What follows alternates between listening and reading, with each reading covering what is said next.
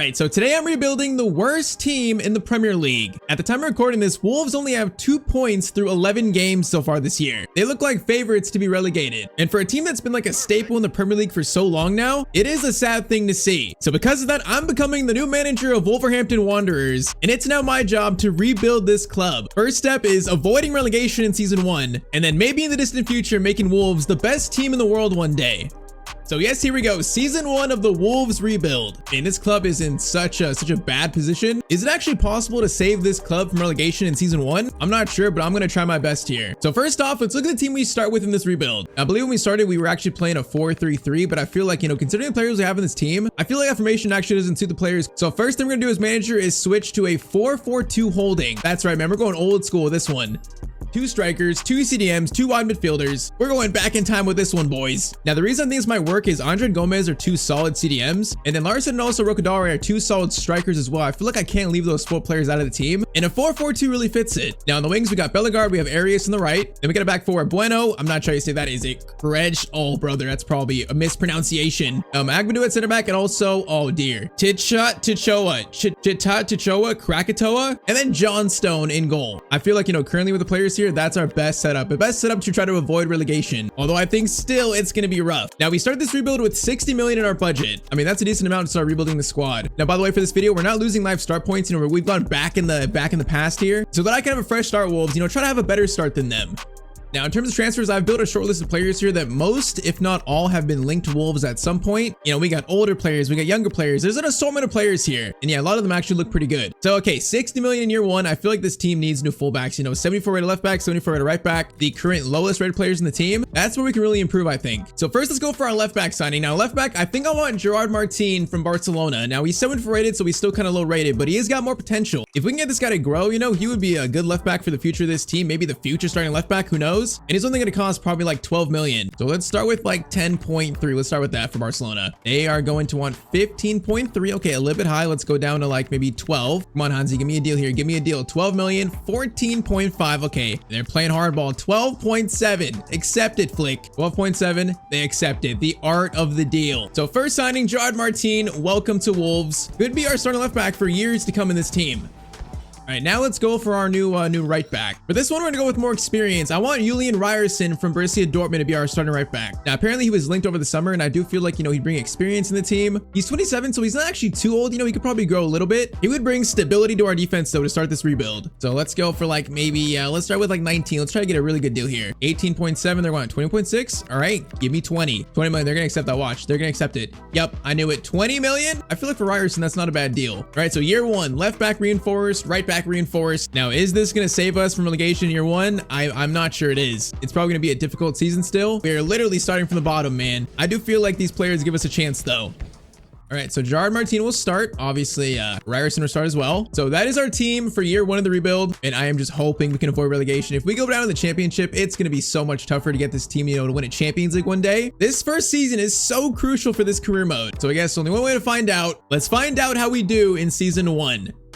All right, so end of season 1, honestly, I'm a little scared here. I'm scared. If we look at the table, okay, Werewolves at? Are we actually relegated? If we open it up, we are going to be in 19th place. We are relegated in season 1 on 30 points. We were only 2 away from safety, 3 away from safety. Oh man. Okay, year 1. So 5 wins, 15 draws, and 18 losses. And we were only 1 win away maybe from being safe. But all right, that shows the challenge you're facing here. And so relegated year 1, top scorer was Rokadari with 18, Larson 14 and 5, Gomez 7 and 3, Gomez also 5 and 2. 2 Gomez's, by the way. And okay, so we were close, but we do get relegated. That just made this rebuild that much more difficult.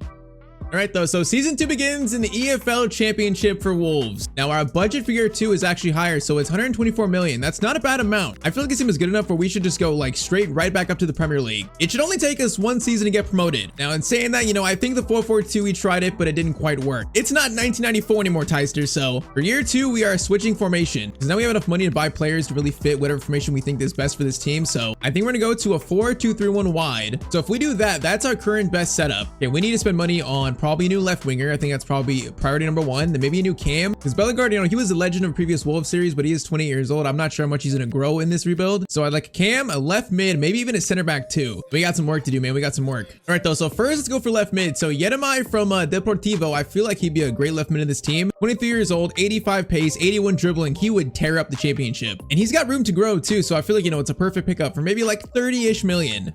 So let's go for like, let's start like 28.5. See what they say to that. They're going to want 33.7 plus a 15% salon clause. Are you trying to scam me? Make it 30 million for Yetemay, and they're going to accept that at least. All right, man. No more 442. No more Sir Alex Ferguson information. It's not the 90s anymore. It's modern times. Bro, we are giving Yetemay like a 5x wage bonus here or increase. That's insane. All right, though. New left mid brought in. That's a big upgrade. I think now let's go for a new starting cam. Now it might be a bit weird, but what about Harvey Elliott from Liverpool? I know he can't find game time at Villa, so I guess he went back from his loan spell back to Liverpool. I mean, if he can't find game time at Liverpool, can he find game time in the championship at Wolves? Probably. I think he would be great in this team, so let's try and sign him. So let's try 38.5, and they're gonna flat accept that. All right, maybe I could have gotten him for less. Maybe. That was the anti-art of the deal. Now the question is he gonna accept a wage decrease to sign for a championship team? Harvey, this is for your career, man. You can get us back to the Prem, be a Premier League starter. This is the way to do it. Okay, you want signing bonus? I can do that, brother. I can do that. So Harvey Elliott puts faith in the Wolves project. We got a 1-year plan to get right back to the Premier League, and Harvey Elliott's a big part of that.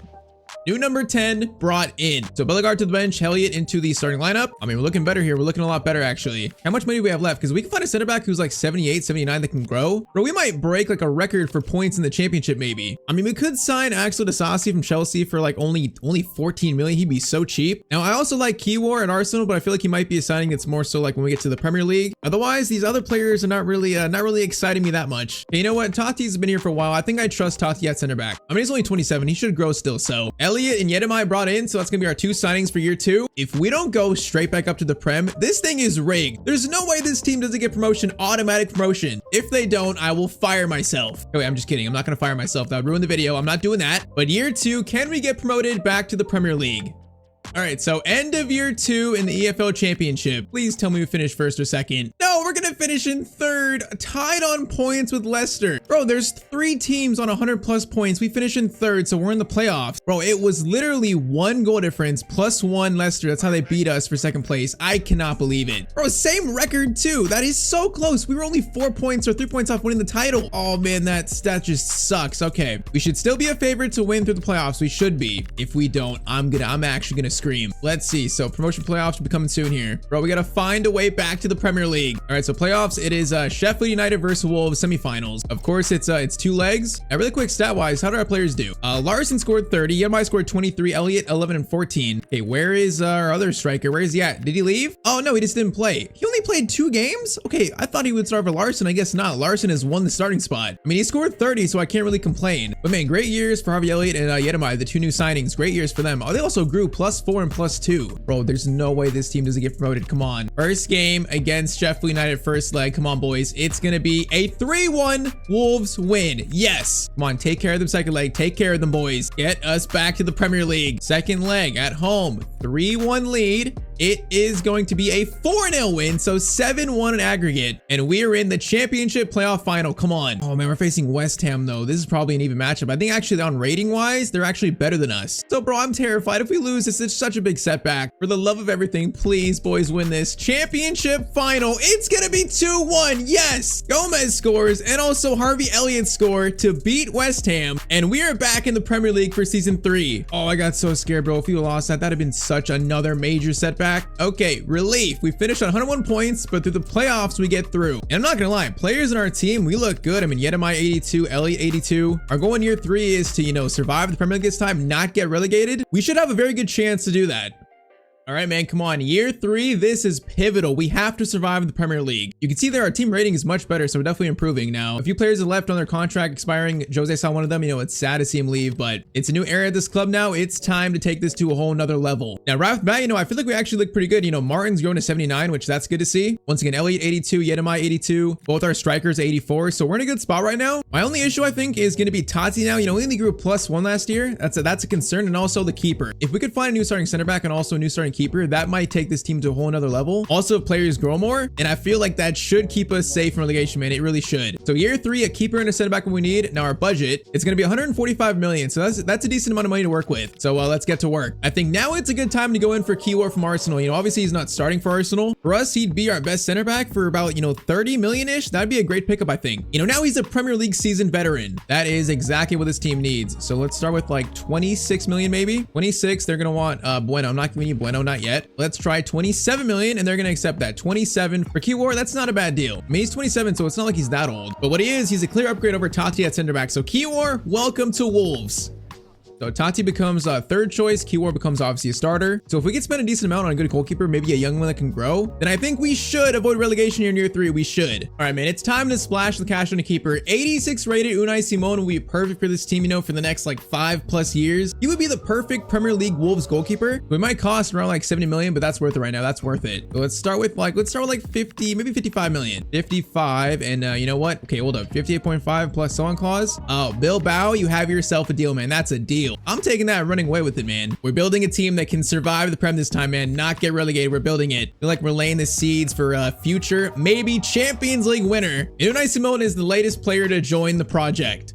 All right, so that was cheaper than expected. So do we have one more signing in us in this current window? We might, because currently after that we have what? I mean, we still got 50 million to work with. We might have one more signing, but okay, Simone in there. So if we do make one more signing, where should we sign a player? I mean, Arias isn't happy, although he's done pretty well in this rebuild so far. Should we look for a new like right-sided player? Man, what if we could afford Jadon Sancho and give him a second chance in the Premier League? So in this save, 3 years down the line, he's still United. I can't imagine he's playing much. What if Jadon Sancho found a second wind at Wolves? Now I might have to include someone here. See if I can include someone we're not playing much. What if we throw in Santiago Bueno plus like 22 million? What would United say to that? They would want 26 plus Bueno. You know what? I think we're doing it. I'm gonna make Sancho a right mid. We're doing it. I mean, 27, there's still a chance for him. If we wait too long, there might be a chance for him once he gets like 28, 29. So he's at the age right now where it's now or never, 27 years old. Jadon Sancho is gonna be a new Wolves player and he gets a second chance. He's gonna be an undisputed starter for us, so he gets a real chance to prove himself over a season. So there we go. Last pickup of year 3, Jadon Sancho, welcome to the club. Welcome to the project.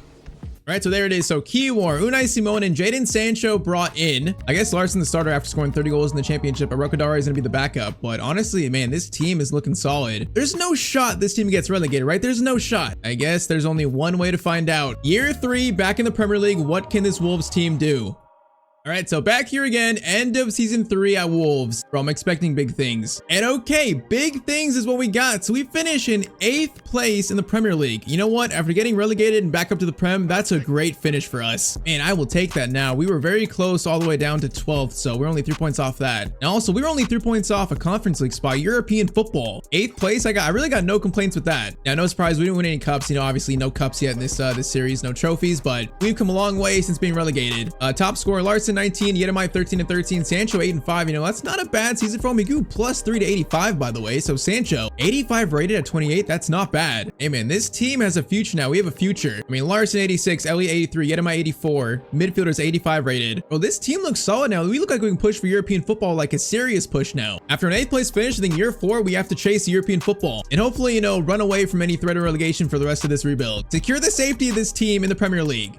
All right, so season 4, year 4, the Wolves rebuild begins. And the one sad thing about now, I think our wage bill has kind of risen this team to all these good players. Where year 4, we only have 91 million in the budget, so it's not a crazy amount to work with. My question, does this team really need a lot to try to get European football? I feel like Larson's great, the midfield's great. I want to see if Sancho and Elliot can grow further in this team. They can grow, especially Yedemai too. I feel like Agbadou is now 31. His growth is kind of stagnated a little bit. Maybe we need a new center back to pair alongside Keyword now. Whereas I do feel like Ryerson and Martin are kind of fine for now, so it might be a new center back in year 4 is what we need. Everyone else looks pretty solid. All right, so I think if we only need one signing, just one center back in this current window, we might as well splash the cash here. What if we sign Castello Lukba from Leipzig? Now, he would be insane. This team, 25 years old, already 85 rated. If we sign him, he's got a chance to become one of the best center backs in the Premier League alone. Like, he would be so good in this team. The only issue, he's cutting it a little bit close to our budget. Now, I still think it should be doable, though. It should be doable. So let's start with like maybe 60. Let's start with like 62. Let's do that. Leipzig are going to want 68.5. You know what?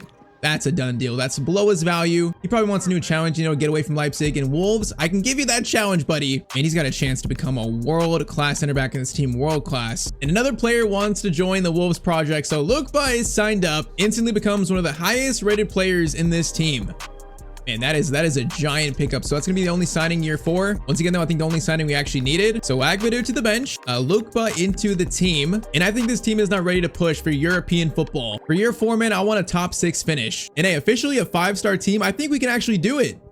All right, so end of season 4 now. There was a very nice surprise this season. I didn't even realize it actually. First though, Premier League, we are going to finish in 6th. Now, okay, I'm happy, but I'm also sad because we were only 3 points off a Champions League spot. So yeah, 2 spots better than last year, but we're only 3 off United, 3 off Chelsea. We almost got Champions League football, but we do finish in a Conference League spot now. The good news, it's coming. Just 1 second, FA Cup is gonna go to, oh man, we lost on penalties in the FA Cup final, and we almost won the first trophy of the series right here. All right, Carabao Cup is gonna go to Arsenal. Now, the surprise. Last year, after finishing 8th, we actually qualified for the Conference League. That is right. So we actually have European football here in year 4. You see it there. League phase, we finished in 2nd place. So let's see. Round of 16. We beat Widzew Lodz 3-1. So quarterfinals, we beat Shakhtar 3-2. So we're in the semifinals of the Conference League. In semifinals, we beat Sturm Graz 5-1. So we're in the Conference League final in year 4. And then we're facing Stade Rennais. So the question is, did we win the first trophy of this rebuild? Conference League final. It's gonna be Stade Rennais who win it 3-1 in the final. Oh man, we made it all the way. So that's 2 cup final losses here in year 4. 2 of them. Man, so close, but you know, after getting relegated, I can't be mad, man. This team has come so far in 4 years.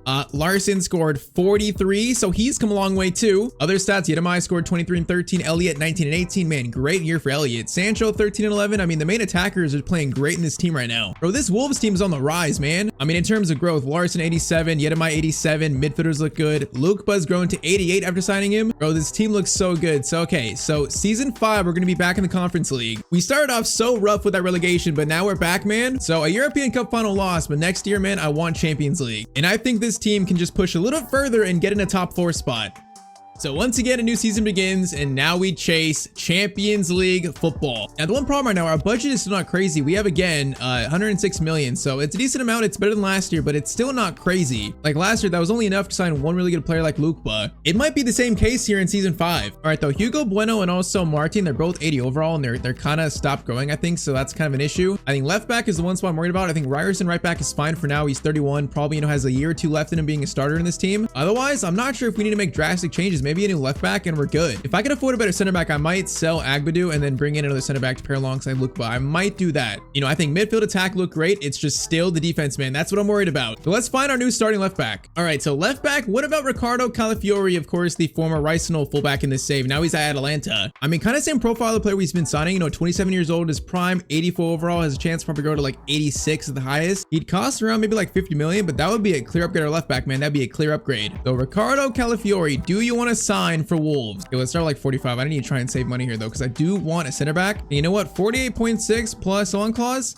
I can work with that, buddy. I can work with that. So 84 to left back is coming in. You know, once again, not too old, not too young, right in the prime of his career. Ricardo Calafiori, welcome to Wolverhampton Wanderers. Now, I want a center back, but it's cutting it close here. It's cutting it very, very close.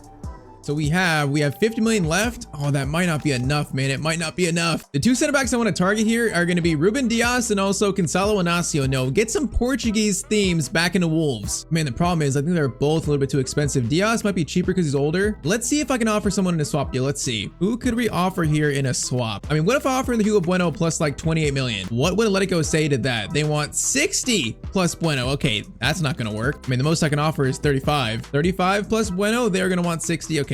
Bueno's not gonna work. I can try offering our backup right back, Krakatoa. I can't say his name, bro. I'm sorry. No disrespect. I cannot say his name. The Chadachoa, you might be in this swap deal, brother. 35 million plus him. Oh, they're gonna walk away and think about it. They're probably gonna say no. Also, why is Arne Slot the manager of Atletico Madrid? Wait, what? This man speaks Spanish? Oh, they want 57 plus to Chadachoa. Bro, I want Diaz so bad. I'm just not sure it's gonna work. What about 45 million? Oh, they accept that? That's 10 million less. Okay, do we have enough for wages though? I'm not sure if we do. Oh no, is there enough for wages, bro? Diaz to be a game changer in this team. I don't think we have enough, man. I feel like we don't. Wait, we might. We actually might. If he takes a wage cut to play for Wolves, we have enough. Come on, brother. Ruben Dias, the Portuguese captain. No, he wants 110. Okay, no. Okay, get this a little down. I'll give you 900k signing bonus. Literally all of our money spent. no, he wants 130. We're so close, bro. We're so close to this deal happening. Okay, what if a lower signing bonus, but more per week? Like literally max 124. Ruben, please. Ruben, please. We're so close, bro. You gotta be kidding me. Bro, there's no shot he's gonna say no to this. There's no shot. Oh, come on. That's all I can offer, man. That's all I can offer. He's gonna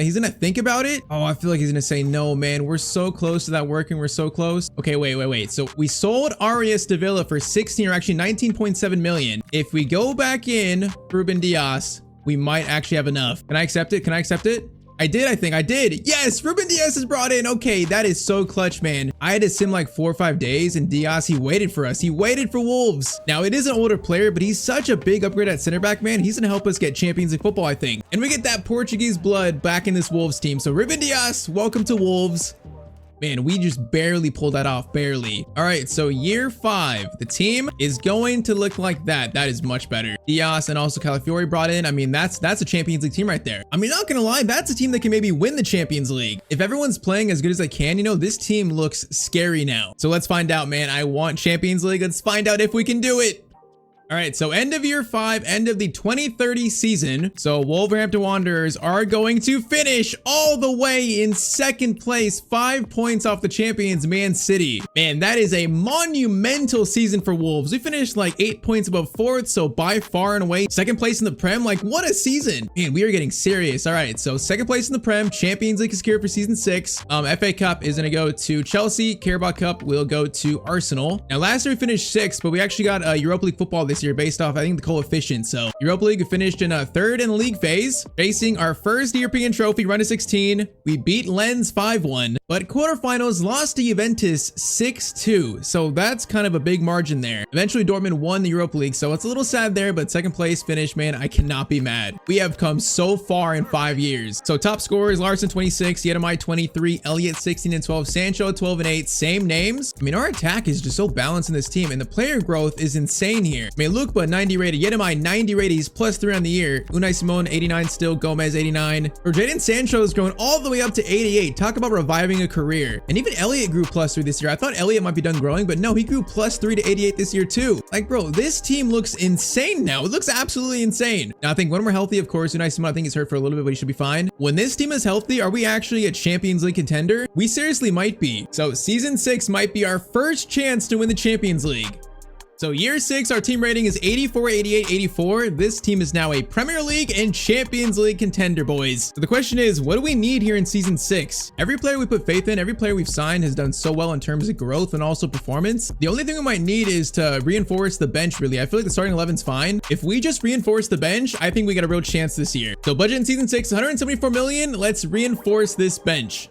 Okay, so with all our money, I decided to future-proof this team. That meant splashing the cash and signing Antonio Silva from Aston Villa for 88.2 million, and then reinforcing the bench with Joao Felix and also Christian Pulisic. Because yeah, I did see Ruben Dias starting to go down, so he's going to be 3rd choice center back, and Antonio Silva is going to take his starting spot. And then, you know, bench looks better with Felix and Pulisic there. Silva should grow to maybe like 90 this season, maybe 88 at least. The team is future-proof. The team looks like a Champions League contender now. Bro, the time of making Wolves the best team in the world, it's coming soon here. It's inevitable at this point. We're now rated 87, 87, 85. Man, could it be year 6 where we win the Champions League? When you look at this team, you got to know we have a real chance at it. All right, man, so end of year 6, end of the 2031 season, 2nd place last year. This year, we are going to finish, we're going to finish in 3rd place, bro, 10 points off 1st. Okay, so we got a little worse this year. I mean, I'm not sure exactly why. Maybe Man City are just that good. So they finished 10 points above us. Now we got Champions League again, so that's the most important part. You know, we remain a Champions League team. All right, let's see. FA Cup is going to go to Spurs. Carabao Cup is going to go to Man City. So, all right, man, though, our first year in the Champions League, how did we do? Oh my, league phase, we finished in 1st. 7 wins and only 1 loss. All right, Wolverhampton Wanderers top the Champions League phase. That is crazy. Round of 16, we beat Marseille 4-3. Quarterfinals, we beat Leverkusen 4-1. So we're in the Champions League semis. And semifinals, we beat PSG 5-1. In year 6, we have taken Wolves to a Champions League final in 2031. Oh man, and our team looked that good. I just wasn't sure if we're gonna do it in year 1. So we're going against Juve in this Champions League final. They still got, you know, Yildiz, Conceição, David, but bro, our team, What a run. So third place in the Prem, but Champions League final stats. Yet in my top score were 26, Larson 24, Sancho 14 and 16, Elliott 13 and 6. I mean, our main 4 attackers have been so consistent, man, always scoring, you know, double digits. Sancho double digit goals and assists too. Everyone's been so consistent for so long. You know, we were due for some kind of trophy or final. In year 6, we got a chance to do it, man. I mean, growth wise, Larson 91, Yetamai 91, Sancho 89. I can't believe he's going that much. Now, I think Silva got hurt middle of the year, so he went down to 85, so that's kind of worrying, but otherwise, rest of the team looks great. Lukeba 91, and we have built an insane team here at Wolves, man. An insane team, a solid bench too. So man, there's one thing left to do. First, our team rating currently 87, 88, 85. The one thing left to do is to win this Champions League final. So that right there is the team we fielded in this final. A chance to make Wolves the kings of Europe. And man, the cool thing about this rebuild is that so many players we signed, like Sancho, Elliott, Yetamai, all of them have paid off. Like, they all have taken us to a Champions League final. They have done so well in this team. The faith has been repaid. Now we just got one final game to win. 2031 Champions League final. In 6 years in the making, this taken a while. We got to show this team is ready, man. We got to show it. Yetamai, good steal. Gets it into Andre. Into Larson. Now Elliott is running here. Elliott's gonna get into Jadon Sancho. Already, Wolves have scored the first goal in the first 9 minutes. And look who it is, the Manchester United reject. Jadon Sancho has found second life at Wolves. Bro, he's become one of the best players in the Prem. It's insane. I mean, what, 82 rated all the way 89, whatever he is now? Bro, his growth has been insane. All right, Juve get a chance to get one back. Maybe David doing skills here. Gets it over to Yildiz shot. Unai Simon makes a very good save. All right, that was a little scary. That was a little bit too easy if you ask me. Yildiz again cuts inside. Now that's a little dangerous. That's going to be a pass back to Conceição into Thuram. Back to Kalulu. Oh no, that's going to be a goal. Nope. Simon makes another save. Okay, Simon's coming up big already. It's another player who's repaying the faith. Now Elliott gets it to Sancho. Sancho turns. Oh, Larson was onside there. That was going to be 2-0. We almost timed that perfectly. We got to be very careful here. Very careful. David gets it out wide to Coop Miners. Now we got to come over here. Watch the pass though, watch the pass. Conceição back to Thuram. Andre, great play over to Gomez. Great defending there. Sancho, Larson, we got Elliott now. Elliott's gonna turn. Gonna try to play it to Yetamai. He's in. Okay, the pass slowed him down a little bit. Get it to Gomez. Elliott, where are you at, buddy? Elliott, if you run right there, bro, if you run, you're gonna be in. Oh, we should have just ran forward a little bit, bro. He could have scored. David cuts inside, gets it over to Locatelli, looking dangerous, but Castello, that is a very nice tackle from him. Come on, man, the second is there. Their defense is wide open. Larson, okay, that's overhit. It's fine though, because Elliott, if we time it, should still be onside. Oh, what a finish, but he's offside. Man, that was such a nice little finish by Harvey Elliott, man. That was so nice. 39th minute. It's still just 1-0, man. It should be 2-0 right now. All right, win the header, win the header. Gomez, nice. Elliott, get it back to Andre. Find a good shot, boys. Patience. Gomez into Andre. Elliott, Larson. Oh my, what a pass by Elliott. Larson in, and it's gonna be 2-0. Elliott, what a pass, man. And our star striker makes it 2-0 at halftime. Bro, this team feels incredible right now. Bro, we have built a true powerhouse at Wolves. I mean, Elliott, Larson, Yetamai's in. Oh, we're just cutting him apart. Yetamai, a chance to score. We're cutting them apart. It's 3-0 to Wolves in the 52nd minute. Elliott gets it through to Gomez. This time Gomez turns over to Larson. It's 4-0. Bro, this game's done. We have built the best team in the world out of the worst team in the Premier League. And this final was over before it even started. We beat Juventus 4-0 in the Champions League final. Wolverhampton Wanderers are Champions League winners in 6 years in the future, 2031. And in terms of my rebuild videos, I feel like this is one of the best teams we've built. Like, this final wasn't even close. These players have grown so much, and it's such a good group of players connective wise. Truly, we have created the new kings of Europe. And out of the worst team in the Premier League, man, it's been a journey. But there it is. Gomez gets to lift a Champions League trophy, and I'd say that is going to be rebuild complete. All right, so Ruben Amorim has just been sacked by Manchester United, and in this video I'm going to be his replacement using live start points, and my job is to bring glory back to Manchester United. I won't stop until I win this club another Champions League trophy. Man, name a better relationship. YouTubers and rebuilding Manchester United. This might be the strongest relationship in the entire world. But okay, it's time to fix this club. So first thing, we are using live start points for this. So we started on January 5th, literally the day I'm recording this. Now in FC, I think the live start points, the latest data is currently after the Bournemouth game. So I had to resim the last 3 games of December, getting the right results. But pretty much everything is currently up to date here. You know, currently sitting 6th in the Premier League on 31 points. Now I'm not surprised that Amorim got sacked. I'm more surprised when they did it. Because if you're going to sack him in January, you might have well sacked him like a couple months ago. But all right, first change I'm going to make is get rid of this this 5-2-3, whatever, 3-4-3 he plays. I'm gonna get rid of it. I think he's shown that it's definitely not United style. It's not working with the players we have currently. So my first action as manager is gonna change to a 4-3-3 holding, also known as the way of Ty. We're gonna play high pressing, a high defensive approach, so pretty, energetic team. Bruno's gonna be in his best role as more of an attacking midfielder. We got the wing backs as left back and right back, supporting the attack more, hopefully supporting Sesko more too. Just overall a much more traditional system.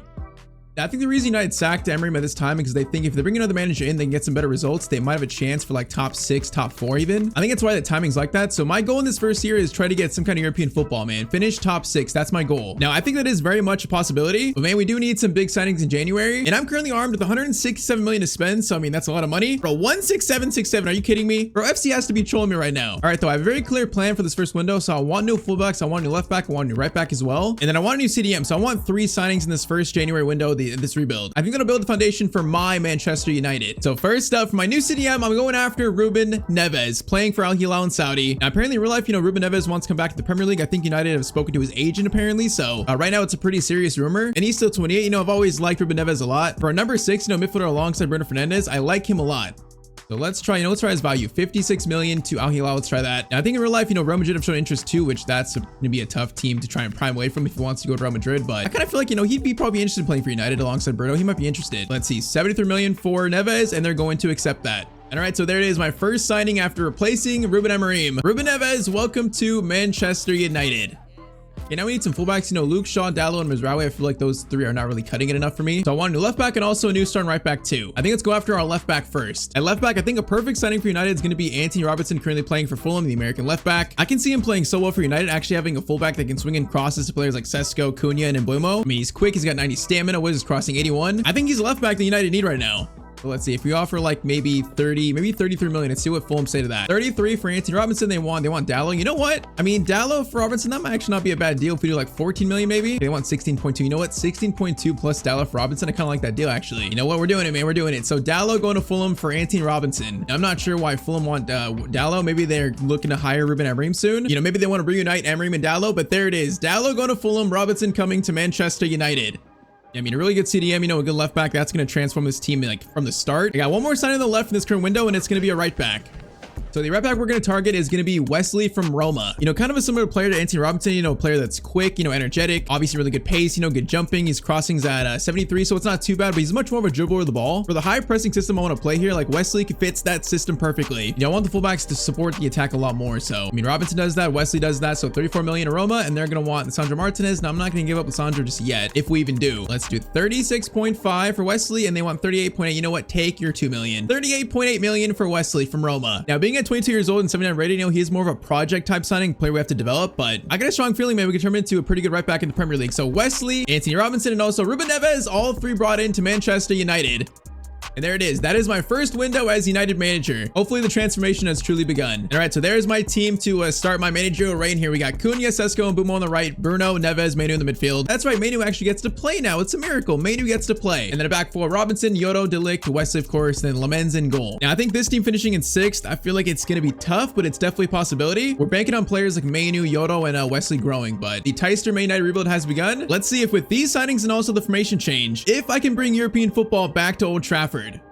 And all right, just like that. So end of season 1, end of my first season as Man United's manager. We are going to finish in, okay, 6th. Right when we started, we didn't even move at all. Okay, 6th, that's still European football, so I'm happy with that. That's funny, we didn't even move 1 spot. So Chelsea finished in 8th, and then Spurs, Man City, Liverpool, Villa in 2nd, and then Arsenal in 1st. I was kind of worried this first year might be worse than 6th. You know what? I think I'm happy with that for the first year. So 6th place, Arsenal in the FA Cup. Carabao Cup is going to go to, actually, Arsenal. Arsenal won the treble, by the way. Okay. And then Champions League goes to Arsenal. They just won the quadruple. Arsenal won every single trophy. Okay, Mikel Arteta. Well, that's quite the season. Okay, stats though for year 1. Top scorer, Mbeumo 16-5, Cunha 15-6, Sesko 8 goals, Bruno 6-13. Yeah, I mean, these numbers kind of worrying, but I feel like, next year when the formation really settles in, players get more used to it, I think we'll start seeing better numbers, especially from Sesko. This first year was more about like solidifying our team. So season 2, we're going to have at least conference or Europa League football. Now is where the fun truly begins. All right, so year 2 begins. So confirmation, we actually are in the Europa League for year 2, not the Conference League, which that is definitely a positive. Now, my goal this year in season 2 Finish top 4. That's our goal. Get this team back in the Champions League. So to start year 2, a lot of players out on loan have been sold, like Rashford, Højlund, Sancho have been sold. Ugarte was also sold, and also Luke Shaw. So 5 players right there. And after those departures, our budget for year 2 is going to be 187 million. You can see that we made 150 million in profit from sold players. You know, we started with 42 million, so I kind of had to sell those guys. But okay, how do we make this team a Champions League level team? That's what we got to find out right now. I think Cunha, Sisco, and Bumo, I'm fine with those 3 up front. I think this year I might target a new center back and also a midfielder. I think Mainu and Yodo might be good for the future, but they're not really grown much yet. I think I'd rather them be kind of pieces off the bench and we sign more established players in those spots. So year 2, I'm looking for a midfielder and also a center back, I think. Now for center back, what about Mickey Van de Ven from Spurs? Although Spurs United might be a little bit wild for a transfer, I feel like I could see him in a Man United shirt in the future for some reason. Like if at some point in his career he goes to United, I would not be surprised whatsoever. Him alongside De Ligt and also Wesley, Anthony Robinson, I feel like would be a great back 4, especially for a team trying to break back into the Champions League. I mean, 95 sprint speed, 92 jumping, he's got decent defensive stats. It might be a wild one, but I can really see this happening at some point. So he is my first target in season 2. You know, it's kind of funny. We think United are in a bad spot, but Spurs are almost in a worse spot. So, I mean, him making the jump from Spurs to United might not be that far-fetched. They're probably going to want like 75 million for him. So 75 million, and they're going to accept that. So 75 for Mickey Van de Ven. I mean, it's steep, but I think he's that good. So I do not mind paying that. So there it is. First signing year 2 at Manchester United, Mickey Van de Ven. Welcome to the club, buddy.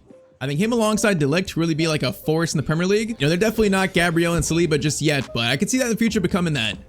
All right, so Yodo is going to become 3rd choice, and then of course Mickey Van de Ven in starting 11. I feel like it makes the defense, you know, look a lot more solidified. I think now what we need for year 2 is going to be a midfielder to replace Mainu in starting 11, where he's going to go to the bench like Lenny Yodo. So I think a midfielder to pair alongside Bruno and Neves. I feel like Conor Gallagher would be decent. I mean, players like Ederson, Kone would also be good. But the one that speaks to me the most, I think would be great alongside those two, is actually Felix Nemecha from Borussia Dortmund. Now this guy is an absolute tank. I mean, 6'4" in height, he's got 84 pace, really good stats all around. He can do the defensive roles, the attacking roles, you know, box to box plus. That would fit my system perfectly. That spot specifically. I just feel like in that right to mid spot, man, he's literally the dream player you want in that spot. Best stats: 94 jumping, 90 strength, also 85 dribbling, 85 long passing, 87 short passing. The guy is absolutely insane. I think it's worth it to spend like maybe 90, 100 million on him.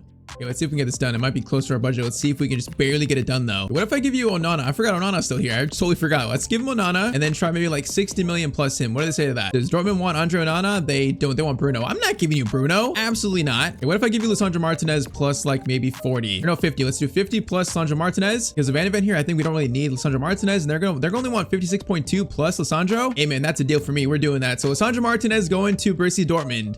And Felix Nemecha coming to Manchester United. Yeah, I feel like this year with Van de Ven and also Nemecha signing here, I could see us having a very good year too. Bro, he's so much taller than my manager. You see that? He was so much taller. Bro, the guy is literally an absolute tank. I mean, once again, I think a perfect midfielder to have alongside Bruno and also Neves. So Mainu to the bench and then Nemecha into the starting 11. And all right, so that is team for year 2. So Nemecha, Van de Ven brought in. I mean, already you can see the team looks a lot better, man, a lot better. My goal is in year 2, finish top 4 and go on a deep Europa League run. That's my goal. I fully believe this team can do that. All right, man, so let's see. So end of year 2 at Manchester United, we are going to finish in 3rd place actually on 74 points. Okay, that's pretty good. So we do get the top 4 finish I want him in 3rd place. I mean, we were like only 4 points off 6, so it was pretty close race. But we do get top 4, finishing also 10 points of Arsenal in 1st. So we weren't exactly in the title race though. Okay, let's see. FA Cup, is it gonna go to Man City? Carabao Cup, is it gonna go to... Oh, we were in the final, but we lost to Villa, and we almost won our first trophy. Okay, though, let's see Europa League. League phase, finish in 18th. Okay, 18th place. That's not good. 2 wins, 5 draws, 1 loss. That's a little bit surprising. So playoff round, we beat Bodo Glimt 3-1. And then round of 16, we lost to Benfica 4-2. So we got knocked down in the round of 16, the Europa League. Yeah, that's not good to see. In the final, it's going to be Atletico Madrid that won it. You know what? It's not a great European run. Champions League won by FC Porto. Okay, that's kind of nuts. But yeah, not a great European run. But you know what? 3rd place back in the Champions League. I cannot be mad at that for year 2, man. I cannot be mad. For stats, Sesko, that's a lot better. 27-3 by Sesko, and Bumo at 23-6, Cunha at 22-11, Bruno 9-11. Man, our front 3 scoring here is so consistent, all scoring above 20 plus. That's really good to see. Okay, apparently Robinson got hurt with a torn hamstring, so he was actually out for like probably a lengthy absence maybe. But players, you know, Van de Ven growing, I see, you know, Wesley up to 83, Sesko 85. This team is starting to look pretty good, man. It's starting to look pretty good, only with a few signings. So I guess the goal now switches in year 3, you know, try to compete for trophies now. The Premier League title and the Champions League trophy. Okay, so to start year 3, this is not exactly what I was expecting. So Matthias de Ligt apparently requested a transfer, and he forced his way to Chelsea for 50 million. Bro, I wanted him and Van de Ven to be the pairing that eventually won us the Champions League, but no, he's forced his way out. Okay, so de Ligt is gone. Okay, that sucks. We're gonna need a new center back in this current window then. I mean, other than that though, you know, I feel like the team actually doesn't look too bad. I feel like if we send a center back to replace de Ligt, that might be the only thing this team currently needs. And so budget for year 3 is gonna be 192 million. But we might as well go all out and buy a really good center back. You know, give ourselves a chance to compete in our first year being in the Champions League. So what about William Pacho from PSG. Man, I feel like him and Van de Ven, now they're both left-footed, but I feel like they would complement each other so well. 84 pace, 89 defending, 89 physical stats. I think that would be a center back pairing to rival Gabriel and Saliba. And it's just too good to pass up on. You know, we have all this money, might as well spend it. Let's see if we can get it done. So let's try maybe 135 million to start. 135 for Pacho, and they want Neves. Absolutely not. I'm not giving you Neves. Get out of here, Enrique. Okay, we're gonna jump to the big bucks. 150 million for Pacho, and they're going to accept that. Man, a back four: Robinson, Van de Ven, Pacho, and then Wesley. That could be a Premier League winning defense. It really could be. I'm still mad to look left, bro. I don't want to sell him, but I feel like it forced us into buying a better center back, so it might work out for us. It could be a blessing in disguise. And all right, Pacho wants to play for United, man. He wants to play in the Premier League. He's going to be our big money signing for year 3 of this rebuild. Is this team now capable of winning the Champions League? We might be. Okay, let's see what we actually look like though with all the players in the team. All right, so Pacho in there, so that's how we look. You know what? This team is definitely capable of winning the Champions League, definitely. If our front 3 is scoring each like 20 goals each, midfield solid, defense is better than last year, I think if Lamens keeps growing, this team can make some noise here in year 3. What is our team rating now? So we're now an 84, 83, 84 team, so pretty balanced all around. You know, we're not quite like City, not quite like Arsenal fully yet, but we're getting really close, man. We're getting really close. So year 3, the goal is to compete for trophies, man, whether it be the Premier or the Champions League. I want us to be in for at least 1 trophy this year. All right, so end of the 2028 season, so our 3rd year as Man United's manager. What can we do? Let's see. We are going to finish all the way in 1st place on 84 points. We just won the Prem title. Arsenal finished in 5th on 74 points. So we just took over the Premier League. 6 points above Liverpool, 6 points above Chelsea, 8 points above Man City. Bro, that De Ligt for Pacho swap was so clutch. It was so unexpected, but it might have been a blessing in disguise. So Premier League champions, FA Cup is going to go to Arsenal. Carabao Cup is going to go to Man City. Now though, what did the Premier League champions do in the Champions League? League phase 3rd place, you know, 6 wins, 2 losses, pretty good there. It's a nice start. So round of 16, we are going to beat Leverkusen barely on penalties. Hey, that was very close. That was too close. Quarterfinals, we're gonna beat Man City 4-1. We just took out Man City in the Champions League. Semifinals, we took out FC Porto 4-1, the previous Champions League winners from a few years ago. And okay, so year 3, we were in the Champions League final versus PSG. Man, what a timeline for this rebuild. In 3 years, already Premier League champions and also in a Champions League final. Final stats: Sesko 27-8, Cunha 27-15, and Mbumo 18-5, Bruno 11-15. I mean, you got 4 players scoring like this consistently, it's just gonna be a recipe for success, man. Even Neves 7-4 and Amecha 5-8 is really good. It's just funny, you know, the 4 players that are still in real life, they're really carrying this team, especially the front 3, Mbumo, Cunha, and Sesko. They've just been like so consistent. In terms of growth, you know, Cunha 89, Sesko 88, and Mbumo's up to 90. Midfield is pretty much 88 average. Backline, you know, Van de Ven 87, Pacho 91. Wesley's grown to 87, so he's grown like crazy. Now it's kind of funny, Lamens has not grown much, but it hasn't hurt the team really. He's only 81, but we're still doing good. So we replaced Emreem, and in 3 years, we're already Premier League champions and now in a Champions League final. Yeah, that is kind of wild, but here we are though, man. A chance to bring glory back to Manchester United and make them champions of Europe again. All right, man, let's go. You know, this team looks a lot fun to use, so I'm excited to actually use them on the field a little bit. Kind of funny, we stole Pacho from PSG. Now we're facing them in the final. I see they have Allison at the keeper spot. That's kind of a big signing. All right, though, United in the Champions League final. It's probably a very foreign thing right now, it feels like, but in only 3 years, we have brought them there. Now can we just finish the job? Okay, first chance goes PSG. Emery gets through. Pacho. Okay, that's a missed. Okay, I just missed that tackle completely. Lamenzo, the guy that can't grow, apparently makes the save. Pretty good save from an A1 ready keeper. Now cross comes in. That is going to be Cunha. Clearance away made. Sesko, good touch there. Okay, he's got a chance to run now. Sesko, run like the wind. Run like the wind. Sesko's going to get it back over. Fernandez gets it through over to Cunha. Cunha, okay, bring it up. Go down a little bit. Cunha. Bruno, swing it back, goes over to Nemecha. Oh man, that was just too close to the defender though. There was like no room there whatsoever. Rovatinha, we gotta be careful with this guy. This guy might win the next Ballon d'Or. Gotta be a little careful with him. Peeking in, a chance to cross. Is gonna take it calmly. Lamens, okay, that was right in front of Cavada, but Lamens caught it through his head basically. All right, Mbumo, Wesley. Sesko's gonna hold this, get it to Mbumo, timed right. And Mbumo, Sesko, trying to find Bruno. Oh man, if Bruno ran on the front side of Kabarsi, he was gonna be in. Okay, we're close to the first goal in this game. We're close for both teams, really. Bro, Nemecha might be my favorite midfielder in the game right now because the size he has and also the pace, he's truly like a cheat code. And speaking of him, here he is. Nemecha's gonna dribble forward. Gonna keep it very nicely. All right, Neves, Bruno, over to Cunha. Sesko, trying to find Bruno. That might work. It might work. Bruno over the top. No, it's going to be cleared by Trent Alexander-Arnold playing for PSG, by the way. That's kind of a weird signing. Neves, Nemecha's going to try to find Sesko. He does. Sesko and Mbumo. Nemecha's running. Oh, he's going to be just offside, I think. Oh, yeah, he's offside. That was almost a good move. All right, come on. We are close to the first goal. I feel it. We're close. Ball over. Pacho can get it from his former teammate Dembele. That's a little bit scary, but I think Dembele must have been offside. All right, Neves gets it to Felix Nemecha. Over to Mbumo again. Mbumo, Nemecha doesn't hold it. Back to Mbumo again. Gonna try a cross over to Sesko. Sesko there for it, fighting for it. Falls to Bruno, but I think Sesko fouled a PSG defender. And so far, this is a physical final. Okay, Lee Kang gets to Dembele. Probably last chance first half. Dembele's gonna cut inside. Go for a long shot, but Pacho, the former teammate, man, he knows his tendencies. Read that shot very well. Corner by Vitinha.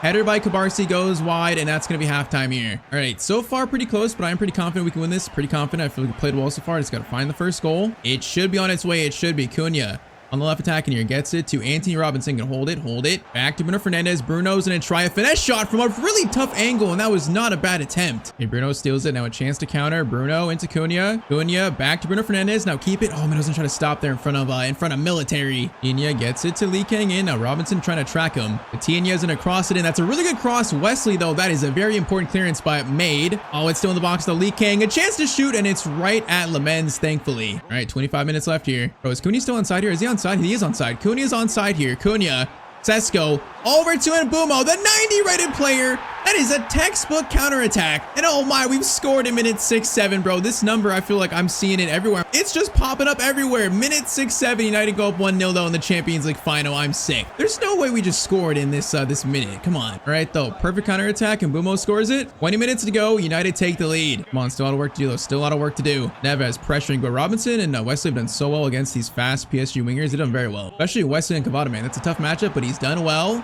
Trying to continue doing well, which he is. Oh, Wesley, it's beautiful work again. Man, I'm impressed by Wesley here. Oh, nice clearance way. Okay, Mbumo got a chance to counter now again, and Mbumo's gonna get it up to Bruno. Bruno gonna try to find Cunha. He might be in. Mateus Cunha to give United a 2-goal lead in the final, and Alisson makes the save. We cannot miss that one. Come on. Oh, that should have sealed it. Okay, short corner, and Mbumo gets it over to Nemecha. Back to Mbumo, and Mbumo's gonna swing it into Ruben Neves. Ruben Neves! An absolute rocket, but it's saved. Come on, 10 minutes to go. If we score here, it might be game. Bruno, Neves, over to Nemecha. Nemecha, hold it for a second. Calm. Nemecha, back to Neves. Okay, we gotta reset this fully because I do not like this space. I don't like it, man. Let's bring him out of the defense a little bit. Let's bring him out. Van de Ven, Neves is gonna find Bruno. Bruno, back to Robinson. Robinson gives it to Bruno nicely. Bruno trying to find Sesko. Oh, man, if that ball gets through, Sesko is so in. Barcola, Neves stops Barcola. Man, what a tackle. Sesko to Cunha. Cunha gonna time it to Sesko beautifully. Sesko is gonna try to find a teammate. Oh, that was a tap in, bro. That was an absolute tap in. We have a minute left though. We literally have 10 seconds left. Do they have time here? A minute added on. They might not have time. They might not. Neves gets it forward. And the ref says no. That is going to be full time. Man, I should have scored that goal with Cunha to seal it, but one goal is all we need to seal it. The defense got it done. Wesley, Robinson, Pacho, Van de Ven shut down the PSG attack. And we win the Champions League with Manchester United. Man, do we think that 3 years from now, United could be Champions League winners? I would probably bet a lot of money against that. You know what? Today I replaced Emery's manager, switch formation, switched some new signings in. And just like that, we have brought glory back to Manchester United. And I would say that's job complete. All right, so today I'm managing Liverpool until I can win them in the Champions League. We're having a fresh new start with my favorite football club, and this video will include an entire season's worth of action. We will find out if I can reach my ultimate goal of making Liverpool the best team in Europe again.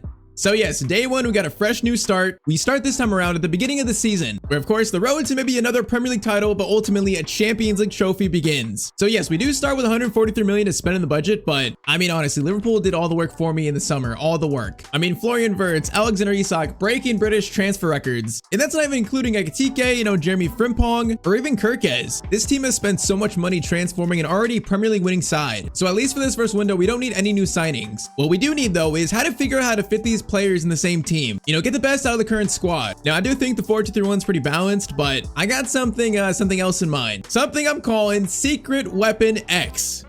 Now, I called it that because I thought the formation looked like an X. It actually, well, I guess, Wirtz is kind of like the middle of the X, so I guess it is kind of an X. Or am I just hallucinating? But okay, it is a 3-4-1-2 to fit everyone, all of our best players in the same team. So front two, Ekitike, Isak, Wirtz are behind them, and then a midfield four is Soboslai, McAllister, Gravenberch, and also, of course, Salah on the right. A back three of Robertson, Van Dijk, and Konate, then, of course, Alisson in goal. Now, I guess the one player that's sacrificed here is going to be Cody Gakpo, but this is the only way to get, Ekitike, Isak in the same team. Get Wirtz in his best spot, get Salah on the right. If this works, it really could be like the best team in the world. But if it fails, it could be just like real life. We could really start tumbling downwards. Now, in terms of roles, we got Ekitike on false nine. We got Soboslai and Salah on wingers, so they track back. Other than that, everything else is pretty standard. So my first question in this video, does this even work? Well, first game of the year is the Community Shield. Liverpool lost in real life. I think we'll find out this game. It'd be a nice preview whether this actually works or not. Am I cooking or should I get out the kitchen? This game might tell us that we are kicked off today. A Champions League trophy in our sights. Day 1, game 1. Double slide. Okay, first pass there. That could have got TK. I like the movement though. I like our players the way we're all situating. Double slide gets it over McAllister. Drifting forward. I like that. McAllister finds Soboslai in a really good spot. Okay, that looked threatening. A tackle by, maybe future Liverpool target Mark Gehi. Might get signed at some point today. Ibrahim Konate's header is going to go over the bar. Okay, first chance, not too bad. Now, I think this formation going forward, it's no problem. We should score goals pretty easily. Now, defense, that is a whole another question. I'm not so sure about that. We're going to find out. All right, Florian Steele gets it to Isak. Isak over to Salah. Great pass. Salah's going to try to find Ekitike. Okay, we got some players, running each other's way. There's some chemistry issues. The players got to learn the formation, learn their new teammates. It's normal. It's normal. No reason to panic just yet. It's normal. Now, what's not normal is a chance like this being so easy. Okay, Van Dijk. Good tackle from our captain. Nice. Okay, let's get this first goal. I feel it coming soon here. Verts into Ekitike. Wait for Soboslai. Nice. Soboslai into Verts. Over to Alexander Isak. I wanted a volley there, man, not a header. Bro, that was beautiful up until the shot came. For our build-up right there, you can see the potential of it. That was insane. Gravenberch, great pressing, goes to McAllister. This man likes a long shot. He might try it. McAllister from outside the box. He likes his long shots. McAllister scores the first goal of the season, first goal of the video. I mean, you can't let this man have that much space outside the box. You just can't. And that is a disgusting long shot, by the way. All right, 1-0, 28th minute, boys. Good start. What I like right now is that Soboslai and Salah are tucking in basically as fullbacks. Now, Salah, that's kind of a weird spot for him to be in, but it's the only way to fit him in the team with also Isak Ekitike. Like, I could put Salah up top and then play Frimpong on right too. That's an option for us, but I want all three in the same team and all three because Ekitike can do this. Into Isak, beautiful pass. The two strikers combining. That should have been a goal right there. All right, corner coming in. That is big Virgil van Dijk, but the header is going to go slightly wide. Hey man, not gonna lie, this is a very encouraging first 40 minutes here. Now, that is a decent ball though. Goes out to Ndoye. Konaté. Good defending from you. All right, first half, I would say, very, very encouraging. I mean, is Secret Weapon X working? I think so far we can say it's working. More testing needs to happen though. More testing. Oh, Hudson Ndoye gets by Konaté. This is not good. This is not good. It's going to be all the way over. Okay, I probably shouldn't have taken control of Van Dijk there. I should have probably stayed with Konaté. That is the easiest of tap-ins I've ever seen. I was way too passive, but I should have either stayed with Konaté or made a tackle with Van Dijk. All right, number one concern on display right there. It's 1-1 50th minute. It's just, can we defend at a level needed enough to win a Champions League? It's like, we don't need to be the best defensive team. We just need to be good enough to win a Champions League. Verts has that. Oh, we couldn't get a shot away though. With our attack, we just need to be like an average defensive team. From McAllister again. McAllister. This guy's okay. He's looking to start the season off strong. Gravenberch, volley from him. Okay, the long shots are working today. 58th minute corner. Soboslai. That's going to go to Konaté. Konaté header. Oh, there's a lot to desire there, man. That is a great ball into Uche. Van Dijk's there, though. Van Dijk's there. Robertson's there to recover as well. Nice, nice. No, this is not nice. Konaté. Oh, went off Hudson Ndoye. Was that not handball though? I could have swear it popped up and hit someone's hand. Bro, it's a carbon copy of real life. We're 2-1 down to Crystal Palace right now. Bro, that ball came up and might actually went off Konaté's hand. I don't know. All right, the issues are on display. It's 2-1. Come on, man. We got to tie this up right now. Really bad pass. Ekitike, great touch there. Now we got actually a chance to break. Oh my, is he onside? Is Isak onside? I actually meant to go to Verts there, not Isak. But Ekitike said, no, I'll show you the right pass. It's Isak. He did that for me, basically. All right, it is 2-2, and I believe the 74th minute. You know what? We're going to go a little more defensive, and the way we can do this is Frimpong on for Ekitike. We're going to go Frimpong to the right, Salah up top at striker. We're going to go Gravenberch for Robbo out wide, double side of the middle, and then also let's do Kirkez on the left. So yeah, I guess it's kind of like the defensive version of the Secret Weapon X, where now we actually have like fullbacks and players that are probably more suited toward wingback positions like Frimpong, Kirkez. This setup, it's versatile. It's kind of versatile. It's got its advantages. Last chance saloon for Crystal Palace. No, that's a good pass though, Van Dijk. Oh no, Gravenberch just lost his man. Now we're back though. Konaté's back to block it. Okay, Gravenberch completely just lost his man, but we almost just lost the game. It's now going to go to penalties in the first game of the video. Of course it is. And we've got some great penalty takers in this team. 4 players in the 80s. That's kind of nice. All right, though, game 1, we got Max Drama. First up, Kamada. Allison, I believe in us. Okay, first one's going to go in. First for us, Mo Salah. That's not the greatest penalty. It's not the greatest green, but it is going to work. All right, Sarr is going to go. Oh, I guess the right way, but it was too high. All right, McAllister, our goal scorer in the first one. McAllister is going to score his penalty. 2-2. So far, so good. Come on, Allison. Come on, Allison. Come on, Allison. Oh, that's an easy one. Easy save on Callum Hudson-Odoi, I believe. Alexander Isak, you cannot be a striker without scoring your penalties, and he does. All right, Uche up next. Allison, I got full belief. I got full belief. Oh, he really went right down the middle on me. Really? That is so rude. Soboslai. Oh, that's a great penalty. That's a beautiful one. All right, Allison, end this game. Give us the community shield in game 1 of this video. Give us it. Oh, that's a good save by Allison. We get the community shield. Look at that. Game 1, already better than real life. I would say ever so slightly, though. It wasn't a great performance. I think more testing needs to be done for the secret weapon X formation, but you know what? First game trophy, can't be mad. So Virgil van Dijk will lift the community shield for Liverpool. Hey, man, this formation needs, it needs more testing. So match day 1 of the Premier League, Liverpool versus Bournemouth. My goal of this game is to win and keep a clean sheet.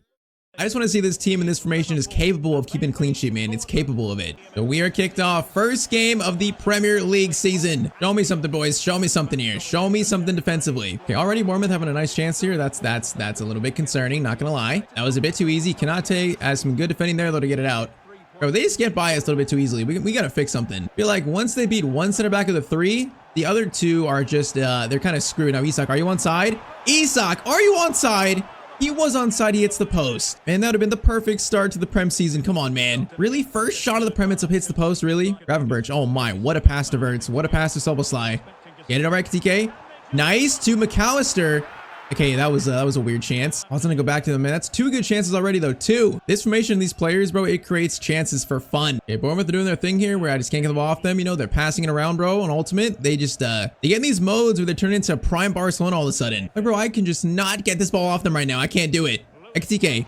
Is that handball? That is handball. Nice job, Ekitike, man. He just won us that free kick. All right, Soboslai, hold this for a second. Don't shoot. Go over to Gravenberch. Oh, Salah, you were backing away. I thought you were coming to me, man. He was backing away, though. All right, this is not going to be as easy as some would expect. Salah. Ekitike. Salah takes a touch there. Nice. Over to Florian Wirtz. Finesse shot. Okay, never mind. He got Florian Wirtz, and he scores that kind of goal to start the Prem season. All right. That is quite literally the opposite of real life. You know, scores on his Premier League debut in this universe. Just pass finds him, and they're laying off him. That's a very nice finesse from outside the box, man. Just perfect right to the corner. Florian. I need to see that in real life, buddy. That was a beautiful hit. All right, so halftime 1-0 despite them having a lot of the ball here. All right, now let's be serious. Let's score this second. Take control of the game. You know, settle this win. And can we keep this clean sheet? So far, so good in that aspect, but it's going to be tough, I think. Our defense is very vulnerable to certain types of attack. Oh, my. Florian just ran that guy over now. Isak, you're offside now. Now you're onside, though. There you go. Isak is going to shoot across goal.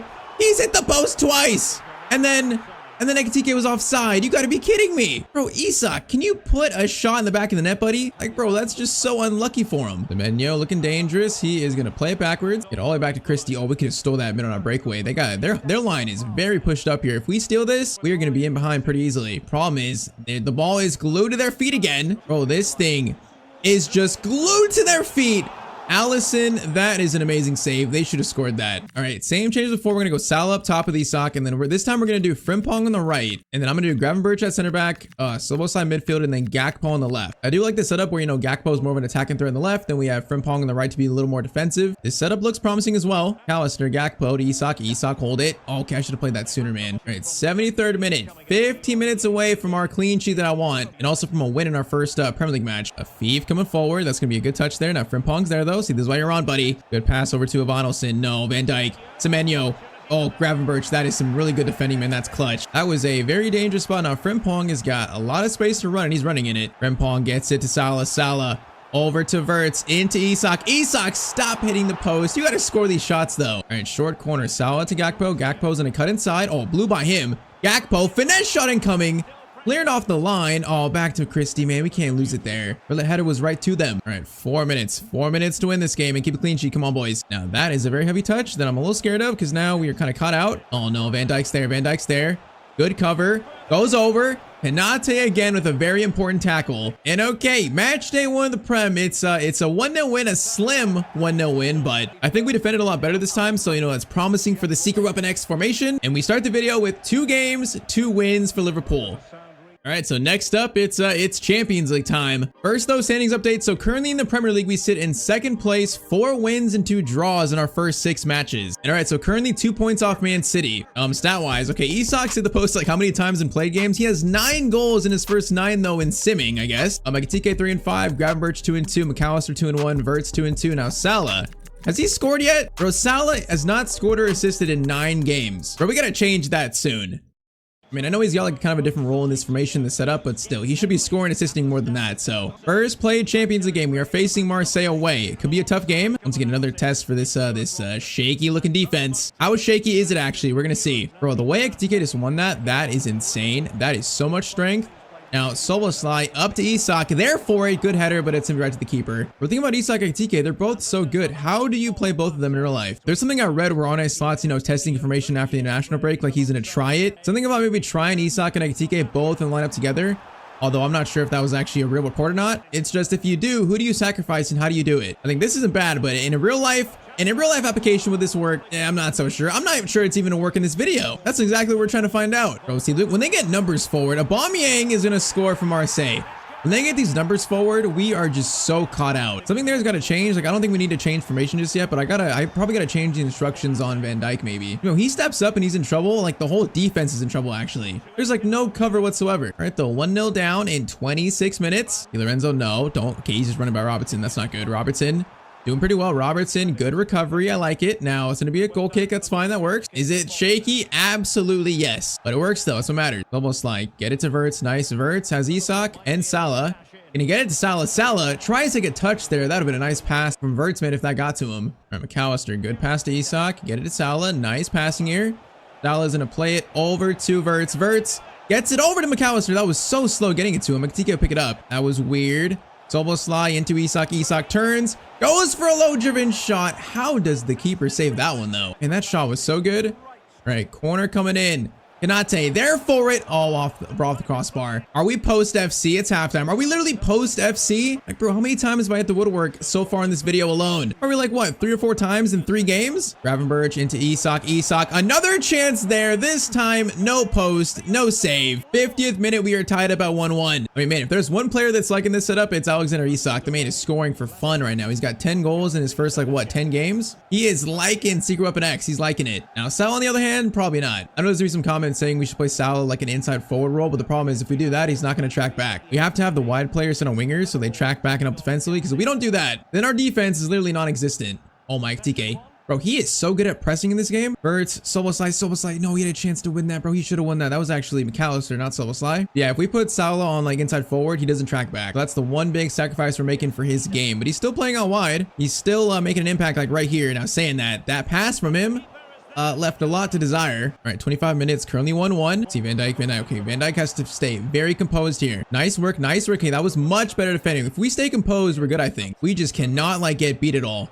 Ekitike gets it to Szoboszlai. This should give us the lead. Szoboszlai, left-footed shot. He's gonna score. Defense to offense, 2-1 in the 72nd minute. Very, very nice goal, boys. Very nice. All right, 15 minutes to seal this up. If we can get one more, I would be the happiest manager in the world. Salah's gonna get it to Wirtz. Oh man, that was so close to finding Wirtz there for an easy shot maybe. All right, 15 minutes though, 15 minutes. And I'll tell you, okay, we can't beat there. We cannot get beat there. O'Reilly's doing skills. Salah, great tracking back. Hey, the man's not scoring, but I see the effort, Salah. The man is sacrificing for the betterment of the team. Gravenberch to Ekitike.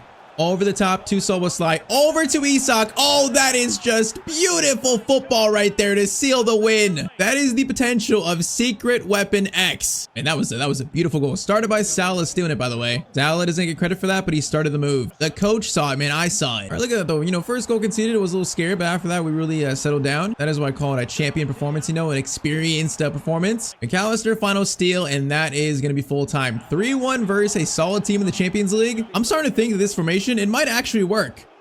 But okay, saying that, I think our next 2 games might show if this setup will actually work. To win us the Champions League, we got Man City away and then Real Madrid at home. These next 2 games, they'll be very telling. So currently, we are 3 points off City in the Premier League title race. A win means if we be tied on points to them, they'd probably still be on first on goal difference, but they're unbeaten, so we can hand them their first loss. And hey, man, in real life, we got destroyed by City, like destroyed. Will it be different this time around? Now, I'll say though, when building this formation, trying to fit the players in, the 2 teams that I'd be scared of facing the most in this setup, it's probably Man City and it's probably Real Madrid. These are the teams that I think could really exploit and destroy this formation if we're not playing well. And well, would you look at that? Our next 2 games are versus these 2 teams. First up, Manchester City. Now, Doku, please don't do to me what you did in real life to us. Please don't. Please don't. Kanate, okay, first chance there, good. Salah holds it. Salah is going to kick it far and far away. Nice. Bro, that's actually a beautiful pass to Szoboszlai. That's insane. Now, Ekitike gets it to Szoboszlai. Back to TK. There's movement here. There's movement. Oh, there was two players to the right that were wide open. If I just get it to the right, bro, that's gonna be a goal probably. It is an issue. We got Holland out to Foden, and we got Robertson. That's it. Like, where's Soboslai? Bro, you need to be a little bit higher here. Foden's gonna cut inside on Robbo. Robbo, stand strong. Stand strong, my friend. He's standing strong. Great defending from Robbo. Now Gravenberch is gonna hit this all the way over to Soboslai. Soboslai, keep it in. Oh, that's beautiful. Soboslai back to McAllister. Swing it to Gravenberch. Salah. Oh, Salah was right there, bro. He was literally right there. Man, I went for the home run type pass, and now we're kind of cut out in the counterattack. It's gonna be Robertson stealing it from Holland. Robertson again. That is pure experience right there. All right, Salah, Isak. Get it forward a bit. Wait for Salah. Wait for Salah. Wait. He's wide open. What is that defender doing? I'm not sure. You're gonna leave Salah wide open. Are you sure? Are you sure about that? Salah finesse. Are you sure about that? I am not so sure. 31st minute. Salah gets his first Prem goal in 11 games. Man, he was due for it. About time. A classic Salah like finesse cutting on his left. Beautiful finish. 1-0 in the 31st minute. All right. Already better than real life. Already better. Let's keep it up. Now, Doku, please, please. Van Dijk. Thank you. Great tackle on Doku. All right. Gravenberch, Isak. Get it to Salah. Isak needs to run. Gonna be a little pass there. Nice. Oh, Verts, bro. If I get it to Verts, then Salah's away, man. I gotta get that pass through. See, right now, okay, Van Dijk is so out of position. I gotta change probably his role or something because he's getting way too aggressive. And once again, if he gets out of position, we are screwed. That is not meant to Salah. Where is that pass going, TK? That is not where I wanted that, buddy. No, Doku, please. You've been quiet so far, please. Oh, that's a nice cross. Oh my, Holland just tried something special. The raw milkman doesn't score just yet. All right, though, halftime, it is currently 1-0 to us, so far so good. This would be a very nice statement win. If we could win with this setup against a team as good as this, it'd be a statement. TK, oh, bro, there's a chance there. I gotta go play it quicker. Soboslai's in there. Okay, he comes back and steals anyways. Good work, Soboslai. Salah, Gravenberch, get it to Isak. Play it through to Salah. It's beautiful. Cross coming in. Verts. Okay, that's definitely not Verts' game. Oh my, he stole it though. What are they playing at? McAllister over to Soboslai. Finesse shot from Soboslai. It goes off Vardiol's chest though. That's so unfortunate. We might need to go to that like defensive setup this game, because especially versus Man City, that might be a good time to use it. Although, oh bro, Isak's so in there. I keep messing up this final pass, bro. There's so much space. I just keep messing up that final pass. Oh, Doku, that's some skill right there. That is some skill. I don't like to see it. Holland also doing skill, apparently. Oh, I don't like this, bro. They're moving this around like psychos. I don't like this. Holland versus Van Dijk. Van Dijk's pressuring him. Nice. Konate now steps over. Okay, Holland gets around him. This is not good. Oh my. No shot. There's no shot. That's a penalty. I could have swore we got the ball there. I guess we'll see. Bro, did we not get the ball there? Do I have to replay this? I mean, seriously, I swear I got the ball here. So Konate from behind. Does he clip Holland first, maybe? So Konate is going to put his foot in. Oh, he might have clipped his knee, huh? Oh, no. Bro, is that knee-to-knee contact? Did we even get the ball there? I'm not even sure. Wait, I think we did because Holland, or did he kick it forward? I'm so confused. Okay, it's not like I can convince the ref to not give it. Holland versus Allison to tie up this game. Go to the right. Oh, man. Great penalty by Erling Haaland. All right. Salah up top. We're going to do Frimpong on the right and then Gakpo to the left. Let's do Gravenberch CDM. Let's do Soboslai to the midfield. So I guess this is kind of like hybrid, you know, a little more defensive, but also more attacking with Gakpo. I call this the hybrid setup. Especially useful for tie games. All right. 15 minutes to do something here. Come on. Frimpong gets it to Salah. Now Frimpong, you got fresh legs. Gonna wait for you. Frimpong. Great run. Great run. Does he have a pass? Isak's right there. That was meant for Isak. That was not meant for Verts. Bro, you gotta be joking. We keep it in. Okay, McAllister keeps it in. Please. No, we just gave it back to him. And then he gave it back to us. Bro, Isak was so open there. I tried giving it to him, but the game thought I wanted to go to Verts there. Oh, that's so unfortunate, bro. We had a tap in. All right, Gakpo, Soboslai. Into Salah. Salah is gonna dink it over to Isak. Nice. Isak to Verts. We gotta run. No, man, Soboslai, I need you to run there. I thought he was gonna run towards the penalty spot. Oh, that's such a fail. Now, Man City have a breakaway with Foden. Okay, I'm trying to mark these runs. Oh my, great crossover. Thankfully, the header's pretty bad. We got 6 minutes. Come on, man, this game is winnable. Soboslai gets it through to Verts. Nice. Verts through to Salah. Salah trying to get it. No, it's gonna be cleared back to Vardiol. Isak steal. Hold up, chance here. Florian Verts shot. It goes off. So, wait. That's a free kick? Oh, man, a chance to win the game on a free kick. I mean, it's got to go to McAllister. He's got the dead ball playstyle, so we got to give it to him. Bro, McAllister, this has got you written all over it, buddy. To win us this game, Alexis McAllister from the free kick spot. Oh, it was just a little bit too much power, bro. That is heartbreaking. Bro, that free kick felt so good. It felt so good. It's going to be a 1-1 draw with Man City. Okay, you know what? In terms of testing this formation before the knockout stage of the Champions League, you know, before the business end of the season, the fact that Man City can only score a penalty against us, that's a good sign. And it feels like we dropped 2 points here, so I guess it's also a good sign. All right, so I am going to make one defensive change, and that's changing to Van Dijk from a ball-playing defender to just a defender. That should make him, you know, stay back a little more so we don't get caught out behind too easily. All right, though, one more test before the Champions League knockout stage. It is that Real Madrid meeting at Anfield. So in real life, Liverpool won this. What was it, 1-0? Versus definitely on FC, one of the best teams attacking-wise. Like, there's not a bigger test right here for our defense than this. So right now, we're currently third in the Champions League, a chance for me to go top. And then Premier League, we're currently sitting in still second place and still 3 points off City. I mean, this game right here might decide whether we stick with this for the knockout stage. You know, or if we pivot to something else, something more traditional like the 4-2-3-1. This game might literally decide that. So Liverpool versus Real Madrid, the biggest test of all, especially in FC. Because bro, in FC, attacking wise, their team is just, it's scary. Put it simple, it's scary. Bellingham gets up. Now I see Van Dijk being a little more deeper, so that's good. He blocks that, but he's gonna need to do a lot more of that today. Because we're about to face a lot of shots. Okay, is that a foul? That's a foul on Szoboszlai. How? Oh man, oh man. Okay, Robertson, we got to stay closer to Mbappe there. That was not so good. You can see it though. They're already finding space that easily. This is going to be like a shootout. Salah picks this up. Calm, patience. Nice. Gravenberch into Florian. Florian doing dribble. Is that a foul? No, we just lost him, man. I was trying to turn. Arda gets it to Bellingham. Over to Arda.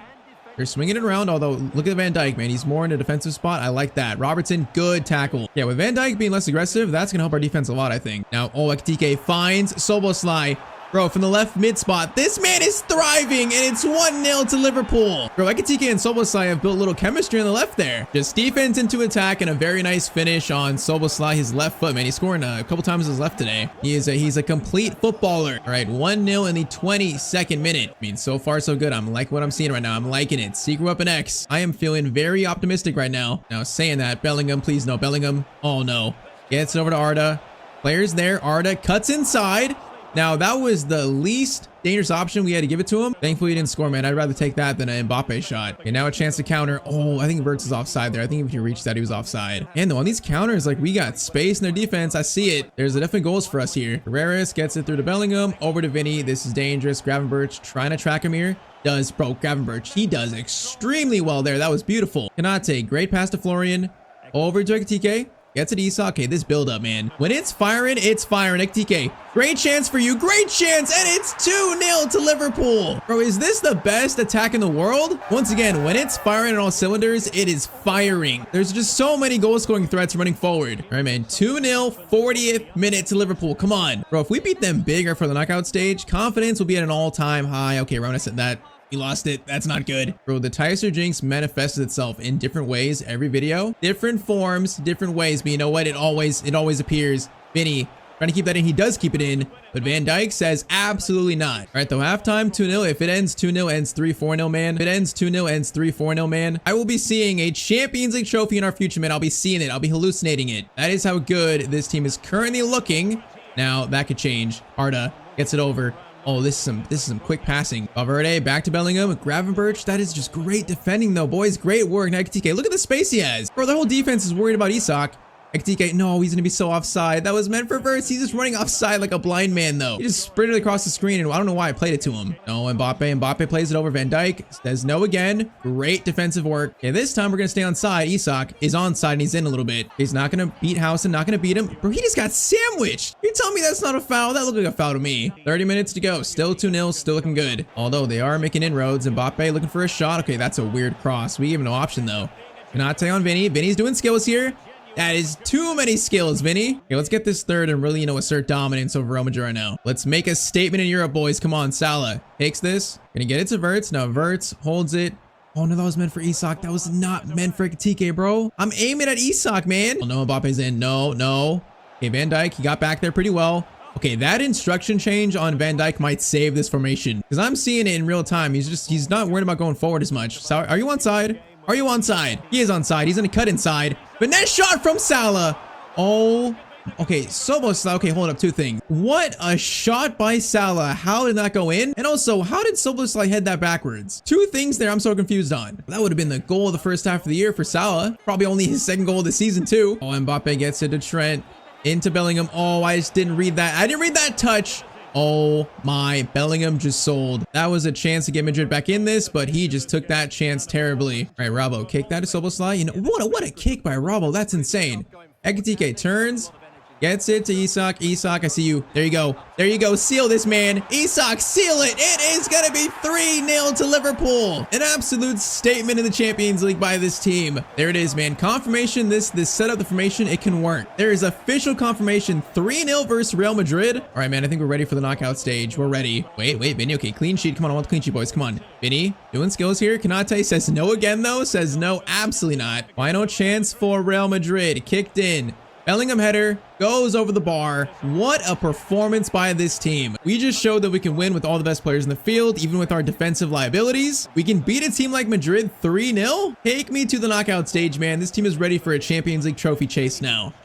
All right, so January comes and goes. Now, I thought about a center back signing, but man, I'm so confident. We don't need Marquehi right now. We don't need Bastoni right now. If we win the Champions League, I want it to be with this team, these players here, and I fully believe we can do it. First, though, Premier League updates. We're currently in March, and we sit top with a 3-point lead now on Man City. We've only lost one game all season long. That is quite nuts. Champions League now. League phase, finished top, 7 wins and 1 draw. I mean, the formation is working also in sim games. So that means round of 16, our first matchup, we have Marseille, the team we faced like 2 games ago. So yeah, familiar opponent stat-wise. Okay, we're only in March, and Isak has 33 goals, Ekitike 23, Salah now has 15. Bro, Salah has woken up. Verts has 6 and 10. He's doing good from the cam spot too. Bro, everyone is woken up. We got a combined 56 goals though from our 2 strikers. That's nuts. If that's a sign this formation works, and I don't know what is. All right though, man, Champions and knockout stage. Now it's time to prove it, man. Now time to chase that trophy. So first leg versus Marseille in France is going to be a 0-0 draw. Okay, that's kind of disappointing. Okay, so no goals in that game. Heading on to the second leg now at Anfield. And yep, right now it is it's all tied up. All right, man, no more funny games. Now it's time to get truly serious. This is where this video either it lives on or it fails. Champions League round of 16. Currently it's 0-0 versus Marseille. It is now time to win, boys. It's time to win. Prove that this is the best team in Europe, and that secret weapon X is a success, not a failure. Now already Gory's in though. Okay, Van Dijk, bro. Once again, that one change, that one role change, is really helping. I really didn't think that'd be that impactful, but it really is. Okay, Gravenberch into Verts, spin there. Into McAllister, and it's already gonna be 1-0. Bro, this attack is so much fun to play with. I mean, Soboslai, McAllister, everyone's bombing forward. Everyone wants to score. This is like pure attacking football, man. Jurgen Klopp will be proud. All right, just like that, it is 1-0 in the 10th minute, courtesy of Alexis McAllister. Also, great assist dribbling by Florian Wirtz as well. All right, Gory's in again, though. Okay, that's a really good pass. Robertson, good tracking back, though. That's great positioning by him. But that back 3 has to be like a well-oiled machine, man. They have to know where each other are. They have to know all that. Now, Wirtz, Salah, are you on side? I think he's off. Salah, shot from him. Oh, no, he's onside. What a shot by Salah. I completely thought it was offside, but no, right-footed shot across goal, and it's 2-0. So Florian Wirtz, another assist, but okay, I didn't expect this kind of shot from Salah, especially on his right foot. Bro, that is a thunderous finish. Bro, keeper has 0 chance to save that. 0 chance. Bro, we are seeing a demon be awoken. The demon is this team, really. And another thing is Ekitike and Isak are so good at pressing. Like, our press is just nuts, too. There's so many things about this formation that are just wild. That when it's working, it's working. Saying that O'Reilly gets a pass through. Kanate steps up. Okay, that was maybe a bit dangerous, but it worked. Right, Salah, Wirtz, Gravenberch, Salah, Isak, Wirtz, Ekitike. Play to Salah. Bro, this is disgusting. Okay, that final pass ruined it, but that was some disgusting passing. And if I could have scored that one, that would have been the best goal today, probably. This is a danger. We're fine, though. We're fine. I believe we're fine. I now got confidence defending.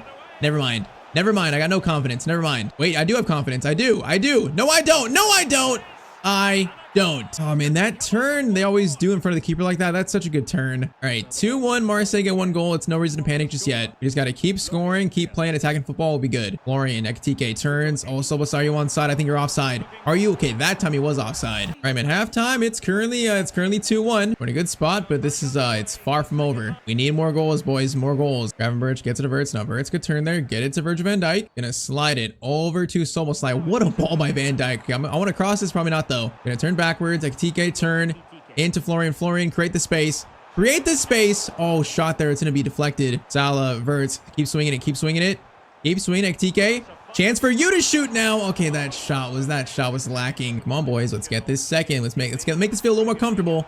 Soboslai, great chance. Gonna slide it over to Isak, who is wide open. That pass was tough, though. Bro, Van Dijk is just winning all these headers middle of the field. Man, XTK just lost it, though. I'm kind of feeling like that Frimpong change might happen here soon. I feel like that change might happen next. Now, Isak, hold it. Oh, great dribbling. Oh, he's so offside, though. Isak's dribbling there was beautiful, though. Okay, 30 minutes to go. Subs coming on next dead ball. Good play here by Marseille. Good play. Vermeeren gets it over. Højbjerg into Gori, into O'Reilly. Got there.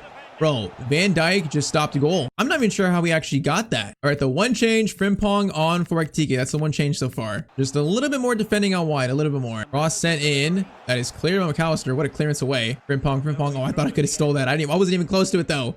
That is some good passing. Come on, boys. No. Oh, it's great dribbling. Thankfully, that shot was taken so far away. 20 minutes. Throw out to Frimpong. Frimpong is going to get that to Verts. Nice. Verts and Frimpong, the best friends combining. Frimpong slides it to Salah. Salah needs a pass to Szoboszlai. Oh, it's just beautiful. Szoboszlai, you gotta finish that off, man. That would finish this game, this tie. Bro, that is some beautiful football. We just gotta score it. McAllister, Gravenberch. Okay, don't lose it here. Don't lose it. This would be a very bad spot to lose it in. Salah comes up. I like it. Salah, Isak. Isak turns. Gets it through to Salah. Salah finesse. Oh, it's going to drift just wide. And that was deflected. All right, short corner to Szoboszlai. Szoboszlai is going to lay it off to Salah. Is there an option here? Salah's going to get it to Van Dijk. That's not the player I want to shoot, but it's fine. All right, reset it. Pull it back out. Reset this, boys. 8 minutes. Don't want to lose in a bad spot. Do not want that. Florian, Szoboszlai plays it back to Florian. Florian, hold it. Florian into McAllister.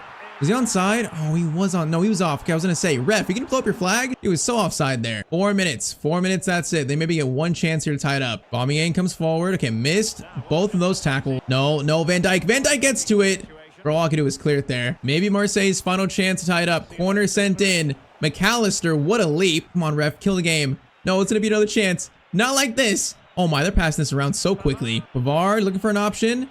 We got, you guys, there's a red sea of Liverpool players blocking our line, and that's going to be full time. Okay, that one, the ending was very close. I didn't like that. You know, we should have sealed it probably 2 times before that, but in the end, we get through to the Champions League quarterfinals, and that's all that matters. Get there one way or another.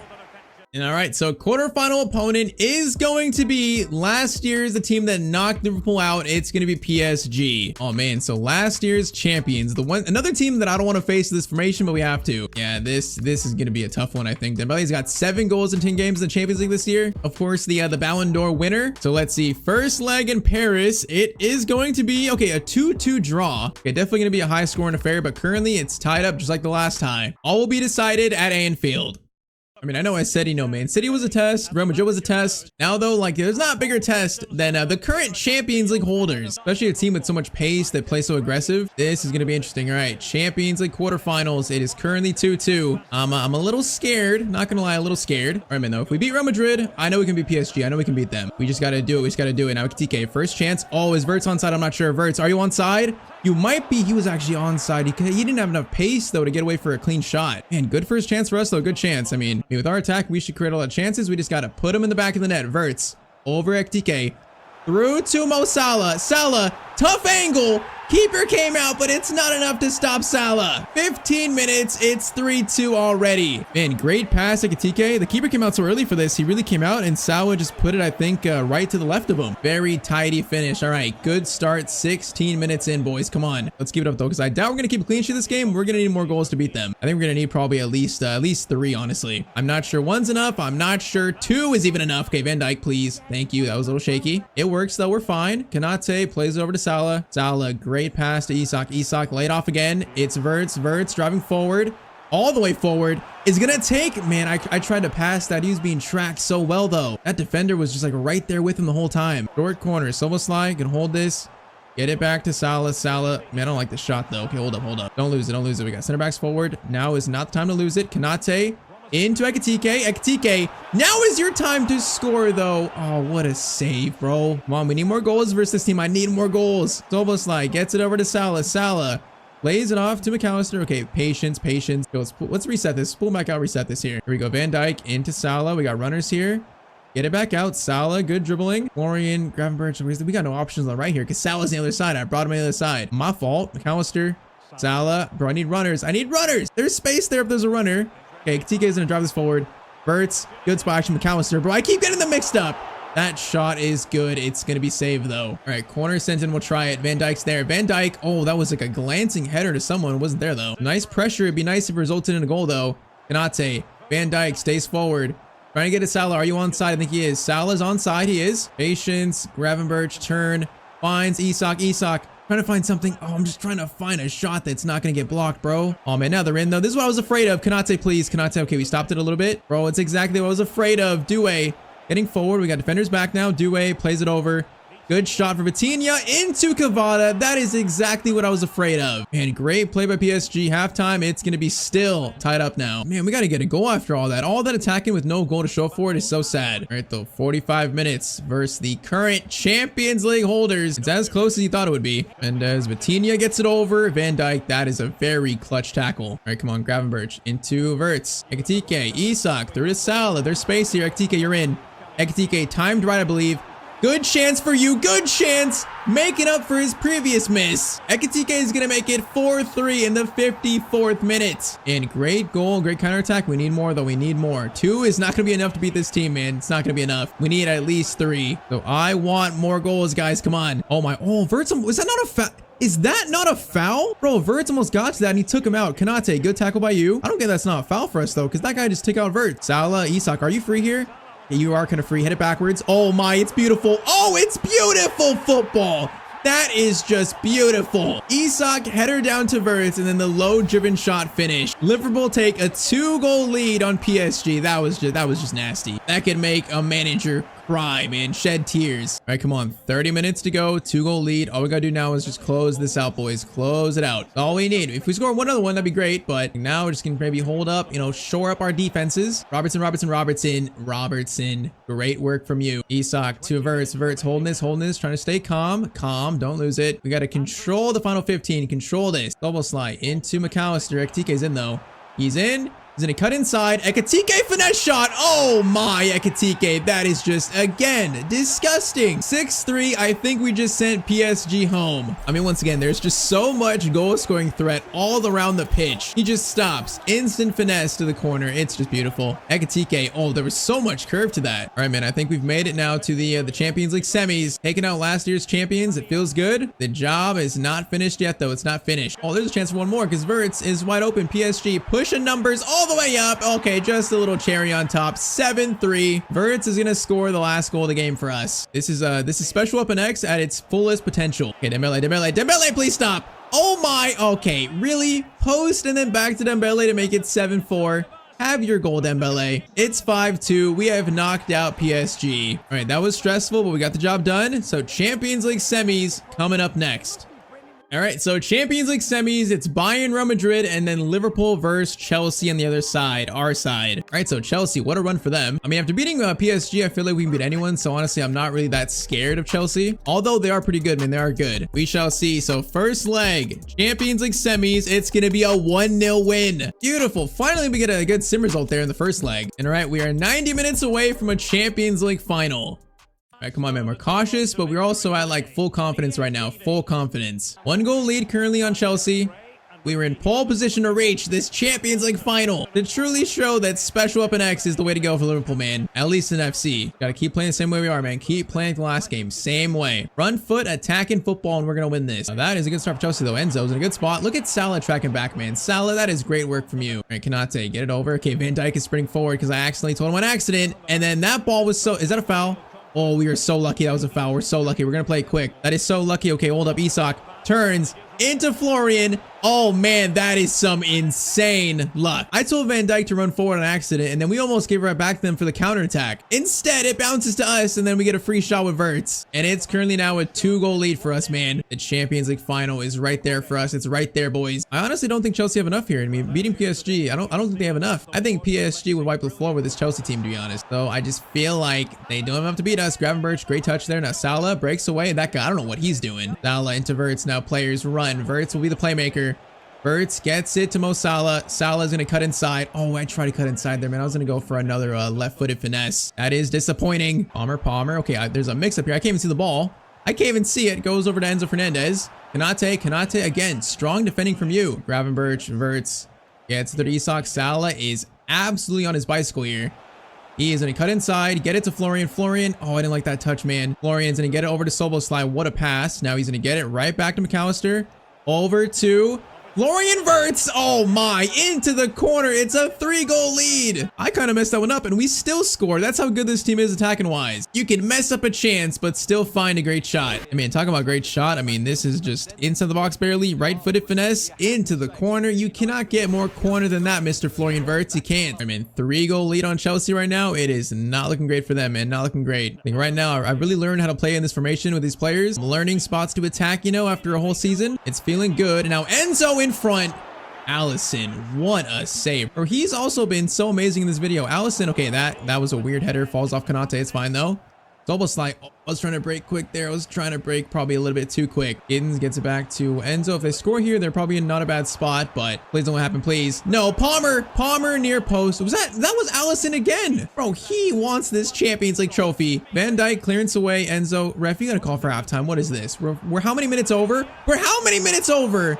Allison save for the 3rd time. And okay, halftime, it's currently 3-0 in aggregate. In the driver's seat right now to reach Champions League final, man. 1 goal might end this. 1 more. Isak over to Gravenberch. Okay, I want to shoot that. Oh, I wanted to shoot it, then I canceled it. I probably should have just shot it because I ruined the chance anyways. Memphis, Konate. How did Memphis stay with that? Now I was gonna ask, like, is the reason Memphis is a free agent in this game, is it because like the EA have the rights to the Netherlands national team despite him playing in the country he is? You know, like, why isn't Neymar in the game? Is it because they don't have the Brazil rights? Is that how it works? It's so weird in every save, Memphis always signing to like a big team. You know, he's always a free agent that signs to a random team. It's so weird. Yeah, it's got to be because they have the Netherlands rights, but not Brazil's for Neymar. Okay, Giddens gets it over. Konate. Good work there, buddy. Good work. See the game out. See it out, man. Just jog to the finish line. I just ran right into him, though. I need to wake up, bro. It's a 3-goal lead. I got to wake up, though. Palmer. Stop. Gets it to Memphis. Back to Cole Palmer. Van Dijk, though, great positioning, man. Defensively, since I changed Van Dijk's role, we've actually looked pretty good defensively. That role change really fixed our entire defensive issues, I think. We're still not great, but it made us, you know, a lot better. Double slides and cut inside, looking for a shot. Okay, calm. Get it to Ekitike. Now he is going to cross this over to Salah. Salah doesn't take a touch. Salah. Oh, destroyed Cucurella. Oh, that, bro. Again, I'll say it. How many times have I said it today? That was disgusting, though. 4-0 against Chelsea. I think that's us through the Champions League final, man. I don't think there's any chance for a comeback now. And Salah just retired Cucurella, though. Cross comes over. He takes 1 touch over him. Cucurella had no chance. And then also the finish on top of it. That one was, that was very nice. All right, though, 4-0. This game, it's unfortunately done for Chelsea, man. It's done. So we jump to result and actually both teams score 1 more goal. So it ends 5-1 in the semifinals in aggregate. And we have taken Liverpool to a Champions League final. Even with this crazy formation. And oh man, so the Champions League final is set, Liverpool versus Real Madrid. Okay, so we face Madrid in the final, man. I mean, we beat them before, but their team is still so scary. So, you know, it can't really take too much into account in that first game. Premier League, though, this season, we are going to finish in first with a 7-point lead over City. So there it is. We repeat as Premier League champion. FA Cup is going to go to Spurs. Carabao Cup is going to go to Nottingham Forest. All right, then, man, this crazy formation somehow worked. We have reached the Champions League final. Oh my, final stats. Isak 38-18, Ekitike 31-14, Salah 28-14, and then Wirtz 13-15. These are some of the most insane stats I've ever seen. Or that's like 93 goals between our main 3 attackers. And that's not even including Wirtz. It's over 100 if you include him. That is just insane. So even though Salah had that slow start, he came around at some point, man. Like crazy. That shows, you know, this formation, it's wild, but attacking wise, man, we see the benefits. Almost 3 players scoring 30 goals in 1 season. That is incredible. But okay, 1 more game, man. 1 more game. Everyone's healthy. Everyone looks great. 1 more game to make Liverpool, you know, the goal of this video, make them the kings of Europe again. The problem is we are facing one of the most deadly teams in the world.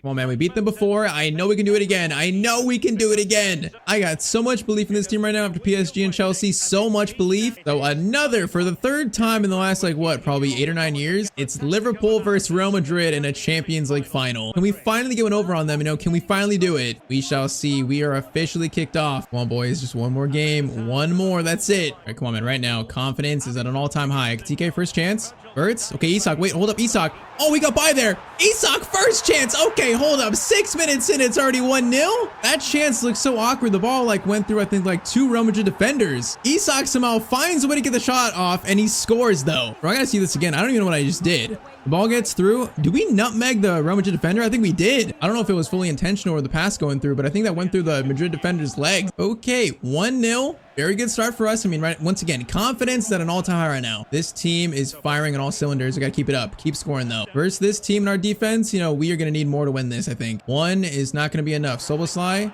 gonna hold this into Ekitike. Great pass. Ekitike lays it off to McAllister. Oh my, that is McAllister's spot. Okay, the execution right there gets an A+ from our team. The way Soboslai worked it over to Ekitike, then McAllister made that perfect run right into his shooting pocket. That is this formation working just perfectly, man. That's like McAllister's 3rd goal today from that same spot. Man, 14 minutes in, already 2-0. This is quite the shock. Once again, let's just keep it up, man. It's been all us so far. I don't think they've had an attack yet. It's been all Liverpool. McAllister over to Verts, keep it going. Okay, Verts, turn there. Into Ekitike, great touch there. Soboslai, okay, same thing. Get it back to Ekitike.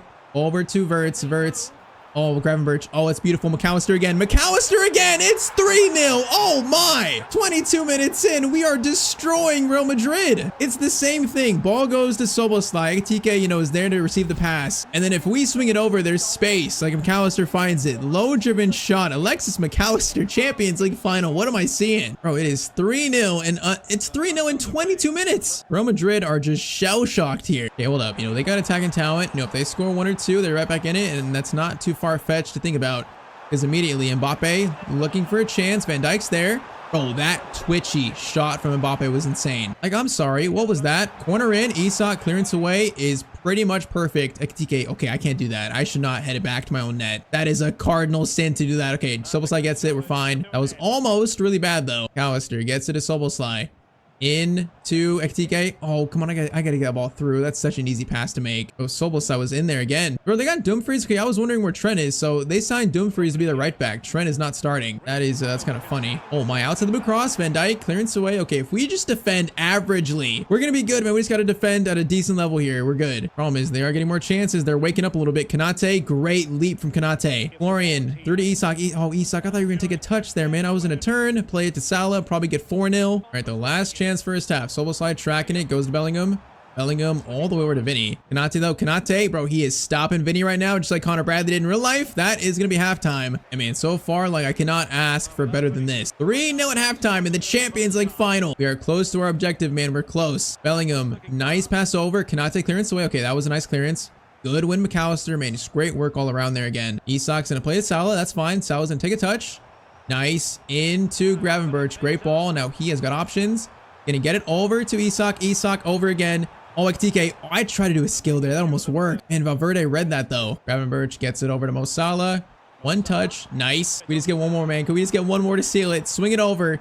It's Soboslai from distance. Oh, man, that shot felt good. All right, 30 minutes. It's still 3-0. Good pass to Mbappe. Now Kanate's gonna slide over. Oh man, they're running out of ideas. That's a horrible pass from Mbappe. They're running out of ideas, boys. Come on. Florian to Soboslai. Now bring it forward. Soboslai, get it right through to Florian. Florian looking for one more to seal this. He's gonna stop. Cuts inside beautifully. Florian. Oh, it's beautiful. This shot just goes slightly wide though. And so close to being perfect. Oh, this last goal is there for us. Isak. Swing it over. It is going to be Florian. Bro, we just cannot get this fourth. There's 15 minutes left. We've been close like 3 times now. Mbappe versus Van Dijk goes back to Camavinga. Defense is caught up though. Gravenberch, easy tackle, bro. Seriously, once I changed Van Dijk's role, this formation, this setup just automatically started being perfect. And in the end, we are truly complete and man the job. I mean, Arne, sorry, are you watching this? I think I found your formation. You might win like 5-0 every game. Now, you also might lose a few like 6-0, but it's fine. We can ignore those results if we win a Champions League. Okay, Van Dijk, hold up. Am I about to jinx it? The final jinx of the video? Are you serious? Allison, big save. Final chance. Rodrigo in. Van Dijk, clearance away very fittingly. Soboslai, one final clearance, and that is full time. Man, once we figured out this setup with these players, how to play in it, how to score, how to defend, from then on, this team turned into the best team in the world, the kings of Europe. Bro, these players in this setup were so much fun to use. The goal scoring threat, it's so much fun. But all right, there it is. We have made Liverpool Champions League winners again. So the captain, Virgil van Dijk, gets to lift another Champions League trophy trophy, finally getting some revenge on Real Madrid. But once again, Liverpool, kings of Europe. Man, what a team. And this season you're playing it was so much fun. But that is going to be job complete. All right, so in today's video, I have created a 99 overall brother duo. Introducing Hank and Tank Johnson. The Wheel of Fate have put the Johnson brothers on Chelsea to start their career. And today we're going to simulate and watch their careers for 10 seasons, with the goal being to win as many trophies as possible, become the best duo in football history, and also to destroy the Premier League. So yes, here are Mr. Hank and also Tank. So Hank is a midfielder. He's a center mid slash cam slash CDM. He pretty much played anywhere in the midfield. Now he's got 99 stats in everything. Every single stat is 99. And he also has 6 playstyle pluses. Same for Tank Johnson. Now he's a striker, left wing, right wing, so he's more of an attacker. But same thing for Tank, you know, 99 in every single stat. And also 6 playstyles, but more tailored to more towards a striker. We're gonna see today if these two can take over the Premier League across 10 seasons and just literally destroy football. Now though, for this video, I'm not gonna be the manager of Chelsea, so we're basically gonna watch them from afar. We're not gonna control their team. So it's gonna be up to whoever the Chelsea manager is, you know, to make the best team for them, make signings, transfers, all that. We are simply just spectators for the Johnson brothers. But of course, we're gonna track like stats and trophies and all that throughout this 10 seasons. And also, we do have mods to make sure that both Hank and Tank both play every single game. So despite what it shows here in the team sheet, they are going to play every game. But okay, so for season 1, let's see what the Bash brothers can get up to. Hank and Tank Johnson, their debut season at Chelsea in the Premier League. Can they win the Prem title in year 1? Now, while we simulate, I'm trying to reach 300,000 subs in this channel. So if you're not subscribed down below, hit that sub button to help me out. And all right, so end of season 1 of Hank and Tank's career. Now, I was gonna scroll from the bottom, but actually I gotta scroll from the top here. That's how bad this first year was. So in year 1, Chelsea finished all the way in 17th. I am not sure how with 2 9 overall players, like what just went wrong? They almost just got relegated with the Johnson brothers. Like what happened? Okay, so 17th in the Premier League. FA Cup is gonna go to Villa. Carabao Cup is going to go to Man City. So this first is looking rough. So Champions League, I think actually got knocked down in the league phase. So Chelsea ended up finishing in 33rd. Bro, what went wrong at Chelsea in this first year? I am so shocked. Let's see their stats. So their stats entirely, Tank scored 12 goals and had 6 assists. He's the striker brother. I mean, 12 goals for an 18-year-old, it's not terrible. Now 19-year-old, it's not terrible, but I would expect more from a 99 rated player. And then the midfielder Hank, he did play. He played 48 games, only had 2 goals and 1 assist though. Hey, bro, what happened to this team? How did they finish in 17th? That is just not how I expected this first season to go with this video. I mean, if we check their team, I mean, they're a 90, 86, 82 team, 5-star team. They should not be finishing in 17th. I mean, maybe year 1 was just a fluke. Maybe it was just a one-time thing. Maybe the brothers are warming up still. Man, though, it's safe to say for Hank and Tank, year 1 was an absolute disappointment. All right, so year 2 starts. So I did see that Chelsea fired their manager at Armesca. Now Eddie Howe is currently the Chelsea manager, so that might help the brothers out. I'm not sure if that means the played information or what, but a new coach, that could definitely help. I just can't believe they almost got relegated with 2 99 players. That makes no sense. How did they almost get relegated? I'm not sure. Let's see if they switch formation at all with Eddie Howe. Let's see. So if we go to Chelsea, Chelsea are going to be playing now a 3-4-3. Okay, so I mean, Johnson should play up top, Tank should play up top, and then Hank should play in the midfield, so maybe that's a good thing. And once again, despite it not showing one of the brothers there, they will play. You know, the mod makes sure that they always play every single game. But all right, new formation. That might help the brothers out, it might. With now a year of experience under their belt, what can they do here in season 2? All right, so end of season 2, this one looks a little better. You know, the fact that Chelsea are not in the bottom 10, so that's good. But season 2, Chelsea and also the Johnson brothers are going to finish in 5th place. You know what? That's better than 17th. I'll take it. It's no Prem title yet, but you know what? It's not bad. Okay, let's see what else. So FA Cup is going to go to Chelsea. There is trophy number 1 for the Johnson brothers, Hank and Tank. And all right, the trophy counter officially begins now bottom left. That's definitely better. So Carabao Cup also is going to go to Liverpool, sadly. And also, after finishing in 17th last year, Chelsea are not in any European competition. So season 2, it's just going to be the FA Cup. You know what? It's a step in the right direction. It is. Okay, let's see the stats though. Stats for year 2. It is going to be Tank Johnson, 21 goals and 8 assists. Not bad. And then Hank had 13 and 4. Okay, that's much better seasons right there. And Eddie Howe actually saved this team because that looks a lot better. You know, both played 46 games basically. That experience starting to show for Hank and Tank. And all right, I feel like after this year, you know, getting their first trophy under the belt, now is when they should start just destroying the Premier League. So season 3 begins now. Okay, hold up. They're playing information. They're now playing a 3-4. What is that? 3-4-2-1. Bro, do Chelsea have another new coach? Have they fired Eddie Howe already? Let's check. So Chelsea's current coach is going to be Thomas Frank. Yeah, they already fired Eddie Howe. Bro, this is so realistic. Chelsea are getting a new manager every single season. All right, so Thomas Frank now is in charge of the Johnson brothers. Bro, how fitting. It's Hank, Tank, and Frank. How fitting is that? But okay, new coach, new formation. I mean, they got to win their first Premier League title soon, right? They have to. And all right, so end of year 3, Chelsea and Hank, Tank, and Frank are gonna finish in 6th. Okay, that's 1 spot worse than last year. They gotta win their first Prem title soon, right? It's gotta be soon. Apparently they can't finish above 5th though. All right, so no Prem title just yet. FA Cup is gonna go to Man City. Carabao Cup is gonna go to, oh, they lost the final. That was a chance for trophy number 2, but they lose to Liverpool instead. Okay, that's sad. Champions League is gonna go to Galatasaray. Now Europa League. goes to Rangers. The Conference League, that might have been the Conference League. It is gonna go to Fiorentina. Okay, where'd they get knocked out in, bro? Weren't Chelsea in the Conference League or no? Oh no, they were in the Europa League. They finished 7th in the Europa League. They must have got knocked out round of 16. Nope, quarterfinals. They got knocked out by, nope, actually made it to the semifinals, but knocked out by Dortmund there. So that's the farthest they've gone so far in Europe. All right, year 3, no trophies. A little bit disappointing. Hank and Tank and Frank, I should say. So final stats, it's gonna be Tank Johnson 28 and 13, and then Hank 17 and 12. The 2 top scorers of the club are the Johnson brothers, where they both played 60 games each. That's insane. And it's like they're playing well to get more experience, but the team is underperforming behind them. They're not playing as good. I mean, individually though, that's great years for them. And so we're gonna be in year 4 of this, and they still have not been in the Champions League yet. Actually, no, they were in the Champions League in year 1, but since then they haven't got back. When are they gonna start racking up the trophies, man? They have to at some point. All right, so year 4 for Mr. Tank and also Hank. The manager of Chelsea is going to be, it should be still Thomas Frank, right? No, it's Jacob Niestrup. Who is that? I have no idea who that is. Bro, they have a new coach every single year, Todd Bowley. Someone's got to stop this man. So now they're going to play a 4-2-2 basically, where Hank's playing as a cam and then Tank's playing up top with João Pedro. I mean, they're trying to find something. I mean, they're an 89, 89, 81 team. That should be a team that's going for Prem titles. For some reason, they just haven't done that yet. Will season 4 finally be the year they push for a Premier League title?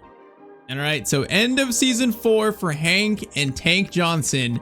Chelsea are going to finish in 5th place again. Okay, they were tied for top 4. They almost got back in the Champions League. Almost, man. Okay, I think that's their best Prem season so far. So, I mean, 70 points is not too bad. Although, you know, I'd like a higher than 5th finish. Okay, let's see. The FA Cup is going to go to Liverpool. Carabao Cup is going to go to Chelsea on penalties. That's trophy 2. Okay, I mean, it was close. You know, it was on penalties, but a trophy is a trophy. So that's number 2. We'll take it. And yeah, they didn't win any European competition either. So still failing to win that first European trophy. Okay, let's see stats. So stats for year 4 of this video. It's going to be Tank Johnson, 31 and 18. Man, he's becoming like a star striker in the Premier League. Hank scored 12 and 6, so you know, less than last year, but he's probably playing a more different role in that formation, more of a midfielder role. Still though, 12 goals from midfielder is pretty good, but Tank Johnson, 31 and 18, he's becoming the star of this Chelsea squad. It's just, can it translate to a Prem title or a Champions League trophy, man? It's got too soon. So 4 years so far in this video and 2 trophies to claim for Hank and Tank. I mean, they're both getting paid $1 million per week. Bro, at this point, I expected better. All right, so year 5, they're still playing that 4-2-2, so I'm guessing that coach is still there. And it's like they have a good attack in midfield. They just need to sign some defenders and they'll be good. Let's check. Is that guy still the coach? What was his name? Jacob Cease or something like that? It's going to be, yep, Jacob Niestrup. All right, same coach for 2 years. Todd Bowley, that's crazy for him. But okay, year 5, let's see what the Bash brothers can get up to. So end of season 5, Chelsea and the Johnson brothers are going to finish in 1st. Okay, finally, they win a Premier League title. So yes, officially the 3rd trophy, man. I was worried there. I was worried they were never going to win it. So that's good. So Premier League title in year 5, FA Cup is going to go to Arsenal. Carabao Cup is going to go to West Ham, unfortunately. And then I don't believe they won any European competition either. Conference League? Nope, it was just the Premier League title. You know what? It's the Prem title. It's a big one. I'm not too mad at that. So total stats for the Johnson boys is going to be Tank 34 and 7, and then Hank 24 and 10. I mean, that's great years for the Bash brothers right there. Is this a sign that, you know, they're gonna start taking over? Is it a sign? It might be. I thought these two would destroy the Premier League at some point. Is this the start of some like legendary run? Hopefully. Let's see. So 3 trophies in 5 years currently. Let's check if they have the same coach. So Chelsea in year 6 are going to have as their coach, they're going to have, where are they at? They're going to have still Jacob Niestrup. Bro, this guy survived like 3 years of Todd Bowley's, his thunderous reign. So their current team is going to be a 89, 90, 82 team. And apparently this 4-2-2 is working. All right, though, let's see. Season 6, can this dominant reign really start? Can they go back to back in the Prem and also make a run for the Champions League trophy?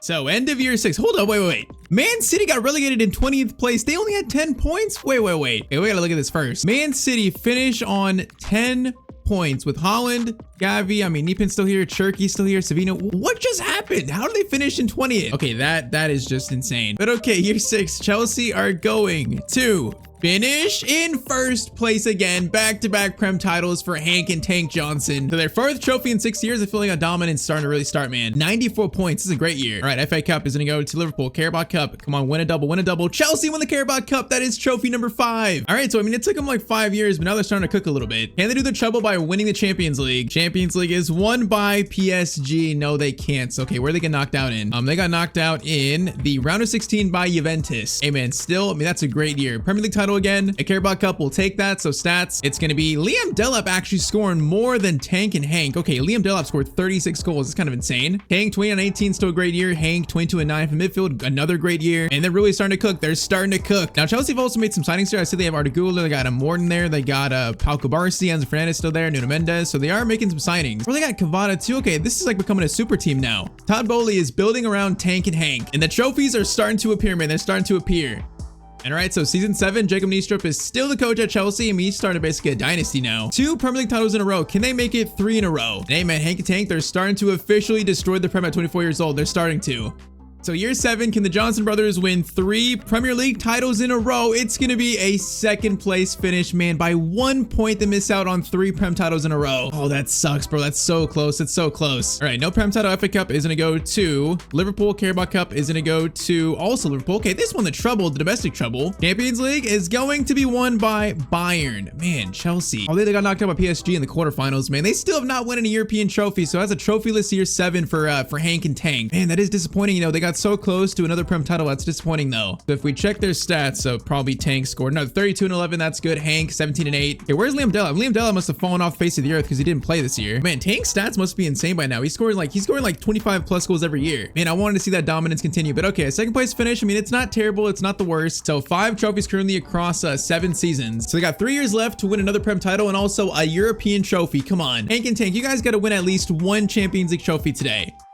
All right, so year 8. So Chelsea currently a 91, 90, 84 team. I mean, the defense kind of lacking still, but they've done well without that. And I can't believe it, bro. This Jacob Niestrup guy has remained the coach for like now what, 5 years? Yep, Jacob Niestrup still the coach of Chelsea. I mean, he survived so long. All right, though, year 8. Come on, I want a Champions League trophy for the boys. I want to see it. Hank and Tank are now 25, almost going on 26 years old. We can't let the dominance end this year, man. We can't let it end. So season 8, last year a second place finish for Hank and Tank in year 8. It is going to be another second place finish, man. Arsenal win the title. Oh man, back-to-back years coming in second. That just hurts. I mean, they're still a good team. Obviously, they're still, you know, dominating, but it's not enough to win the title. Okay, let's see. FA Cup is going to go to Liverpool. Carabao Cup is going to go to Man United. Man, they've not won a trophy in 2 years in England. What about the Champions League though? Champions League is going to be won by, oh, they made it to the final, but they lost to PSV 4-2. Oh man, they made it all the way to the final, beating Bologna, beating Atletico Madrid, and also beating who? AC Milan. Oh man, that is so cruel. Against PSV they lost. Man, so a trophyless season 8 despite being so close to 2 really big trophies. Okay, let's see total stats. So for Hank and Tank, it is going to be stat lines of actually, okay, Vinny's here. They signed Vinny. Okay, 32-year-old Vinny has joined the Johnson brothers, but Tank 24 and 6 and Hank 15 and 6. I mean, with Vinny here, I'm guessing the scoring is going to be more balanced, kind of like when Liam Delap had that good year, but oh man, Champions League final and second place in the Prem. That is so cruel. So currently the Johnson brothers are stuck on 5 trophies in 8 years. There's only 2 more seasons left of this. All right, so season 9, let's see if their Chelsea team is pretty much the same in terms of rating. So they're currently a 91, 90, 84 team, pretty much the same. I mean, we see they have Gabriel there, they have Crespo, probably region of someone. I mean, their team looks really good. Just 2 years coming so short to winning a major trophy still. Now, despite that, Jacob Niestrup, I think, he survived that time. So although he is very insecure, so they might get a new coach in the final 2 years, they might. So 26-year-old Hank and also Tank Johnson. Come on, man, 2 years left to maybe win another Prem title and a Champions League trophy. All right, come on, man. Season 9, 2 more years left. Hank and Tank in year 9 are going to finish, oh, in second place again, bro. I'm so done. Second place again? Bro, that's 3 years in a row of finishing in second. Oh, that's just so painful for Hank and Tank. Bro, that sucks. Okay, FA Cup is going to go to Liverpool. Carabao Cup is going to go to, oh, Chelsea lost the final, bro. They're still stuck on 5 trophies. Come on, season 9. Can we at least win the Champions League? Champions League winner in year 9 is going to be Roma. It's not Chelsea. Where did Chelsea finish? Bro, they got knocked out by PSV again in the quarterfinals. Oh, I'm sick, bro. Season 9 trophyless. Despite it being so close again, bro, this is getting sickening. All right, stats in year 9 for Hank and Tank. It's going to be Tank 31-18. Man, he has had such like consistent numbers. Now, where's Hank at? Okay, Hank still played 60 games. He only had 4 goals and 4 assists though. I wonder if they actually switched coach and changed formation. That's got to be the reason why Hank didn't score as much. Maybe they had a system change. You know, let's see. So let's see who's Chelsea coach is. Chelsea's coach currently in year 9 is going to be Thomas Diaz. All right, so Jacob Niestrup finally got sacked by Todd Bowley, and they're currently playing they're back to the 3-4-3. So yeah, Johnson's more playing now as a box-to-box mid, a lot more probably defensive duties, not scoring as much, but man, they're almost like a 90 average team all around from attack, midfield, and defense. This team is insane, but they're stuck on 5 trophies. All right, man, we have 1 more year left of this video, 1 more season for Tank and Mr. Hank. They've done well in this video, they've done well, but can they end this video strong? That's what I want to see. All right, so here we are, the end of season 10. So Hank and Tank finished with the value of both basically 350 million. Their wages are 1.2, 1.3 million per week. These boys are just insanely rich. The question is, what did they both do in season 10? So the Johnson brothers are going to finish in the final season in First place. Okay, you know what? They finished strong. That's very good. 89 points. What is that? 17 above Liverpool, man. They finished strong. Their third Prem title and their sixth trophy overall. Okay, let's see. Come on, FA Cup, please, boys. Come on, finish strong. No, they lost on penalties in the FA Cup, man. That was a chance for their 7th trophy. Oh, man, on penalties, they lose the FA Cup final. Carabao Cup is going to go to, okay, Chelsea. They at least win the Carabao Cup. So 2 domestic trophies in the final year to get 7 trophies. That's not bad, man. One final one to check, though. Champions League. Are Hank and Tank going to win a Champions League trophy in this video? The answer is no. So PSG win. Oh, they beat Chelsea in the semifinals, man. 4-1. That's just so sad. And that's like 4 years getting close to win the Champions League, just unable to do it for Hank and Tank. Okay, so they finished on 7 trophies. Let's go with the final stats for the final season. Final stats, it's gonna be Tank 45-12, his best season ever. Hank 26-5. Okay, they went out strong, man. They went absolutely strong. I can't believe Tank scored 45 goals. That's insane. Okay, you know what? Like the first 4 years had me worried. I thought they really dominate England. I feel like from season 5 to season 10, they really dominated. Just didn't quite win as many Prem titles as I thought. So they end the video with 7 trophies and 3 Prem titles. It really could have been 5 though. The fact they finished in 2nd place or 1st place for the last like what 6 years is pretty insane. They didn't quite destroy the Premier League, but you know what? That was a run of dominance for Hank and Mr. Tank.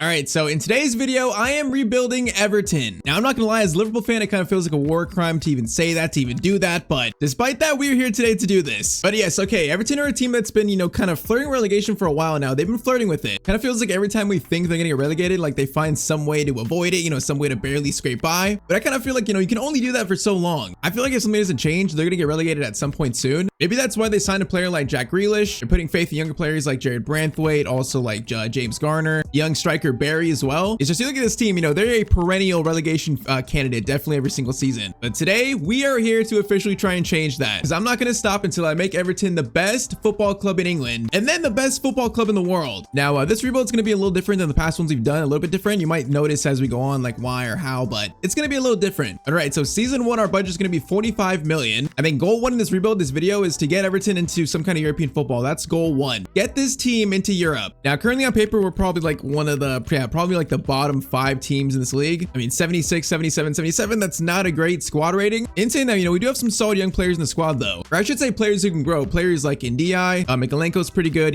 Garner, I said, Dewsbury Hall's good. Jake O'Brien is a player I like a lot. So we have players here that could definitely be like big parts of this video, a future of this team. But this squad just also needs a lot of work, man, a lot of work. I think though as we start, there's gonna be our best team. So Barry up top, Grealish, Dewsbury Hall, and Di. Midfield 2 of Gay and Garner. Back 4, Mikalenko, Branthwaite, Tarkowski, O'Brien, and then of course the captain Pickford in goal. I think pretty much this is our current best team on paper. So the next question is, what do we do for season 1 in terms of transfers? I think the first thing we're gonna look at is gonna be our midfield, man. Our left CDM is 35 years old, so he's gonna start dropping overall pretty quickly here. So I think our first signing's gotta be a new CDM, and then maybe a new right back as well. Then we could probably make O'Brien maybe a backup center back, or maybe buy him a new backup. So for CDM, believe it or not, a player that's been linked to Everton is actually N'Golo Kante, everyone's favorite French CDM. Yeah, apparently West Ham and Everton are both trying to bring him back to the Premier League. Now he is 34 years old, but he's also 85 rated. So I mean, that's kind of a big difference in our current CDM. He'd be our best player for probably like, at least 2 seasons. And also, I mean, he'd be half our budget though for an 85 rated player. So I feel like it's worth it to try. So for our first signing this video, can we make it N'Golo Kante? I might offer like maybe 18.5 to start. See if we can get a good deal here. 18.5. Okay, they want a flat 20. You know what? I think I can do that. A flat 20 million. I will do that for N'Golo Kante. Man, N'Golo Kante to Everton in the big 2026. Quite the way to start a rebuild, boys. So just like that, N'Golo Kante is the first signing of this Everton rebuild. And I hope it doesn't drop an overall too quickly. That would suck, but he definitely should be our starter for at least 1 to 2 seasons in this video at least. All right, though, Kante, welcome to Everton, buddy.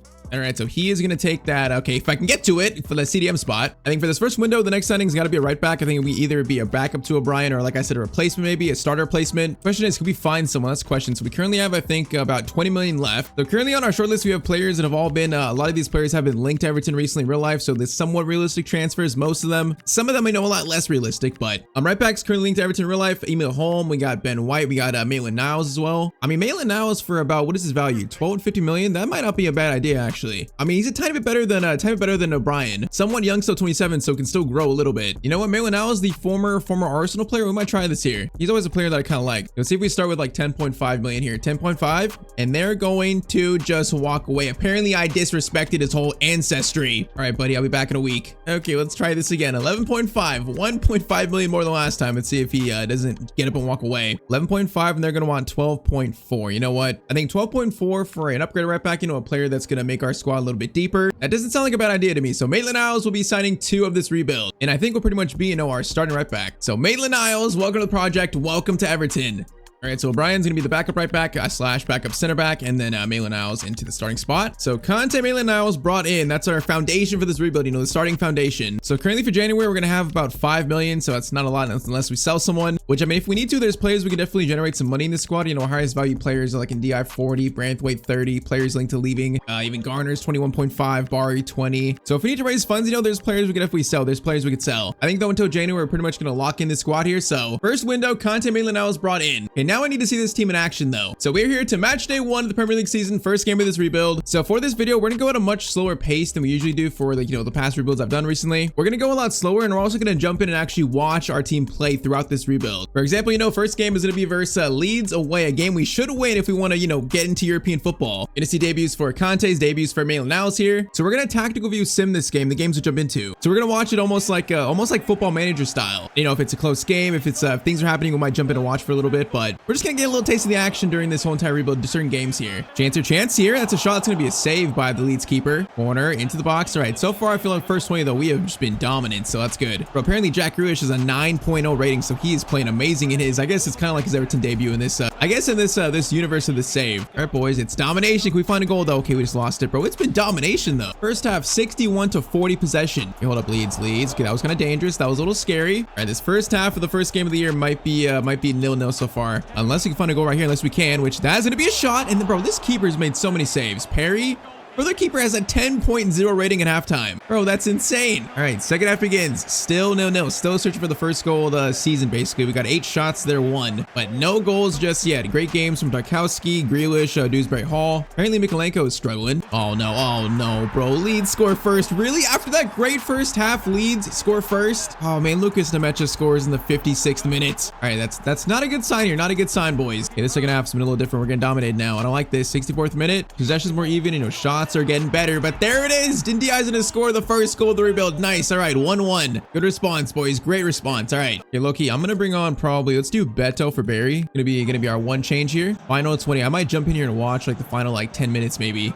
Unless they score here and they take the lead. Let's see. Nice. There's gonna be a goal. Was that Grealish? That was Jack Grealish. 78th minute. It's 2-1 to Everton. All right, 10 minutes to go, boys. Come on, hold it out for this win. This would be a nice little comeback win to start this rebuild. No, Leeds. Okay, I might jump in. We're gonna jump in and watch. We're gonna jump in. This is the Leeds attack right here. I can't see though. Wait, win it back? Okay, apparently we won it back. That's good. Come on, 5 minutes to win the first game of this rebuild. Get some good vibes in the team right now. Dan James gonna get it out wide to Ed Milson Jr. What a name. No, Nemecha. No. Shot goes Pickford saves it. Thank you. Is that going to be it, boys? Come on. Yes, that's going to be it. All right. First game, Everton 2-1 win versus Leeds. I'll take it. All right, you know what? I'd say that's not a bad start. That first will kind of scare me, but not a bad start. So win our first game. Now, we're obviously not going to watch every single game. That would make this video probably like 10 hours long. But overall, we're going to go through the rebuild just at a much slower pace than normal, much more reasonable pace. So I say let's sim August here. Let's sim September as well. Let's get to this Crystal Palace game and see how we're doing pretty much first 2 months of the season here. All right, so you know what? We've actually drawn a lot of games, but we have not lost many though. Even a draw versus Liverpool at Anfield 2-2, I think that's a pretty good result right there. So I believe so far, we're in 8th place about what, 6 games in, but we're actually unbeaten. So 2 wins and 4 draws. I mean, that's not terrible. Currently in real life, I think Everton are currently sitting in 10th. So I mean, that's kind of like our an example of where this team is currently at in real life. So if we're above that, I would say we're doing good. Now I did see we got knocked out of the Carabao Cup though. I saw we got knocked out by Birmingham City on penalties. So that's not great, but you know what? We can focus more on the Prem this year. Current stats, it's going to be Bari scoring 5 goals already. He's doing great. And Diaz got 4 and 3. Grealish 2 and 1. Man, Maitland-Niles so far has scored 2. It's kind of surprising from right back, but seeing Bari score 5 already, that's a very good sign for the future of this club. The future of the striker spot at Everton. But okay, I think let's get to mid-December now and see how we're doing kind of closer to January. All right, so now into December, kind of 18th. Now, honestly, I'm seeing a lot of wins here. Wins that are kind of surprising, like a 2-1 win versus United. I see wins versus Bournemouth and Nottingham Forest. So with all of that, we currently sit in 9th in the Premier League. Okay, we're very close to where they are in real life. It's kind of funny. So 24 points, currently about 6 off 6th. That European Conference League spot we're looking for. So, I mean, it's not too bad, though. Not too bad of a start. I think realistically, honestly, if we can finish top 10 in the first year, I'll be happy. If we finish below that, then I'll start getting worried. Okay, might as well, just get to January 1st and really assess the team more from there. See if we need some signings, see if we need some players being sold. Let's see. All right, so officially January 1st, 19 games in, we're still in 9th place. We're still going to be about actually, yeah, 5 points off 6. We have currently a, what, a +4 goal difference. I feel like it's actually been a good first half of the year for us. Solid first half. So if we check our current stats, though, it's going to be Barry with 11, Ndi 8-6, Dewsbury Hall 4-1. Wait, did Grealish get recalled here? Did he actually get recalled? There's no shot, bro. Come on. Man, Jack Grealish got recalled by Man City despite playing a lot of games. Okay, that sucks. Bro, that's crazy because there's no players that were higher overall than him. He was definitely playing. I guess Man City just wanted him back. I don't know why, but all right. So Jack Grealish is gone. That kind of sucks. I think I'll start probably dibbling over him. That sucks because I don't think we have enough money to even sign Jack Grealish back. I mean, yeah, currently 8 million. What is Jack Grealish's current value? We might bring him back at some point, but currently his value is at 30 million. So yeah, unless we can loan him back in, which I don't see that being a possibility. Okay, wait, we actually can. Can I just loan him back in? Let's see. It would be kind of funny, but let's see if we can actually do that. So Jack Grealish on a short-term loan. Let's see if we can just bring our boy back. Maybe that simply, gets recalled and then it gets loaned out right back to us. Let's see. Okay, so apparently Jack Grealish is back. Grealish loaned in. All right, so he got recalled and then he's right back. All right, that's fine. It's almost like it never happened. All right, so Ndi back to the right and then Dibbling back to the bench. It's almost like it never happened. And the first thing I'm noticing here is that Bari's already +3 to 79, so he's kind of growing like crazy. So yeah, he's +3 already. In real life, Everton are linked with a lot of strikers right now, but I mean, if Bari's growing and he's also playing as well as he is, we might not need a striker for a while, man. He's having a great year, 12 goals in 22 games. I kind of feel like, since Grealish is back, we might not need a sign in January. I was gonna sign a left mid, but since we got him back on loan, we might be good until the next season because I feel like, 8 million, we can't do much with that, and I don't want to sell anyone just yet. So I think January season 1, we're gonna stay put, no signings. We're just playing a lot better than expected, I think. So, I mean, there's a chance you can finish top 8, chance for a European spot, maybe. I mean, our current rating in the team, we're now a 4.5-star team, 79, 79, 78. So we're definitely growing as a squad. I guess now let's see if we can actually finish top 10, our goal this year.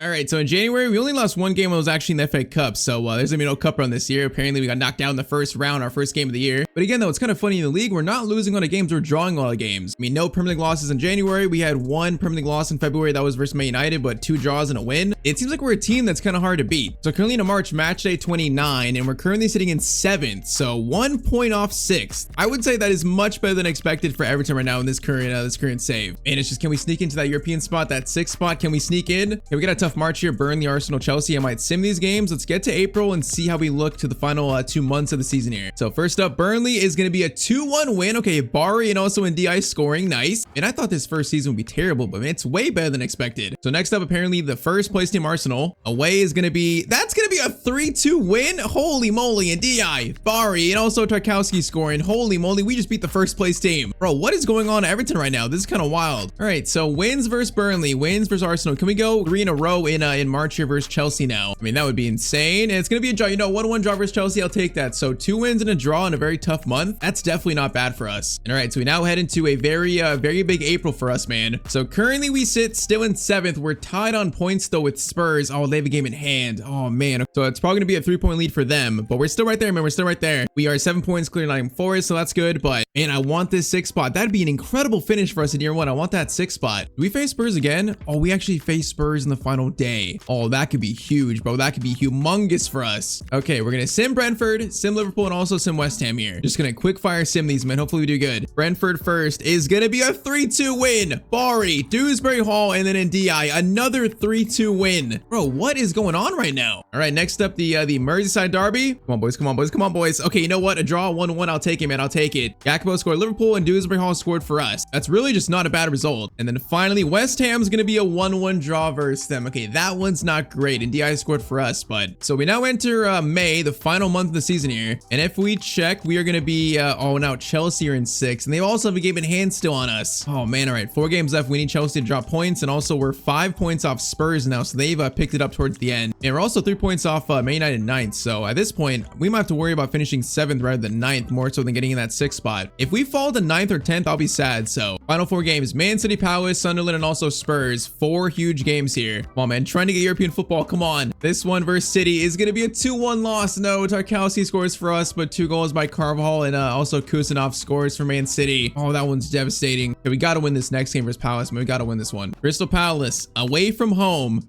is going to be, no, it's a 1-0 loss, bro. Oh, we're fumbling it at the end. Back-to-back losses, bro. We just not lost many games all year long, and that's back-to-back losses. Oh, you gotta be kidding me. All right, we got Sunderland, now Spurs, 2 games left. Oh man, I think we've dropped down to 8th now. So we are now officially sitting in 8th place, yep, with 2 games left. So 6th spot is out of the question. Bro, at this point, I just want to finish above 10th. If we finish 9-8-7, I'll take that. I just don't want to finish in 10th place, man. I don't want to fumble it this bad. So 2 games left, Sunderland and Spurs. Let's see how Sunderland goes. Sunderland is gonna be, it's gonna be a 1-1 draw. Dewsbury Hall scores for us, Brobby scores for them. Man, is our team just like ran out of gas in the final month here? Man, we were so close getting a 6th spot in year 1. We were so close. So final match day versus Spurs. Does this game matter? Can we actually climb up? Let's see. So we are in 9th, and we could actually finish in 7th still if Man United lose. Okay. Now the good news is we're not gonna finish below 9th. We're gonna finish in at least 9th, but there is a chance to come up to 7th. There's a chance. So let's see. I think we'll watch this game. It's kind of a big game. So come on, man. If Man United lose or drop points and we beat Spurs here, we might get in that 7th spot. That would be a great year 1, boys. Let's see if we could do it. I think overall, even if we finish in 9th, it'll still be a good season. It's just, you know, we saw what it could have been there. It could have been really like a top 6 finish, maybe. I feel like we just didn't have quite enough to really keep that up consistently, like the final 2 months fully. Nice pass. Oh, great turn there.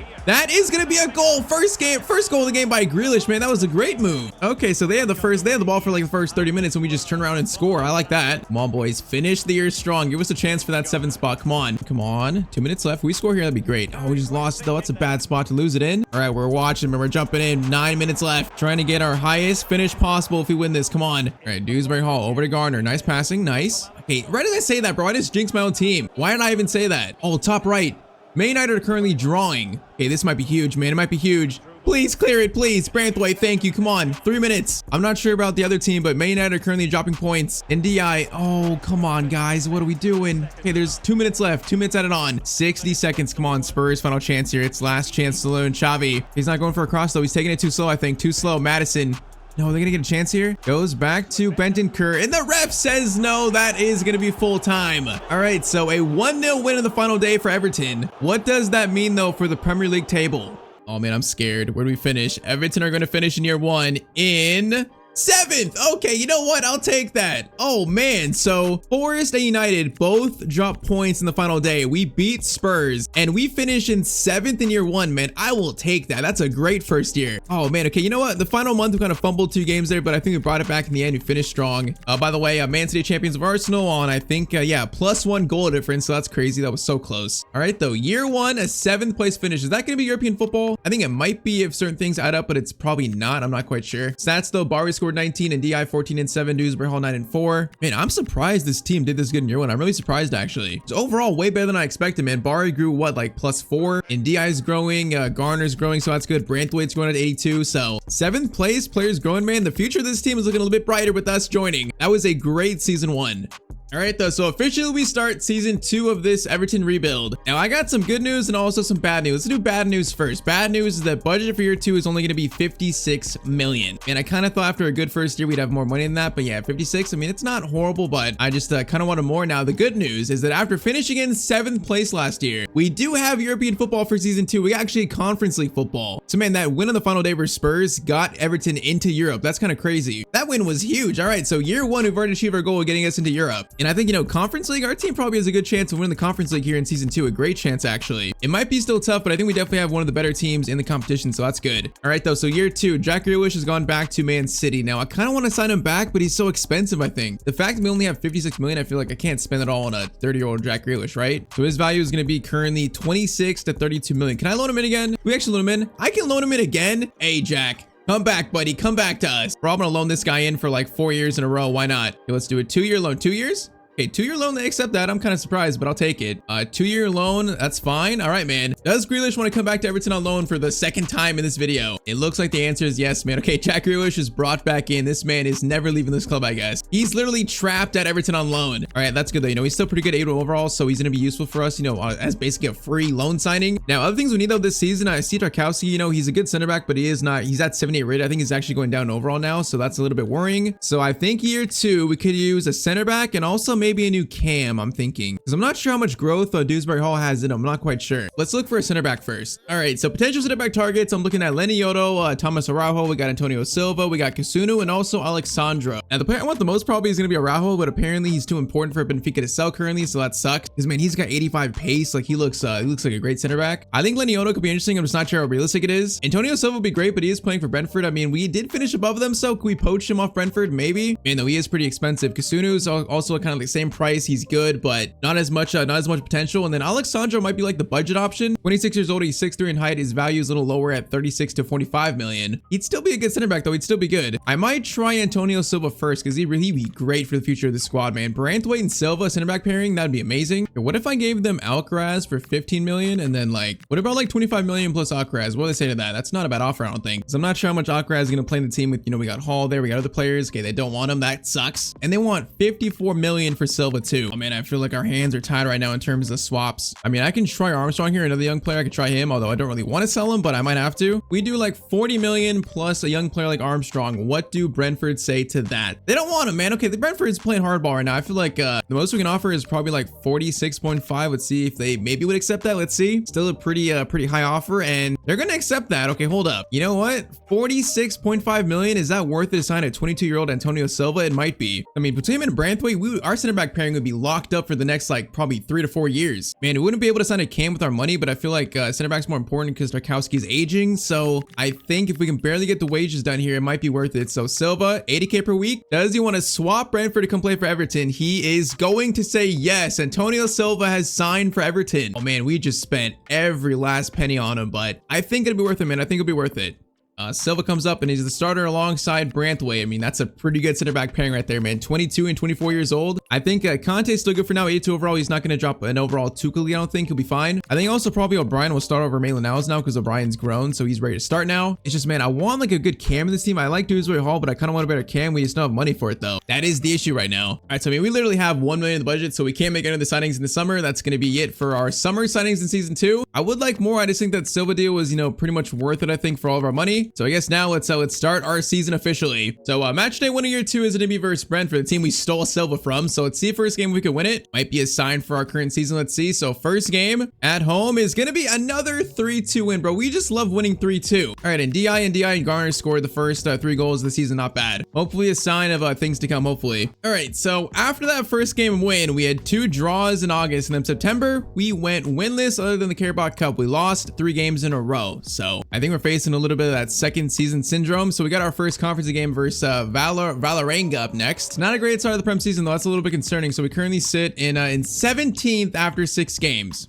Okay, that's not gonna cut it, boys. That's not gonna cut it. I'm not quite sure what is going wrong, but maybe it's just like the team settling in a little bit. I mean, it's a good team, as you can see. Players are growing, so I can't see this team doing that bad this year. It might just be a slow start, maybe. All right, the first conference league match. Hopefully we can get a bounce back win here. Let's see. It is going to be a 1-0 slim win courtesy of Jack Grealish. At least that's a good start, man. I think this year we have to win the conference league, man, especially if we fall short in the Prem. If we drop a little bit, we have to win the conference league. I mean, yeah, that would get us Europa League football. That'd be a good stepping stone. So, I mean, teams in the conference league could challenge us. You know, Ajax could challenge us, maybe Copenhagen, I mean Valencia. So there's probably like 4 teams that could challenge us. Everyone else is pretty much way below us. Yeah, in year 2 we gotta get this conference league trophy, man. We have to, especially if our Prem form is dipping this badly. All right, so a little fast forward to now late November. Okay, let's check how we're doing. Oh man, we're sitting in 15th. 12 games in, 3 wins, 4 draws, and 5 losses. Oh man, our Prem form. Okay, we're still like 7 points off the drop zone, so we're not, I don't think we're in threat of getting relegated this year. We're like 4 points off 7th, so I mean, there's still a chance to save our season basically,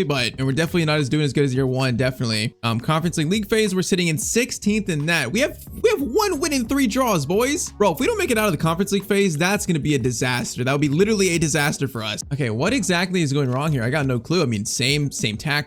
One player brought in Silva, you know, we're playing that bad. I mean, and DI has 6 goals, Grealish 5. Bari's only scored 4, so he's having a pretty tough second year. Despite growing already this season +2, so he's growing. And that's crazy. The team is better, but we're just not replicating our form in year 1. And what sucks is our money is so low, I mean, pretty much our hands are tied. Unless we sell someone big, it's gonna be hard to make changes, big changes here in season 2. Did I kill our season by spending that much on Silva? I don't even know now. All right, so we've jumped all the way to December 31st, so pretty much halfway point of season 2. Now I got some good news. We have recovered up to 9th place. So that is actually some, wait, we're only 1 point. No, we're tied with Newcastle for 6. Okay, there's been actually a pretty good recovery here. I'm kind of surprised we've climbed up this much. Now we're still like 3 points off 14th, so it's a pretty close mid-table pretty much. That's why we climbed to 9th. But hey, we're only 4 points off, 5th. We're like, we're kind of like where we were last year. So where our team has actually recovered a lot. And it makes sense, this team is good. So like, I was hoping at some point our form would kind of even out, and it looks like it has. Man, Bar 83 rated and DI 86 rated. Players are growing like crazy. That's good to see. And N'Golo Kante is playing well enough to keep his overall too. He's not dropped to 81 just yet. Okay, now let's see Conference League. Conference League, that league phase is looking rough. So Conference League, we are going to finish all the way in 7th. So we won our final 2 games there. So 3 wins and 3 draws. All right, man, hold up. Year 2, things might be looking up. Things might be looking up for us. Man, that is quite the recovery. All right, stats halfway through. It's going to be Bari, 11 goals. Okay, he's picked up his scoring. Probably doing great things for our squad. And DI 8 and 8, Grealish 6 goals. Okay, I was very nervous about a month ago, but now I'm feeling much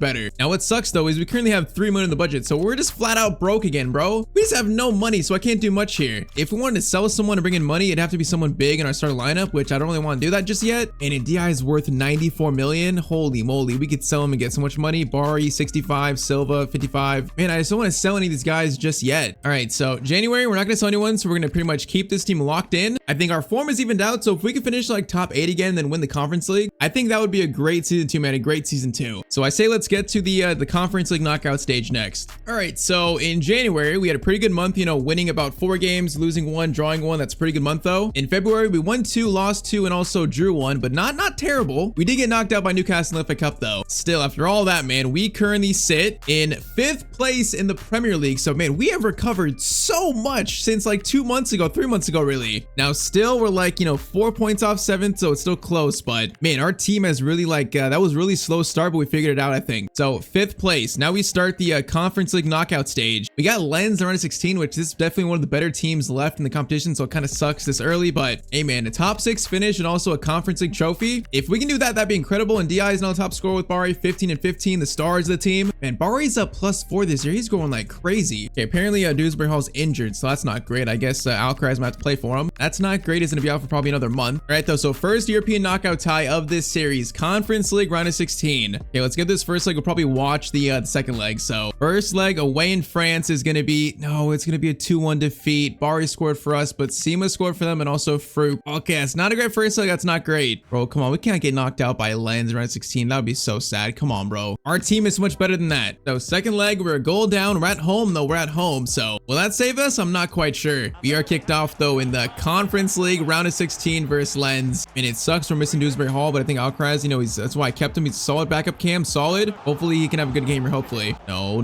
Okay, if they score a 2-goal lead, bro, I'm gonna be so mad. No shot here. No shot, right? Defense, thank you. Come on, boys. Grealish, you're in. Grealish, square it. Someone in the middle. No, we had a chance to square it there. Oh, we got a free kick. Okay, free kick. We're gonna jump in and watch this. Free kick, close. Come on, man. Is it Jack Grealish? I think it is. They're gonna lay it off though. Grealish, power shot. No, it's gonna be a save, man. Come on. Oh, that was a great chance, bro. That was a great chance. All right, corner in, cleared. 25th minute. It's still gonna be a 1-goal lead for Lens here. Wait. Oh, that was a shot. It's gonna be a save though. We're playing better here. I would have stats. We got more shots than them. We're playing good, but no goal yet. Can we find it? One in the box here, looking dangerous. Crossover, and there it is. It's gonna be tied up. It's Alcaraz, right on cue. Nice, man. The player that comes in for the injured Dewsbury Hall and he scores, man. That's big. All right, come on. Tied up, boys. Come on. Chance here again. No, there was a chance to take a lead. There was definitely a chance there. All right, halftime though, it's tied up. So 45 minutes to decide who reaches the Conference League quarterfinals. Come on, boys. Come on. Oh, we're gonna lose there. Come on, bro. We're playing great. I mean, rating wise, Alcaraz 9.4, Ari 8.1. Garner's playing great too. Oh, shot there. Okay, that's gonna be a save. Good shot though. Come on, boys. In the box, looking dangerous. Okay, never mind. We just lost it immediately. Come on, 25 minutes. It's been all us though, man. They've had like no chances here. It's been all us. Cross comes in. Oh, the keeper saved it, bro. That was a good cross. Might have been offside, though, actually. 70th minute, man. It's still tied up 2-2. It's still tied. No, bro. 74th minute, they're going to score. It's Talvin, really? Oh, okay. We need some subs, maybe. Oh, that's not good, man. Okay, let's do McNeil at cam, and let's bring Grealish to the middle. I think I might leave it at that for now, honestly. That might be the only change. I don't trust anyone on the bench, really. So, McNeil on for Alcaraz due to fitness. Final 15 minutes. We have to score again to save our Conference League season. Oh, chance here. No, the keeper's going to get it, bro. Come on. And that was their one shot of the game. That's disgusting, bro. 6 shots to 1. Come on, boys. Chance. Oh, did he hit the post? I think he hit the post. No way. Oh, we gotta jump in. Bro, I think we just hit the post in the 83rd minute. 88th minute, Lens on the attack here. It's gonna be a cross maybe. Gonna play it in. Oh, we're screwed, bro. I can't believe let him score. Okay, Branthwaite, steal. Bari. No, Bari's header's gonna go out, man. That's gonna be it. We are out of the Conference League in round of 16 in heartbreaking fashion. Man, we really lost to Lens out of all teams. I know they're one of the better teams left here, but man, that is just heartbreaking. We played a great game here. So they scored their one shot of the game. They must have executed their game plan to a T, basically.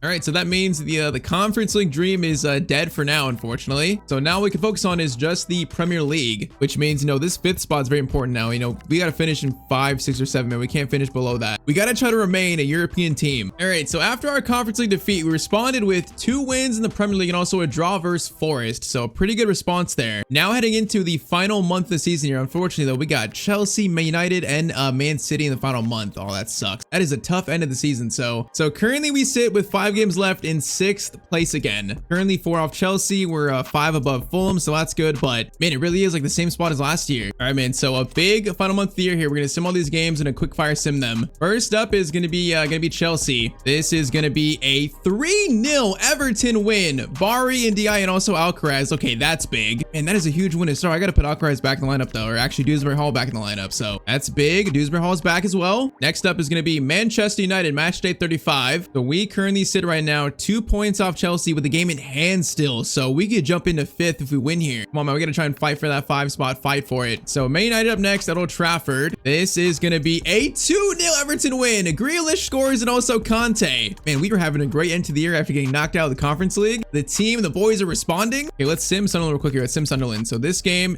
after those 2 wins, oh, it's gonna be a 2-1 loss. Well, really, we beat Chelsea, beat United, but lose to Sunderland. Oh, that's so typical, bro. All right, so 2 games left, and we currently sit in 6th, but we have a game in hand, right? No, we don't have a game in hand. All right, so good news is that Spurs are pretty well below us. They'd at best be 4 points behind us. If they win versus Newcastle, we're currently 2 points off Chelsea. So, all right, 2 games left. There's still 5th is still in the cards for us, but we're gonna need to probably beat Man City here. We can't lose this game. Let's see. Everton versus City is gonna be a 4-0 loss. Okay, so we just got slapped in the second to last game of the season. All right, that might confirm we can only finish in 6th this year. I'm not sure we can finish 5th after that. So final game of the year versus West Ham away, and we are going to be 3 points off Chelsea. So yeah, we need them to lose. We also need to win probably like 2 or 3-0 this game. Man, Spurs are only 1 point behind us now, though. We can finish in 7th if we lose this. All right, so we basically have to win to ensure we finish in 6th. So we got to win, man. We cannot drop this final game. You know what? I'm just gonna quick fire sim, man. I can't wait. We're gonna quick fire sim this away to West Ham. This is gonna be a 3-0 win. Okay, so final day, the boys get it done, and Di, Dewsbury Hall, and also Garner. 3-0 win, man. That is huge. All right, so year 2, where do we finish? We are going to finish in 6th. Okay, you know what? I'm not mad about that. So Spurs actually lost the final day, so that win didn't matter as much, and Chelsea won their game too. So we're gonna finish in 6th,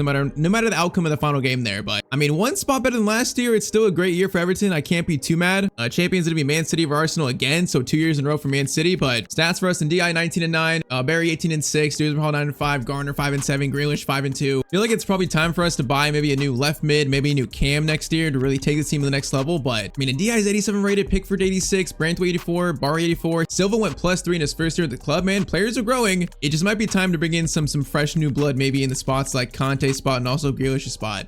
All right, so as season 3 has begun, we've made a few moves to start. The moves being, we have sold 2 players. We have sold actually 3 players. We sold Dewsbury Hall to Dortmund for 40 million. We cashed in on him. And we also sold Armstrong for 16.5 million. So we brought in about 56 million worth of value. You know, I think the fact that we got 10 million over Dewsbury Hall's value is a good deal for us. So in year 3, that's gonna give us 112 million to spend. So that's definitely our biggest budget yet. And yeah, I think we needed it because this year we need some big changes. I think most importantly, we need a new CDM and also a new cam. That's the most important thing. And then maybe a left mid if I can find one, maybe. So first, let's go for our new CDM. So the player I've targeted is going to be Romeo Lavia from Chelsea. So 23 years old, 82 overall. You know, he's 1 higher than Conte. And kind of like Silva was, you know, he'd be assigned for the future of the squad. He is a great CDM, especially for the future in FC. It would lock down that spot like post Conte, and he'd only cost around like 46 to 50 million. So it's not too bad of a price tag. So let's see. If I offer like maybe 42.5 to start, what did Chelsea say to that? They are going to, okay, they're going to walk away. Apparently I disrespected them too. That is so annoying. Just tell me what you want for him, bro. You don't have to walk out the door on me. All right, let's try this again. Apparently 44.5 million value. Bro, I offered 2 million below his value. You're gonna walk out on that? That's so weird. All right, I'm gonna offer his value 44.5 million for Lavia, and they are going to, okay, they're gonna accept that. Bro,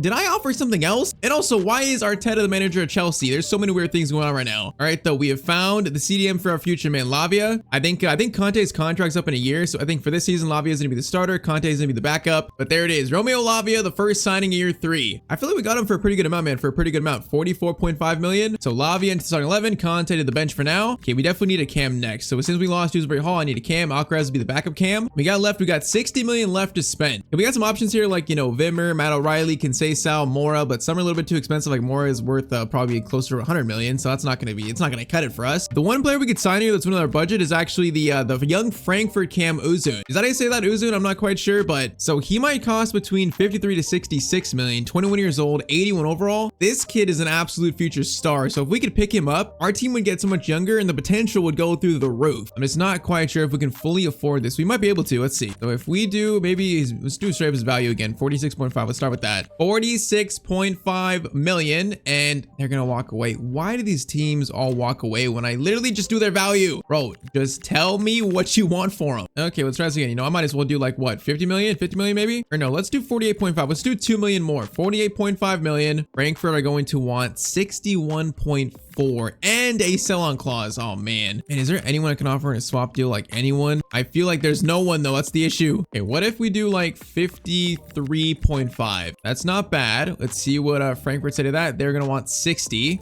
It's getting more reasonable. What if we do 55 and a sell-on clause? 55 million plus a 15% sell-on clause. Come on, Frankfurt, man. Come on. This is a buzzer beater, man. It's our money. Come on. Oh, they're going to accept it. Yes. Okay, that's big. 55 million for one of the best, you know, young attacking mids in the game. This will lock up the cam spot for the future, man. This will lock it up. So we're offering him a decent wage there, 90K per week. Uzun is going to accept the contract. All right, so Lavia and Uzun brought in. These are two players that are going to be here for a very, very long time. All right, so we have like what, 6 million left. No, I like signing a left mid, but I feel like Grealish might be fine there still for now, and also Dibbling and McNeil are there too. I want Dibbling to eventually take over starter spot, but he's not growing that fast right now, so it might be an issue we have to look at later on. But he can still be the future starter once Grealish leaves, so I think it's fine for Grealish to still start. More so, we're banking on players like Uzun and Lavia growing this year, man. We're banking on that. If they can grow to like 84, 85, this team is gonna get real good real quick. So for January, yep, we have 2 million to spend, so no money for January unless we sell someone. But I feel like this team, you know, this team is getting a lot better. So we're currently now still a 4.5 star team, 85, 81, 81 though. All right, so let's make sure we're actually, what are we in this year? We are going to be in the Europa League. All right, I'd say with us being in the Europa League this year, our goal should be to win the Europa League and finish in the top 4. That's our new goal this year. Win a European trophy and also try to become a Champions League team. Now this video is taking, you know, it's taking a little bit of time to record, so I think we're gonna speed things up a little bit. We're not gonna skip the entire season, but I might skip all the way to January to speed things up here. Or otherwise, I might be here like all day. So 2 signings for us. Now let's get to January and see how these new 2 signings, how they change our team. All right, so into now January 1st, Everton are going to sit top of the Premier League after 19 games. Okay, I wasn't quite expecting that. You know, I thought we might be like top 4, top 5 comfortably, but I wasn't expecting first place. 42 points, 13 wins, 3 draws, and 3 losses. That's kind of insane, man. Tied with Chelsea on points. Okay, that's pretty good start. Europa League, we're gonna be sitting in second place. 6 games, 6 wins. Okay, we're playing amazing right now. Bro, this team is on fire. Okay, our players growing. Uzun 84, Lavia 84. Okay, player is definitely growing. Bro, did Man City recall Grealish again? Oh, I'm sick of it, bro. I'm done. Okay, Grealish is staying there, bro. I'm starting Dibbling there. I can't loan in Grealish again, bro. We're done with that move. But, bro, this team is currently first in the Prem. I can't believe it. Stat-wise for us is going to be in DI 14 and 5, Uzun 11 and 8. Man, that's a great first half of the year in the Premier League for him. Bari 10 and 3. Dibbling scores 8. Okay, it's definitely time for Dibbling to start now. I think if we get him starting, you know, playing this much, he'll definitely start growing again. So that's good. So Grealish was a great servant to the club, you know, and now it's Dibbling's time. Bro, I can't believe we're in first though in January. That's kind of crazy now. I don't think we're going to stay there. I think we might drop down to like 3rd and 4th. I can't see us keeping this up, but maybe there's a chance of us getting a Prem title in year 3, although a very, very slim chance. I don't know, man. All right, though. January, our budget is going to be sitting at just 12 million. I mean, we got some money there, but I do want to give Dibbling a chance to start, so I'm not sure we should sell anyone or do anything in January. I'm not sure. I feel like it might be smarter to like renew some contracts, you know, do that stuff. So yeah, no signings January. I think I'll move in DI to the left and we'll put faith in Dibbling to take over that winger spot that Grealish left. All right, man. Top 4 and hopefully maybe Europa League trophy for year 3. That'd be incredible. Halfway through, we're looking pretty good, man. We're looking pretty good. All right, so it's now time for the Europa League knockout stage. So league phase, we actually went 8-0. So 8 games, 8 wins. I mean, a perfect league phase. That's pretty good, man. We got some good teams here. Wolfsburg, Bayern, Chelsea. Those are some pretty good teams to face. Round of 16, though, we have Bodo Glimt in the first round, a team we should beat. We should. And also, Premier League update, we currently sit in third place. We've fallen off a little bit. We're only 2 points off City, though. So I think more so I'm watching Spurs. So we're currently 8 points above them. That's the more important thing, man. We got to finish top 4, hopefully. Get Champions League football. All right, though, Europa League. First round, first leg versus Bodo Glimt. This one is going to be a 3-0 win. Okay, who is Francis? Francis scored 2. Ozun scored 1. Who is Francis, though? Is that our backup striker? I think it is. Bro, isn't this guy like 70-something rated? No, he's 66 rated. Okay, this guy came in and scored 2 in a Europa League knockout game. I'll take it. 3-0 first leg, decent. Yeah, that should mean we get by Bodo Glimt pretty easily. That should mean that. Which confirmation, we are going to, yes, beat them 2-0. So Ndiaye scored 1, and also he actually scored 2 in the second leg. 5-0, man. On to the Europa League quarterfinals now. All right, so Europa League quarterfinals, we now face Ajax. Probably one of the better teams left here. I mean, along with Chelsea, Bayern. This one should be a lot tougher than Bodo Glimt. So let's see. Come on, boys. First leg versus Ajax here. This is going to be a 1-0 Everton win. Okay, and Ndiaye scoring again, bro. And Ndiaye is so good in this team. All right, though, man. A slim 1-goal lead heading in down to the second leg. Can we reach the Europa League semifinals, man? Come on. This is going to be 3-1 to Everton. And Ndiaye scored 1-2. He scored a hat trick, bro. This is Ndiaye's team. All right,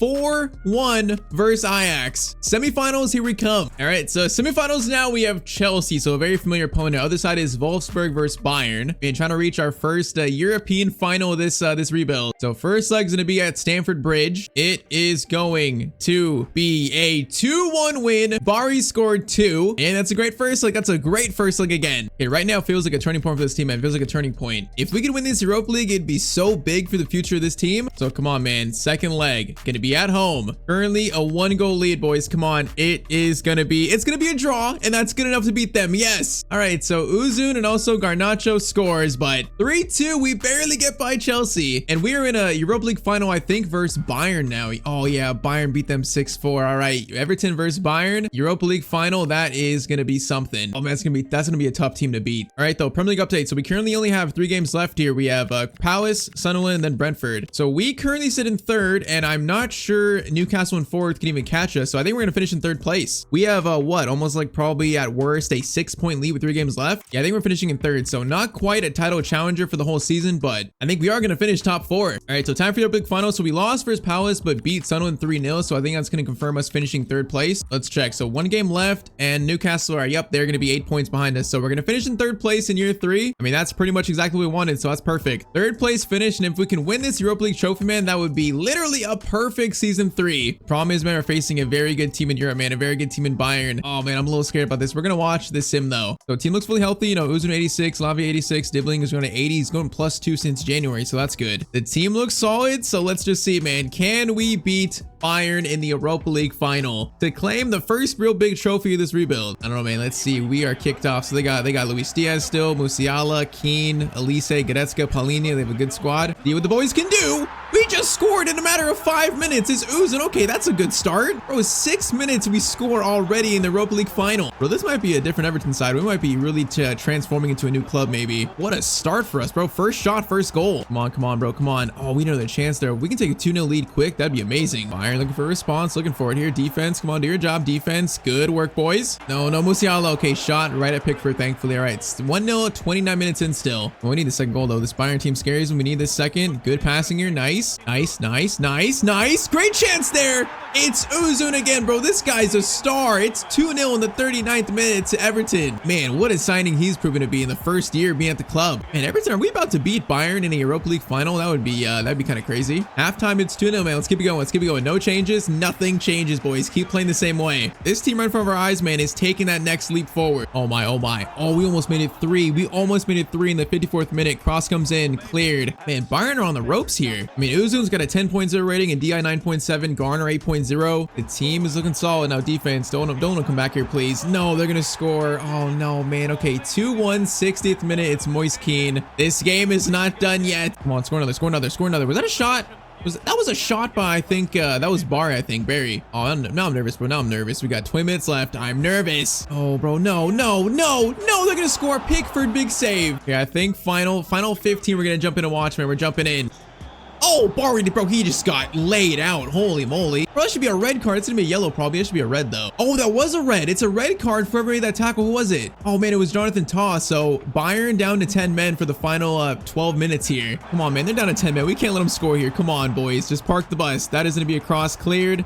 Oh no, what is this? Musiala over to Davies. I don't like this, man. I don't like this. O'Brien, great tackle from a right back, man. Great work. Now Tyler Dibbling gonna play it up to Barry. Barry, if we score here, it's done. Come on. We got numbers. We got numbers through the man advantage. Come on. Shot. Oh, he's gonna hit the crossbar. What a shot. Oh, come on. We could have sealed it. Bro, that could have sealed it. That would have been a perfect goal to seal it too. All right, though, 4 minutes. Clock is in our favor now. Clock's going down pretty quickly. Oh no, Bayern's final chance here. Kane's on. Kane. Good ball there. Header though, not good enough. Goes to Pickford. He was also maybe offside. Okay, 2 minutes added on. Lavia, hold it. Lavia, good pass into Uzu. Nice. Want to waste time? Is that gonna be it? I think we've done it. I think we've done it, boys. Europa League final. We have taken down Bayern 2-1. The boys have done it. 2 goals from our new star Cam Uzun is gonna win us our first big trophy of this rebuild. Man, that's crazy. In 3 years, Europa League final trophy, finishing in 3rd place. I feel like this team is not too far away from winning a Champions League maybe. The fact that we just beat Bayern in this final, a team like that's what gives me belief. So we are going to celebrate this Europa League trophy, but the job's not done yet, man. As Pickford lifts it, the job is not done yet. We're still chasing that Premier League title and also that elusive Champions League trophy to become the best team in the world. All right, those stats for year 3, and DI scored 30 and 11, Bari 23 and 5, Uzun 20 and 17, Dibley 13 and 4. This team is looking amazing, bro. Our top 5 scorers, all within like their mid-20s other than a DI, man. This team is set up to win for the future. It looks like Diblin is growing now with the fact that he's starting, so that's another huge thing for our team. So next season, year 4, we're going to be in the Champions League. I'm feeling very optimistic, man. Uzun 86, Lavia 86, and DI 89 rated. We're feeling very good right now. You know, yeah, confirmation finishing in 3rd place, and also Man City confirmed their 3rd Premier League title in a row. Yeah, they're going to be hard to beat though for that Prem title. They're going to be hard to beat.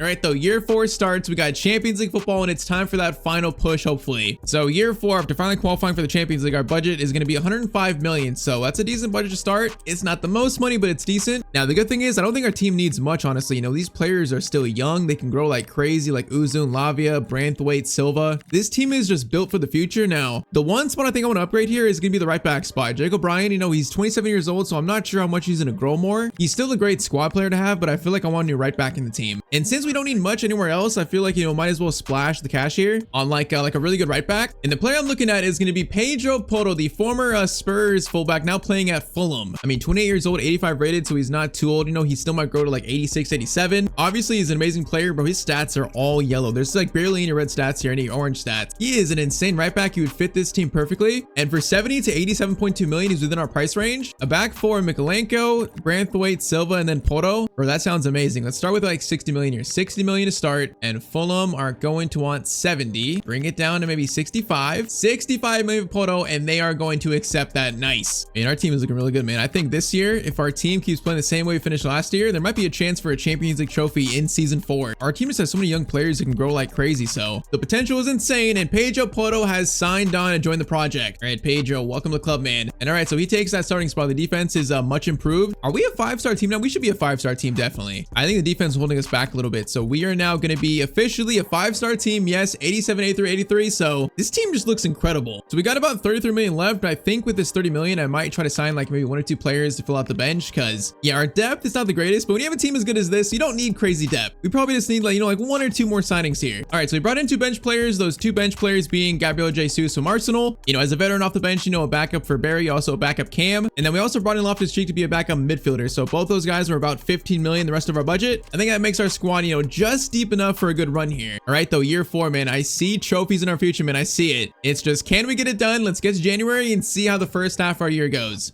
All right, so January 1st, where do we sit? Premier League, we sit in 4th place. Okay, currently 3 points off first though, so it's not bad. That's right where we should be, you know, in a Premier League title race. So, I mean, that's not too bad. Now, I want to see, do we win the Super Cup, win the Europa League, do we win the Super Cup? We actually won the Super Cup on penalties over Man City. Okay, that's a good sign. But actually for the Champions League, we currently sit in 5th. Okay, 4 wins, 1 draw, 1 loss. Hey, man, I think halfway through, our team is looking solid. So far, so good. Nothing crazy, but so far, so good. So, Barry has 13 to 3, Dibley Dibbling 10 and 8, Uzu 9 and 4. And Poto's got 7 goals. Okay, he's playing like crazy. From right back, he's got 7. Okay. And also Dibbling, he's +3 already at 84 and he's got 10 goals, man. These players are showing this is a different Everton, man, a different Everton. I think with the age of these players, man, the overall is like our window to win trophies right now, it's open. All we got to do is do it. So let's get to the Champions League knockout stage, which hopefully will be in it. I mean, we're currently in 5th, so we should make it to the round of 16 pretty easily. Which confirmation, so we actually won our final 2 games there. So we finished in 4th in the Champions League phase. 6 wins, 1 draw, 1 loss. So it's not first place, but that is still a great Champions League phase. Now really quick, Premier League, we're currently sitting in 2nd place, 2 points off Arsenal. So we still are in a title race with now what, 9 games left? That's good, man. That's good, man. Finally, Man City look like they're having a bad season. Kind of bad. But all right, round of 16 Champions League. We're going to have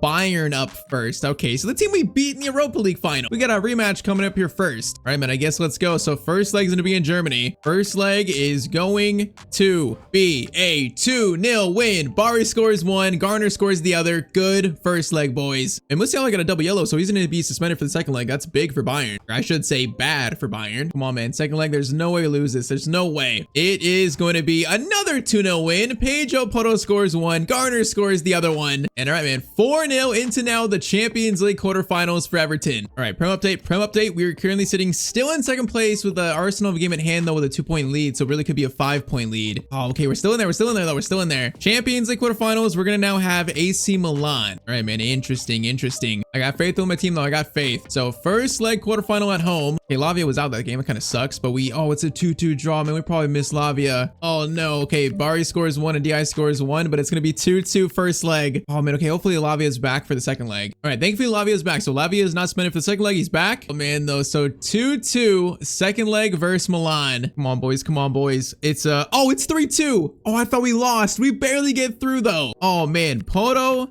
Jesus played and Uzun played, okay, but 3-2, we barely scraped by Milan in the Champions League quarterfinals. That was way too close for comfort. So Champions League semifinals, look at this. It is Liverpool versus Everton, man. How fitting is that? The Merseyside derby, the Champions League semis. That's crazy. So they beat Barcelona 5-4. Man, we're facing our fiercest rivals here. That is it's just so poetic. So first leg here, healthy, everyone looks good. First leg at Anfield is going to be a 4-0 win. Pedro Porro, Dibbling, Barry scored twice. We just beat Liverpool 4-0 at Anfield. Bro, that is insane. Are we through to the final already? They can't come back from a 4-0 lead, right? Or I should say a 4-0 deficit. There's no way, man. Second leg, come on. Send us to this final, boys. It's gonna be a 1-1 draw, but 5-1 in aggregate, so Barry scored for us. Year 4, we have taken Everton to a Champions League final, man, beating our fiercest rival too. Bro, that's crazy. We got Frankfurt in the final, the team we stole Uzun from. That's kind of crazy. All right, so Everton, Frankfurt, Champions League final. A chance to become the best team in the world. Okay, we got 4 games left on the Prem here. We got City, Villa, Leicester, and then Leeds. How are we doing in the Prem? Oh man, we're dropped down to 6th. Okay, we're in 6th. Now we're currently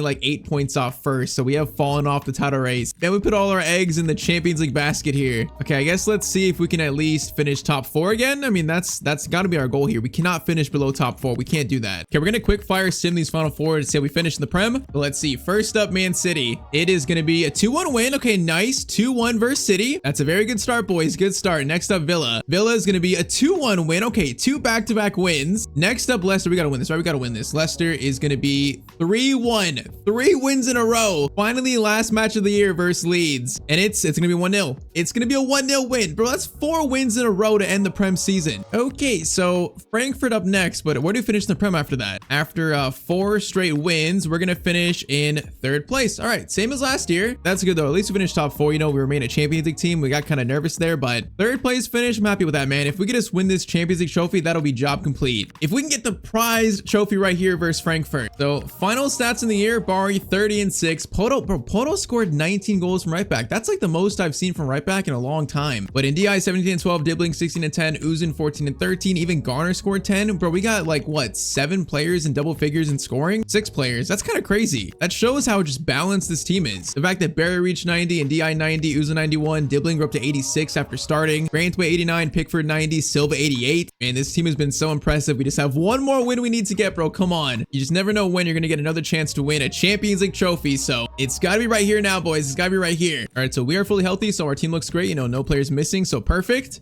All right, though, Champions League final, we are officially kicked off here. So I think we're gonna watch a game like this for a while. Then if we're probably gonna jump in later on to actually watch the gameplay, but we're gonna start watching through this. What is it called? The interactive sim. Okay, that's a good shot for us to start though. I forgot what this is called actually. I don't even know the name for it. All right, Frankfurt chance here, gets it over. No, in the box. Okay, first shot for them. Both teams having their first shots. All right, not too bad. Pickford does his job. Chance for us though. Chance for us in the box. Come on, find a pass over to Ndi. Barry and Ndi doing work here. Barry, oh man, I think I was in DI actually. Come on, boys. Come on, boys. Oh, shot there, and that's gonna go wide. Okay, that was a decent shot off target though. 26 minutes in, we've had 3 shots. There, 1. No, Frankfurt, stop it, please. Defense, good job. Bro, Dibbling is free here on the right if they can find him. They do find him. Dibbling cuts inside, over.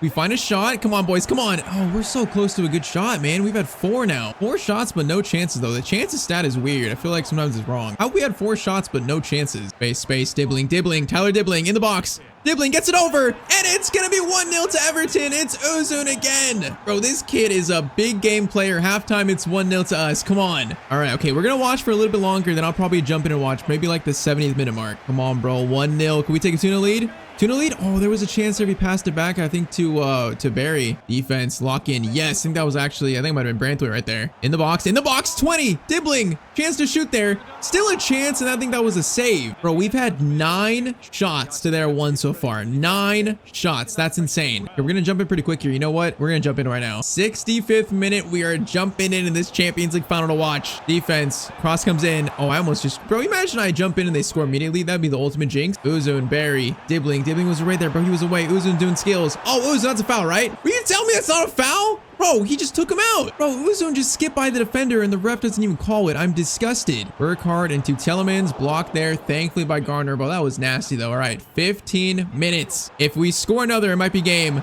Barry coming forward, looking dangerous. Goes over to Dibbling. Dibbling tries to find a DI. Now that pass was not quite there, Dibbling. Come on, man. 12 minutes. 12 minutes. That's a great ball over, though. It's going to be Mikolenko gets it out. It's going to be a corner for Frankfurt. Corner goes short to Ritsu Doan. It's going to be a cross in. Cleared by Ozun into Dibbling. Come on, get it forward. Just keep it. Keep it. All we got to do is keep this. Dibbling is, bro, he was shrugging off these defenders like they're nothing. Dibbling. Great dribble, bro. It's a Messi-like dribble. Oh, man, he almost found Barry there for a tap-in. Maybe he almost found him. Chance for a winner. Maybe not a tap-in. All right, 5 minutes. We're looking good. Keep possession. Don't lose it. If we score, even better. Ozun, Barry gets it over. Dibbling, shot. It's going to be a corner for Everton. 2 minutes left. Come on, boys. Man, if I was controlling this, I would take it to the corner. They're not going to do it, though. Garner. Cross in. Branthwaite. Header goes wide. We got a minute left. Can we just hold on for literally probably like 120 seconds? How much time? I don't know how much time. 2 minutes. They have 1 chance here. That's it. 1 more chance for Frankfurt. Burkhardt plays it over. No. There's space here. Tillemans. Please, no shot. Oh, it's right at Pickford, and that's going to be full time. Bro, that shot was so poor by Tillemans. Everton are going to win the Champions League in season 4. Bro, watching the CPU play is so funny. But man, Ozun scores the final goal of the video in the Champions League final to win it. Bro, I'm so impressed by this team. We didn't really have a bad season. This team played great every single season. We just slowly took the step forward. The real only disappointment was losing in the Conference League in year 2. That was only the real big disappointment. But everything else, from player growth to player stats, you know, players that were in the team already, like in DI, Dibbling, Barry, these players performed great today, and it's all culminated into a Champions League trophy that Jordan Pickford would get to lift, man, in season 4 for Everton. Yeah, this was a wild one. All right, so in today's video, I'm making Ronaldo and Messi teammates for 10 seasons. You know, arguably the 2 best players of all time. How many trophies could they win if they were teammates? We're gonna find out in this video. So what we've done here is I've made Ronaldo and Messi, they're pretty much their highest ratings ever in FIFA. For example, this is Ronaldo's FIFA 17 rating. Now, he was a 94 in that game, but when you translate those stats to FC 26, he's actually 92 rated. So it's kind of weird there, but these stats, he was 94 in FIFA 17, I believe. I mean, 93 finishing, 93 ball control, like these stats are just insane. And as for Messi, this is his FIFA 20 rating, which he was 94, the highest he ever reached. So yeah, it's kind of funny. When you translate Messi's stats over, he is 94 like he was in FIFA 20. It's just Ronaldo, it's not the same for some reason, but for Messi, 95 balance, 95 reactions, he's got 97 dribbling. So yeah, it's not only Messi and Ronaldo, this is prime Messi and prime Ronaldo as teammates together for 10 years. Now, I wanted to give them kind of a challenge, so yes, I've placed them at Manchester United. So yeah, I'm basically handing Emery the 2 best players of all time to see if these 2 can save Manchester United. Now you see bottom left, we're going to track the trophies throughout this 10 seasons, but the twist here is that I'm actually not in control of Manchester United, so I can't make transfers, I can't set up the team. We're going to be like basically just watching Manchester United. We're like spectators here. And I mean, hey, with the manager market this year, you know, they could fire Emery, they could bring a new coach in to coach Messi, Ronaldo. Stuff like that might influence the formation too. Like if a new coach comes in, maybe they switch their formation. Basically, we're hands off and we're just like watching watching Man United from afar. We are going to track their like season stats. Mainly, we're just watching their trophies. So you know what? I say we just get started. So season 1, they're literally at 0 trophies together. Will they win their first trophy in year 1, in season 1? Let's see. So while we sim this first season, by the way, subscribe down below if you've not. We're on the road to 300,000 subs. We're getting closer and closer each day. So if you want to help me out, drop a like and hit subscribe. All right, so end of year 1 now. The first thing I want to check here is Emery's still the coach of United. I want to check this first. So if we check, Emery is still the coach. Okay. And we actually just saw it there. So United actually finished in 5th. With Ronaldo and Messi, their prime versions in their team. I mean, I don't know whether that's good or bad. I guess it's kind of good. I mean, 6-7 points. They actually missed out on top 4 off goal difference off Villa. So they were very close to getting Champions League. You know, I'm not sure if that's bad or good. I'm gonna say that's okay for now. That's an okay start. FA Cup is gonna go to Liverpool. Carabao Cup is going to go to Arsenal. So year 1, 0 trophies for Mr. Messi and Ronaldo. Okay, let's check their stats. So stat wise, Ronaldo 17-3 in Premier League, Messi 13-6. You know, I would expect higher numbers there. If you look at the overall stats, Ronaldo had 22-4, Messi 13-6 total. So I mean, I think, you know, once they get a new coach, maybe they switch the formation tactics, they might do better, you know, later on in this video. But okay, so year 1, 0 trophies for Messi and Ronaldo. Now, I made both of them 21 from the start, so they wouldn't actually go down overall. So they actually might grow still, like Ronaldo's +1 at 93. But okay, year 1, no trophies. I mean, year 2, they have to win something at least, right? Something. They're not going to go 2 years trophyless, right?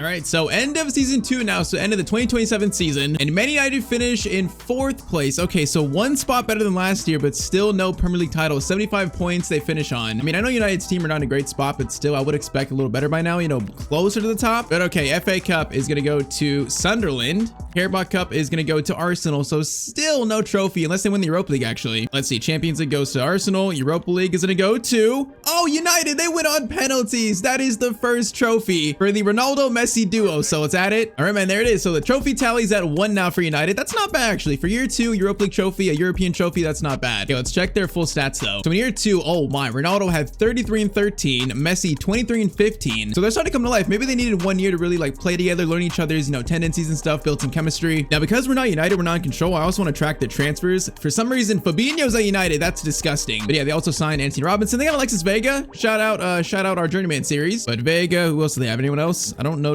Oh, Nana's back. That's a great player right there. It's a great signing. So I mean, they have a few new signings, but pretty much it's Messi, Ronaldo carrying right now. I also want to check, is Emery still their coach? So if we check, Emery is going to be still the coach of Manchester United. I wonder how long he's going to survive in this video, because you know, teams in FC like to sack their coach very frequently. I mean, yeah, they're still playing the 5-2-3, which I feel like is probably not getting the best of Ronaldo, Messi just yet. They might need a new coach if they want more trophies. But okay, year 2, a European trophy. Now let's go to year 3. And honestly, Europa League trophy, that's pretty encouraging.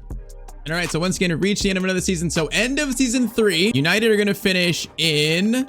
They are going to finish in 4th place again. Okay, so they're not really challenging for the title yet. So I mean, at least stay in the Champions League, but they finish a whopping 8 points off City. All right, interesting. So FA Cup is going to go to Crystal Palace. Okay, how did I win the Carabao Cup? I'm not even managing them. Carabao Cup is going to be United. Okay, 2nd trophy won, the Carabao Cup on penalties. All right, so there it is. So trophy counts on 2. It's kind of funny. Both their trophies are on penalties. There's still a chance for more though. Super Cup is going to go to, oh, that was a good chance for one. It goes to Arsenal though. That was a great chance for a trophy. All right, Champions League goes to Ajax. Just one. Wait. Ajax won the Champions League? Who do they have? Okay, Dolberg, Moro. I mean, that's a crazy win right there. Europa League goes to Galatasaray, and then Conference League goes to Real Sociedad. Okay, where did United get knocked out in? They got knocked out in the quarterfinals by Real Madrid 5-1. So, I mean, quarterfinals isn't too bad. It's not too bad, but at this point, I would expect more. So, final stats, it is going to be Ronaldo 41-11, Messi only 17-5. Okay, Messi only scoring 17 and only assisting 5 is kind of surprising. Bro, Ronaldo is going off though. 41 goals. He is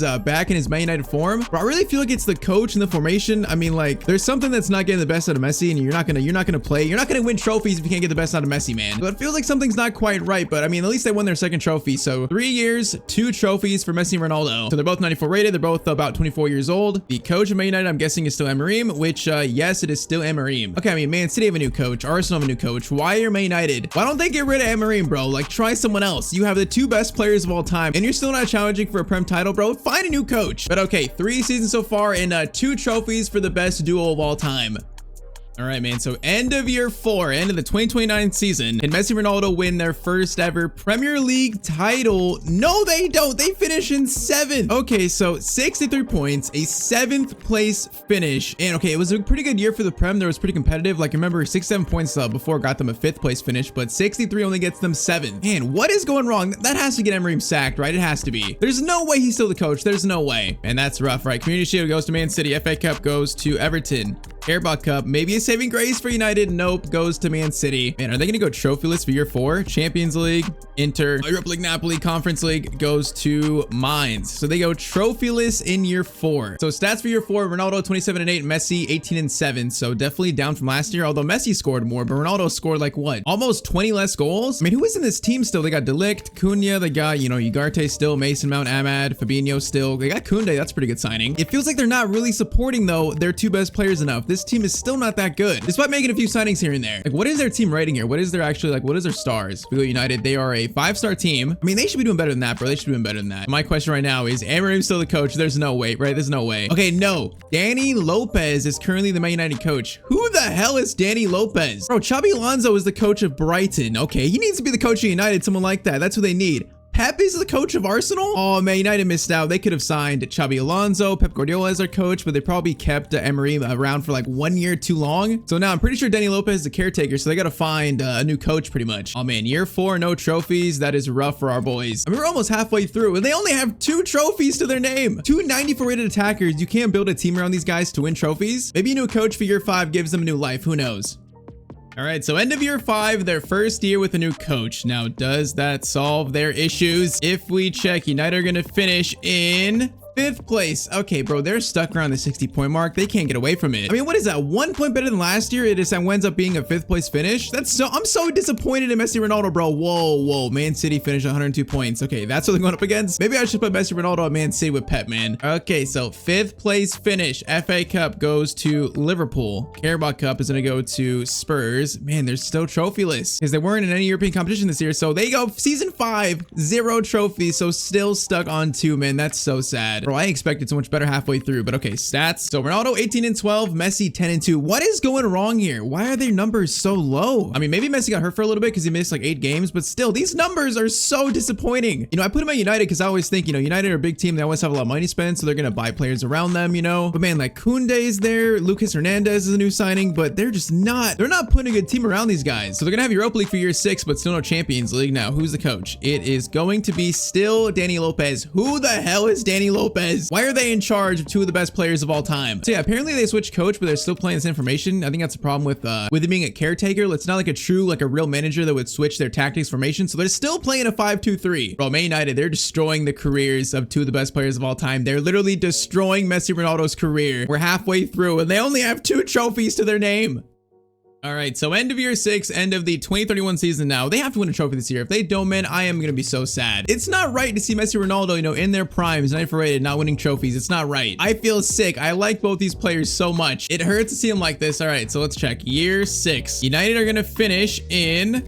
Oh my, what is happening? They're in 9th. Bro, what is actually happening at Manchester United? 52 points, 9th place finish. Bro, this is not what I expected was gonna happen today. How are they getting worse, bro? They've had 6 years of Ronaldo, Messi in their prime. FA Cup is gonna go to Liverpool. Carabao Cup is gonna go to Arsenal. They can't win a cup, man. Oh man, PSG Super Cup, Champions League, Arsenal. Arsenal's won so many trophies in this video. Inter win the Europa League, Conference League is gonna go to Fiorentina. Bro, this is depressing. Stats for year 6. Ronaldo is going to, okay, for once, Messi actually scored more, but Ronaldo only scored 15 and 9, Messi 22 and 8. I mean, they still have Sesko. They got Nico O'Reilly from Man City, kind of funny there. They got Hendricks, Matt O'Reilly, Colliers, their CDM apparently. Cunha scored 2. Bro, their team is absolute just buns. I gave them the 2 best players of all time, and they have no idea what to do with them, man. Okay, they have to find a new coach, right? There's no way this guy stays in a job. So if we check, the current United coach is going to be Raul Avila. Bro, is that even a real coach? I think it's another fake coach. United, no one wants to coach them. Bro, like, they should take anyone. Eddie Howe, they should take, you know, Chelsea. Valverde's at Chelsea. Inzaghi's at Arsenal. Okay, where's Pep, bro?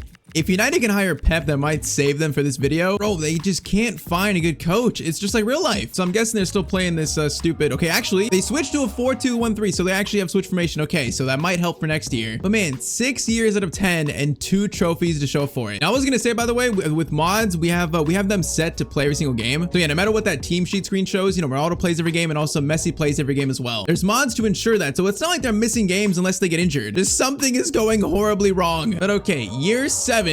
I mean, a new coach, a new formation. Will that save United? Bro, at this point, I'm losing faith, man. I'm losing faith a lot.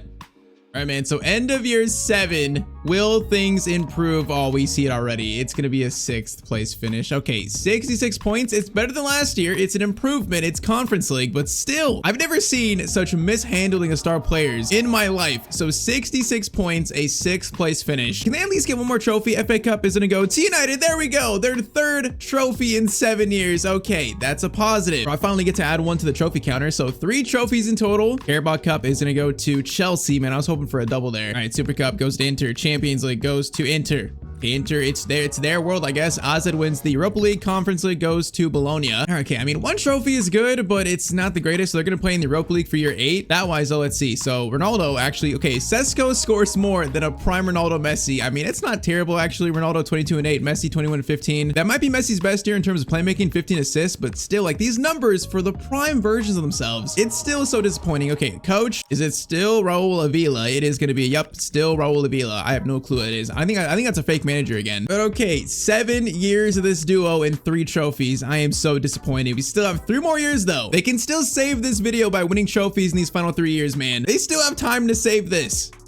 All right, so end of season 8, the 2033 season in the Premier League. United are going to finish in 5th place. Okay, I mean, I don't know whether to be disappointed or happy they're not lower, but okay, still in the 60s. This team cannot finish above 70 points to save their life. A 5th place finish in year 8. All right, FA Cup is going to be Villa. Carabao Cup is going to be United. A trophy, it's a miracle. All right, trophy number 4. All right, so 4 trophies now. I mean, if they can win the Champions League and Premier League in this video in the final 2 years, I would still say that's somewhat of a success. It's not bad. Okay, what am I saying? I'm trying to polish a turd. No, it's bad. Champions League goes to PSG. Europa League goes to Leipzig. Conference League goes to Stuttgart. All right, so 1 single trophy in year 8. That is the Carabao Cup. All right, final stats though. Final stats for United. It's going to be Ronaldo 29 and 8, Messi 19 and 14. I mean, they're pretty consistent. Ronaldo had the 1 year where he scored like 44. Since then has not had a year like that. And they're still not getting the best of these two. I mean, they got Arthur Bury, a lot of regens here. Now we're far in the future, so the regens are popping up pretty frequently. We got a 35-year-old Rashford still here. It's kind of funny. I mean, is this just an indictment of the CPU AI? The fact that we gave them 2 of the best players of all time and they don't know what to do with them? They can't build a winning team around these 2. I don't know, man, but it's coach currently United. It's going to be still Raul Avila. This guy's got so much plot armor and it's insane, bro. 2 coaches in 8 years. They're still playing the same 4-2-1-3. And all right, man, you know, they've won cups. They've won 1 European trophy. They have 2 years now to win a Premier League or a Champions League. It's still possible. All right, man. So end of year 9, end of the 2034 season. Man United are going to finish all the way in 9th place, bro. I'm done. 60 points, 9th place again. I'm sick, bro. This is just sad. How do you have Messi, Ronaldo? You can't win anything. It's so sad. FA Cup goes to Spurs. Carabao Cup goes to Liverpool. Super Cup, PSG. Champions League goes to Man City. Europa League goes to Atletico Madrid. Conference League will go to Newcastle United. So year 9, trophyless again. Oh, this is just sad. All right, final stats for year 9. It's gonna be Messi 21 and 7, Ronaldo 14 and 11. So they're both like 30 years old, but they're still 94 rated. They're still good. It's not like they're dropping off, man. It's just they have not done well United, man. They really haven't. I mean, if we look at their attributes, they're still 94 rated, both of them. They haven't grown past that. Probably because of the lack of trophies, but they're still 2 of the highest rated players in FC history. For 9 years, you only have 4 trophies to show for it. I mean, they're currently a 5-star team. They just can't finish above 60 points or 70 points. So I mean, Xerxes, Cunha, Collier, Bury, Castaneda, Coster. Okay, a bunch of regens, but bro, this team is absolute cheeks. They really cannot build a team around them. It makes no sense, bro. It's really an indictment of the AI in this game, I think. They have failed this video. So coach of United, who's it gonna be? Oh, Vincent Kompany is the coach of United. Okay, that's kind of weird. Bro, it took them 9 years to find an actual real coach, I believe. Okay, so that gives me hope for the final season here. 1 final season, season 10. Can Vincent Kompany help lead Man United to a Premier League trophy, man? They have 1 more year to do it. Like, are they really gonna finish in only 4 trophies throughout 10 seasons? I hope not, but we're gonna find out right here.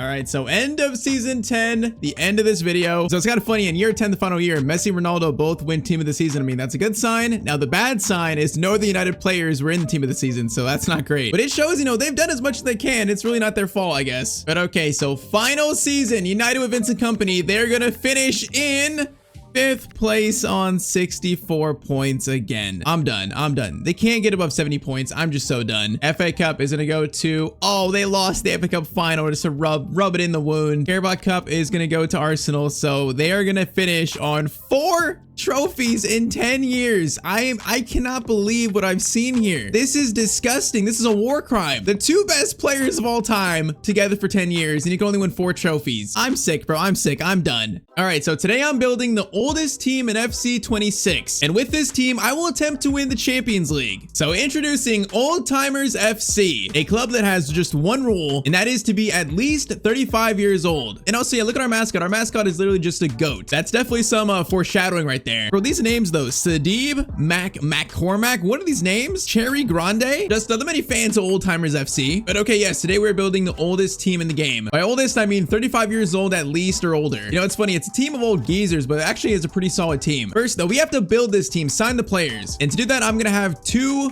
billion in the transfer budget, or I guess more specifically 1.9 billion. So I guess let's get started, man. I think we got like probably like 17 players to sign here. So yes, let's start building the Old Timers FC squad. Okay, first we're going to start with our goalkeeper in this team. Now, there is some decent like old keepers in the game, but the best one is going to be Jan Sommer, the Inter Milan goalkeeper. 36 years old, 86 overall. I'm pretty sure he's going to be one of the best players in this team. And he only cost 1.5 to 3 million. That's a crazy bargain right there. All right, there it is. So Jan Sommer is the first signing for Old Timers FC. And by the way, yep, peep our coach. Our coach is going to be Jose Mourinho. You know, a classic coach for a pretty much classic team.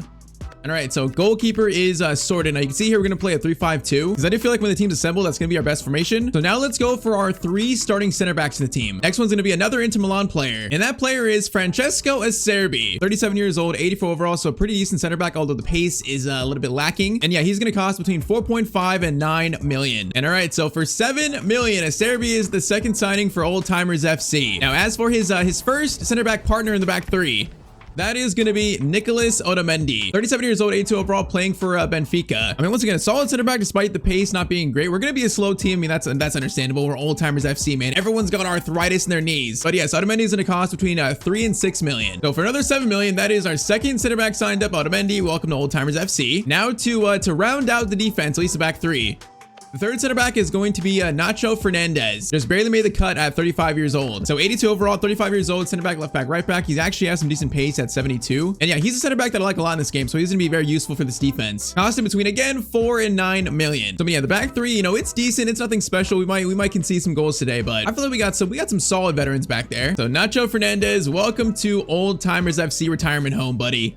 All right, so defense is now started. So Acerbi, Fernandez, and also Otamendi in there. I think I'll put probably Acerbi in the middle, Fernandez on the maybe the right. Yeah, the right. So far defense, I mean, looks all right. And now let's go for our two starting pretty much CDM slash box to box mids. First one should be very obvious here. That is going to be Luka Modric, not Luka Maric, bro. Modric, the absolute legend. So 39 years old, 84 overall. He's probably gonna end up being one of the oldest players in this team. But man, even at the ripe age of 39, he's still so good. 90 balance, 91 composure. He's got great technical stats still. He is a wonderful player, and he's going to cost between 10 and 20 million. And all right, so 17.1 million gets it done. Modric has joined the squad, but we're going to need to be sponsored by like aspirin.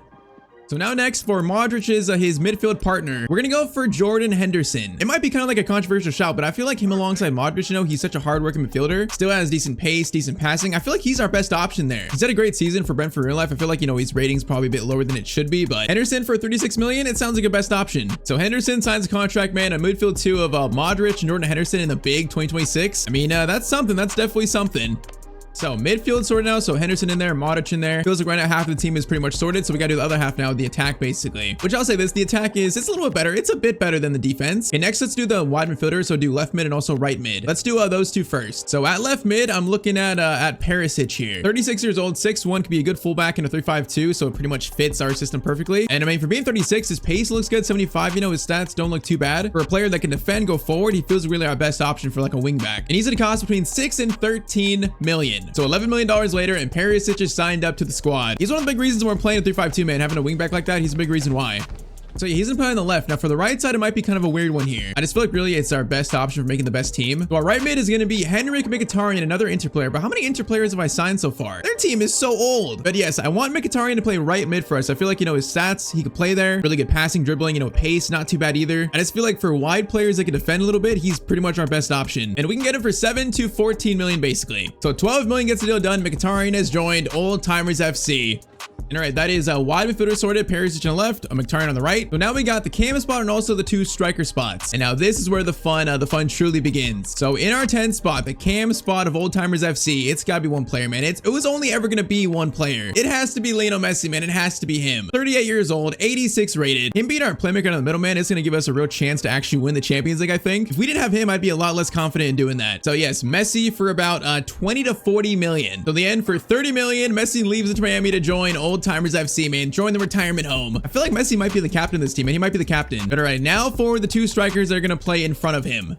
And once again, these should be pretty obvious. So first striker is going to be Robert Lewandowski, 36 years old, 88 rated. Bro, his picture looks like he's 70 years old, man. The picture fits the team. But yeah, for being over 35, man, he's still so good in this game. He's so good. 91 jumping, 90 attack positioning. He's got 92 finishing. For another 20 to 40 million, man, sign this man up. So for 40 million, Robert Lewandowski is signed up to Old Timers FC. So now just one more player left to sign.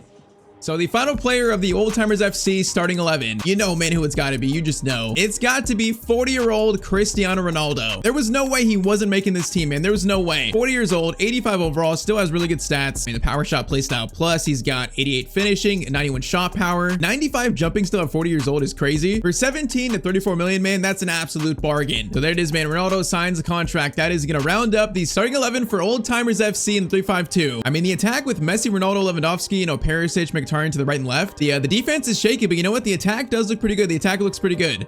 All right, so Messi at cam, Lewandowski at striker, along with Mr. Ronaldo. Gonna play him like that probably. And all right, there it is. So the starting 11 for Old Timers FC. I mean, is this a Champions League winning starting 11? It really doesn't look like it, but I think with Messi, Ronaldo, Lewandowski, players like that, we have a chance. It is still gonna be tough today, though. It's gonna be tough. But okay, starting 11 is now built, but we still need a bench in this team. So we need to sign probably another 9 players for the bench. So let's do that really quickly here. And all right, so our bench is gonna be Peter Galacci, Kyle Walker, Sergio Busquets, Danny Parejo, Thomas Muller, Di Maria, Benzema, and that's gonna round out our bench. So yes, players that just barely made the cut here. I mean, in terms of attacking options, Thomas Muller, Di Maria, Benzema, that's 3 solid bench pieces for the attack. I mean, midfield, Danny Parejo is great. Busquets is still good. Defense, Kyle Walker can play on the wing, play at center back too, so that's a very, very useful player to have. And then a very solid backup keeper in Peter Galacci. So I feel like this team, actually doesn't look too bad. I'm curious, what is this team's like overall rating? Okay, I mean, we're a 5-star team, 85, 82, 82. That's not bad. So we are going to play out an entire Champions League season in today's video. Of course, all of it on ultimate difficulty. So it's going to be a challenge, but I think with this team, players like Messi, Ronaldo, I think we have a serious chance to actually do it. All right, so team is built, tactics sorted, player numbers sorted too. I think we're now ready to start officially our Champions League campaign. Now, the one thing about this team is that currently players going down, so time is not on our side. So as we play through the season, man, our players are going to start dropping in overall pretty quickly. So that's kind of scary, but hopefully they can hang on a little bit. Now, I do feel like this team is probably good enough to actually, make it to the Champions League knockout stage pretty easily. Finish at least, what, 24? We should at least do that. So I think I'm going to sim the entire league phase. So let's see if our Old Timers FC can even reach the knockout stage of the Champions League. These old guys have at least the energy for that. All right, so we got some good news and also some bad news here. The good news, Old Timers FC finished 4th in the Champions League phase. Hey man, 5 wins, 2 draws, 1 loss is pretty good for a team that's, 35 years old or older. We were able to skip that playoff round. Round of 16, we've been drawn Juventus in the first round though, so that's gonna be tough. A big first test for us from round of 16, but the bad news is that this team has dropped an overall, man. These players are currently dropping like flies. I mean, I know it's Henderson down. I see Otamendi and Nacho going down overall. Summer -1. I mean, if we actually check, like how much have we dropped actually? Lewandowski -1, Summer -1, Messi -1. I mean, pretty much almost everyone is at least -1 or -2 even. Bro, these boys are absolutely dropping like flies. And our team is dropped now to a 4.5-star team, 83, 81, 80. So, man, Father Time is just truly undefeated. Okay, we gotta try and do this fast before, the players lose too much ability. So officially, the Champions League knockout stage begins. First meeting is a very decent Juventus side. I mean, Luis Openda, Yildiz, Conceição, fast players that give our defense, a lot of issues probably. Now, for these games, we're gonna sim the first legs and play these second legs. So first leg versus Juve. is going to be a 2-1 win. Okay, so Ronaldo scored 2, Yildiz scored 1 for them. And all right, so we're taking a 1-goal lead, man. First round, I'll take that. Of course, the goal was scored by Mr. Champions League himself. Now, if you're at all curious, these are our 3 kits for Old Timers FC. You know, I kind of like these. They seem like classic kits for a classic team. I like them. All right, though, definitely gonna rock our red home kit for this one. So first game using the Old Timers FC squad, and it's win or video over in the Champions League. All right, man, this team might be old. You know, the players might have severe cases of arthritis, but there is still some legendary players in this squad. Players that know how to win trophies. So we gotta be confident right now. We gotta be confident, man. Just defensively, in terms of pace, that's what I'm worried about the most, probably. These players are just simply not very quick. All over first chance, Openda, a player that scares me in career mode. Yildiz has it, gets it over to Coop Miners. Yildiz gets it over. Okay, already they're running us out of the box here. Locatelli against Modric. Modric, that is some experience. Oh, nice pass, too, to Henderson. Okay, actually, that was Otamendi. Messi, though. Messi gets it over to Mkhitaryan, into Lewandowski. He is going to play it up to Cristiano Ronaldo. Oh, that could have been a cleaner chance, man. I shouldn't have passed it. And I thought he would get away there free. That could have been so much better. Lewandowski over to Luka Modric. Swings over to Messi. Messi. Left-footed shot by Messi. It's going to be a save by Costa. All right, though, we see the recipe for winning here. We see the recipe. Corner in. That was a weird corner. Modric, Mkhitaryan, swing it, gives it to Messi. Messi's gonna swing it in the box, over to okay, that was to no one, literally. It was a good cross, but it was not to an old-timer FC teammate. Now that is a nice ball over to Coop Miners. We gotta be very careful here, man. On the counterattack, very careful. Yildiz doing moves here, moves I don't like. It's going to be, Serbi makes a very good tackle in the end. And Ronaldo won that header, that's crazy. Lewandowski keeps it.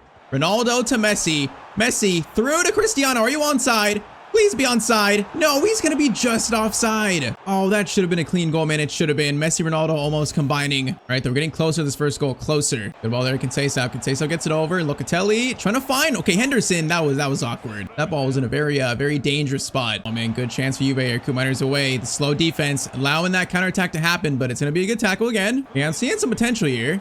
Now we got Lewandowski over to Mkhitaryan. You're taking this, buddy. Mkhitaryan is not passing this. Goes right through, and it's going to be a 3-1 lead for Old Timers FC. Finally, our first official goal of the video. Very nicely done, man. That defending to leading out to Messi in the counterattack. Nicely done, boys. All right. Hopefully, the first of many throughout the rest of this video. Oh, Mkhitaryan, what a steal, man. He has been impressive in this first half here. He might have one more chance first half. It's going to be Lewandowski turning. Messi, oh, trying to backheel it to Modric. That's halftime, though. All right, 2-goal lead's not bad, but I definitely want a 3-goal lead. Just rule out any sort of comeback from Juventus. Now Modric into Lionel Messi. Long shot that was rising, but Costa catches it. Not a bad effort, man. Not a bad effort. Oh, I could have sold that with Lewandowski. Got close to. Okay, this is dangerous. Coop Miners away here a little bit. He's finding space. I don't like to see that. Don't like it whatsoever. Now it's going to be a good little pass back to Ram. Henderson's trying to mark like 3 guys at once. Bro, they're being patient. They're just holding it menacingly. They're just being so patient right now. They're trying to just wait out this old geezer of a team. Pass back to Conceição, into Locatelli, into Thuram, Modric. Okay, that's a missed tackle. Openda right in front of goal, and I couldn't get to him in time. All right, Juve make it 3-2 in aggregate now. It is a 1-goal game again, and that was just so much possession. Okay, we gotta be very careful here, very careful. Lewandowski is gonna get it to Messi. Messi, oh, I was gonna try to get it to Ronaldo right there. He's making a run. All right, I'm starting to get a little scared here. I might need Kyle Walker on soon, because that man has got some pace. Even at 35 years old. Conceição, no, it's gonna be tied up, bro, in the round of 16, really? Oh, man, okay, 20 minutes left. We need some subs here. Okay, I'm gonna do Benzema for Lewandowski. Let's do Kyle Walker for maybe Otamendi. I think Di Maria for Perisic. I'm gonna leave it at that. All right, man. First game is already max drama. This is tied up again. We are in trouble. All right, ball to Di Maria. Di Maria's got a runner here. It's Modric. Modric, good turn there. Hold it. Swing it over. Benzema's gonna try to find. No, that was meant for Ronaldo, not Mkhitaryan, man. Okay, kick out by the keeper was terrible there. Can we win that? Henderson kind of wins it. He does. Oh, Mkhitaryan then loses it. This team is just so old and clumsy. Oh, I don't like this, bro. They got counterattack. This is not good. David is gonna cross it over, and that is gonna be a clearance away by Henderson. Okay, good clearance into Messi. Messi, Benzema, there's space here. Over to Leo. Leo. Does he have Ronaldo? I'm not sure. We're gonna try it. Messi. No, okay, it's blocked by Gatti. Really? Come on, 3 minutes. That's it. Modric has it. Gets it to Leo. Leo into Benzema. Benzema's gonna try to fire Ronaldo. Actually, that's Mkhitaryan. Mkhitaryan! A chance to score a winner, and he just misses. Oh, Mkhitaryan, you've played so well today. Bro, that was a chance for a winner. You gotta be kidding me. Come on, guy, one more chance. Okay, I get one more chance here, actually. Modric into Messi. Mkhitaryan into Benzema. Benzema turns over to Modric. Are you onside? No, he's just offside. He scores, but he's offside. Bro, first game, we're going to extra time. I can't believe it. Bro, players this old, and we're not built for extra time, man. We're not built for it. Our stamina is not built for that. So we are definitely in trouble here. Oh, man, we should have scored. We had 2 chances there. Should have scored. We were so close to scoring a winner. Instead, David coming forward. Bro, these center backs are so slow. They're so slow. They're so slow. And it's going to be Openda to score. And another goal for Juve. They take the lead in extra time. Bro, we are in so much trouble. We are in so much trouble right now. Come on, we got to try and score here. Come on, please. Benzema gets it over to Mkhitaryan. Gonna try to find Messi. You're gonna find Messi there. Messi, oh, they're defending us like psychos right now. All right, Messi, Modric, swing it over to Di Maria. Di Maria's gonna try to find some space. I just can't find anything right now. Henderson over. Ronaldo into Messi. Messi trying to find Benzema. So close to, man, so close. Final chance first half here. Messi, oh, over the top, and that's gonna be, that is a foul actually. Okay, free kick chance. Who's this going to? Messi? Yeah, it's gotta be Messi. Okay, this right here is a huge chance. Lionel Messi from the free kick to tie this up. Oh, it was a great free kick. It's a better save by Costa though. Man, we are officially in panic mode. Officially, man. 15 minutes to tie this up. All right, steal there. No, was it a foul? Wait, what just happened there? Bro, the ball is bouncing weirdly. Modric, though, gets to Di Maria. Di Maria. Ronaldo. Benzema. Are you onside? He can't get to it, man. He was offside anyways, I think. Oh, that was a good chance tied up, bro. It was such a good chance. Oh, that's a really good ball over. It's going to be Summer, though. Summer, good catch. We got 5 minutes, man. This is last chance saloon right now. Walker into Modric. Modric has got a good ball to Ronaldo. Ronaldo into Leo. Leo is going to find a great ball. Is that Kyle Walker? Kyle Walker's in. Bro, where did he come from? He just scored an equalizer, though. Bro, where did Kyle Walker come from? I might have seen him on a run from that center back. It is all tied up, man. In extra time, it's all tied up again. Oh, man. Is this going to penalties? We got a minute left still. Bro, do I get a chance here? Do I get a chance? No, with 30 seconds left. That's going to be it. Bro, we're going to penalties in the first round of the Champions League in this video. Man, that is ridiculous. All right, first up, Mr. Pinaldo himself, and he's going to score his penalty. Okay, we got to make some saves here. Come on, bro. I cannot lose right now. David is going to go right. Oh, he goes left. I thought it was going to hit the crossbar, actually. All right, Luka Modric going top left here. Luka Modric. That is a very nice penalty. All right, Luis Openda. I feel like you're going in the middle. Down the middle. Down the middle. Yes! Summer makes the save. We guessed right. Angel Di Maria. Top right, man. Come on, brother. No, it's going to be a save. No, man. He guessed the right way, too. Kenan Yildiz up next. Come on, Summer. Summer, come on. Oh, we went down the middle again on me, really? Lionel Messi, bottom right. Bottom right. Great penalty, Messi. Come on, Summer, make this save, bro. Make this save, please. Moretti, he's gonna go right. No, they've gone down the middle 3 times in a row? Bro, what is that? Next up, Mkhitaryan, I believe. Yes, it is him. Good penalty, man. Come on. Bro, Summer, if you make this save, we stay alive. Come on, McKennie. Weston McKennie is going to go. Oh my, he just skied it.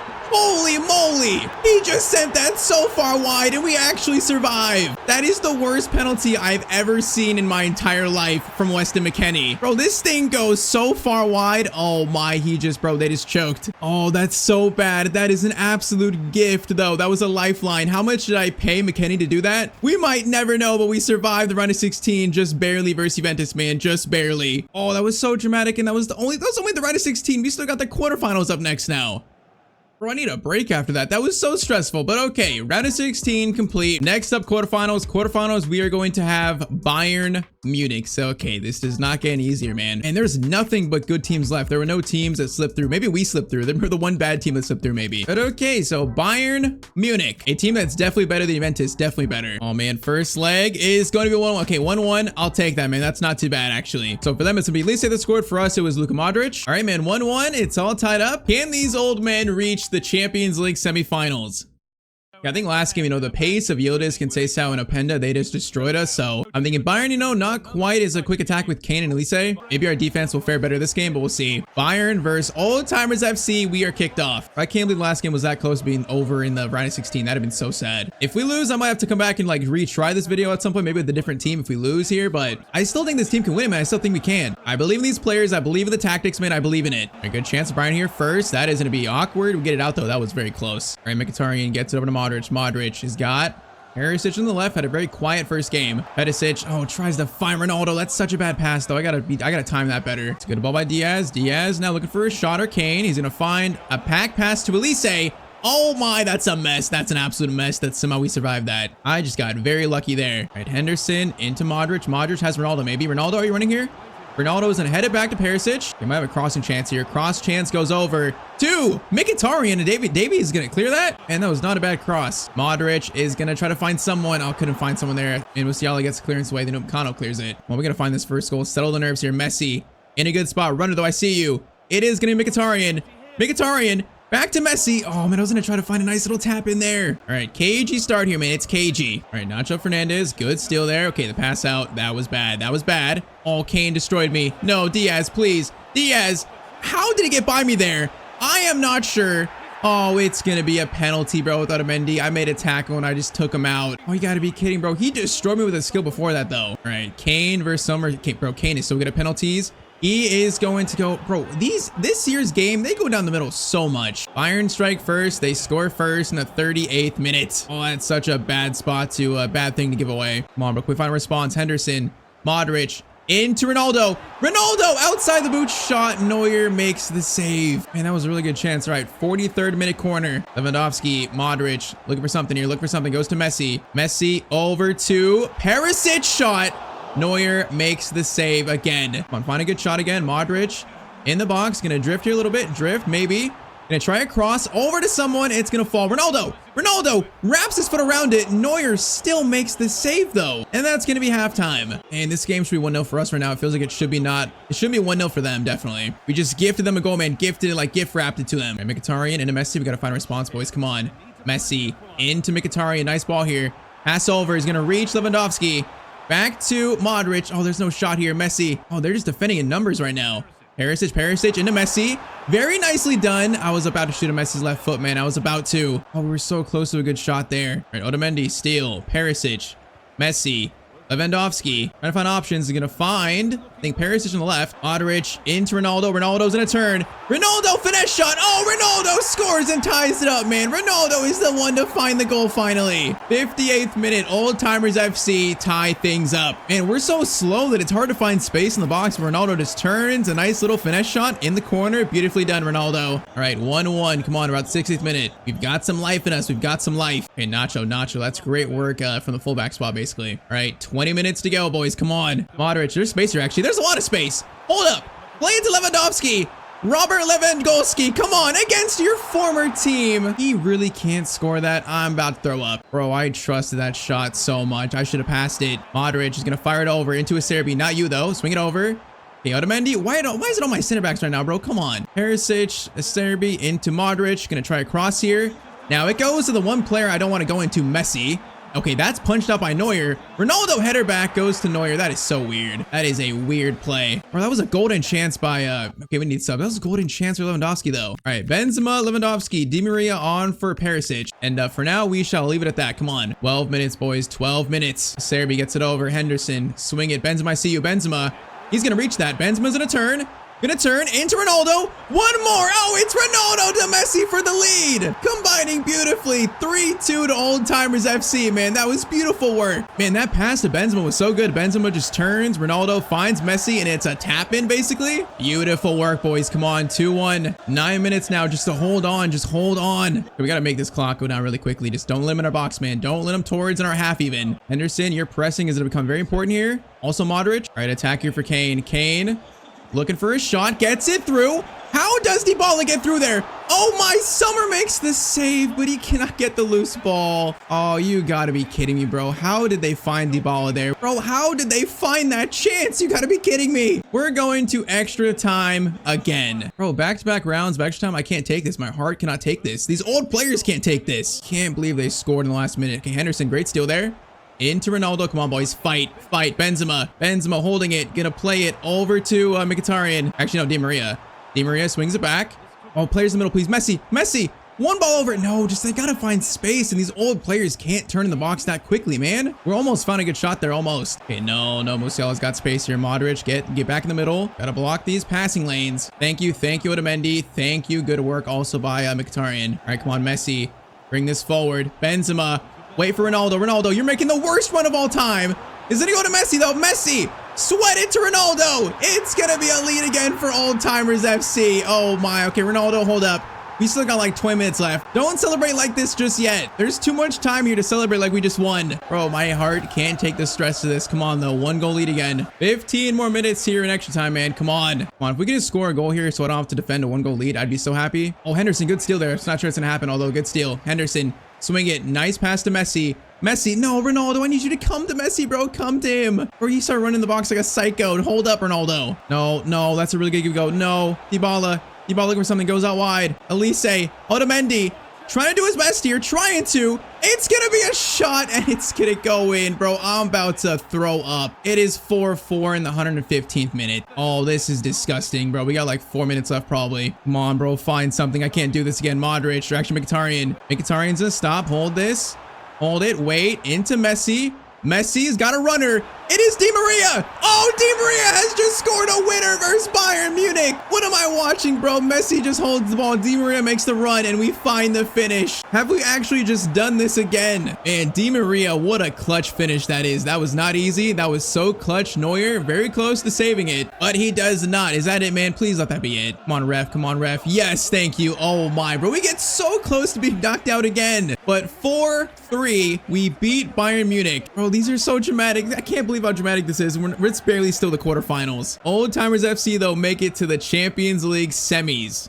So round of 16 complete, quarterfinals complete, semifinals. It's now going to be Old Timers FC versus Arsenal. Bro, it feels like we're just getting to like better and better teams every round. Facing now an 86 overall team, you know, pretty much across the board, a very solid team. Okay, at least the first leg is at home here. First leg is going to be, it's another draw, 2-2 draw. So Odegaard, Gyökeres, Ronaldo, and also Jordan Henderson scored. All right, so 2-2, all tied up again. If we could just beat Arsenal, we're going to be in the Champions League final, man. If we could just get by Arsenal.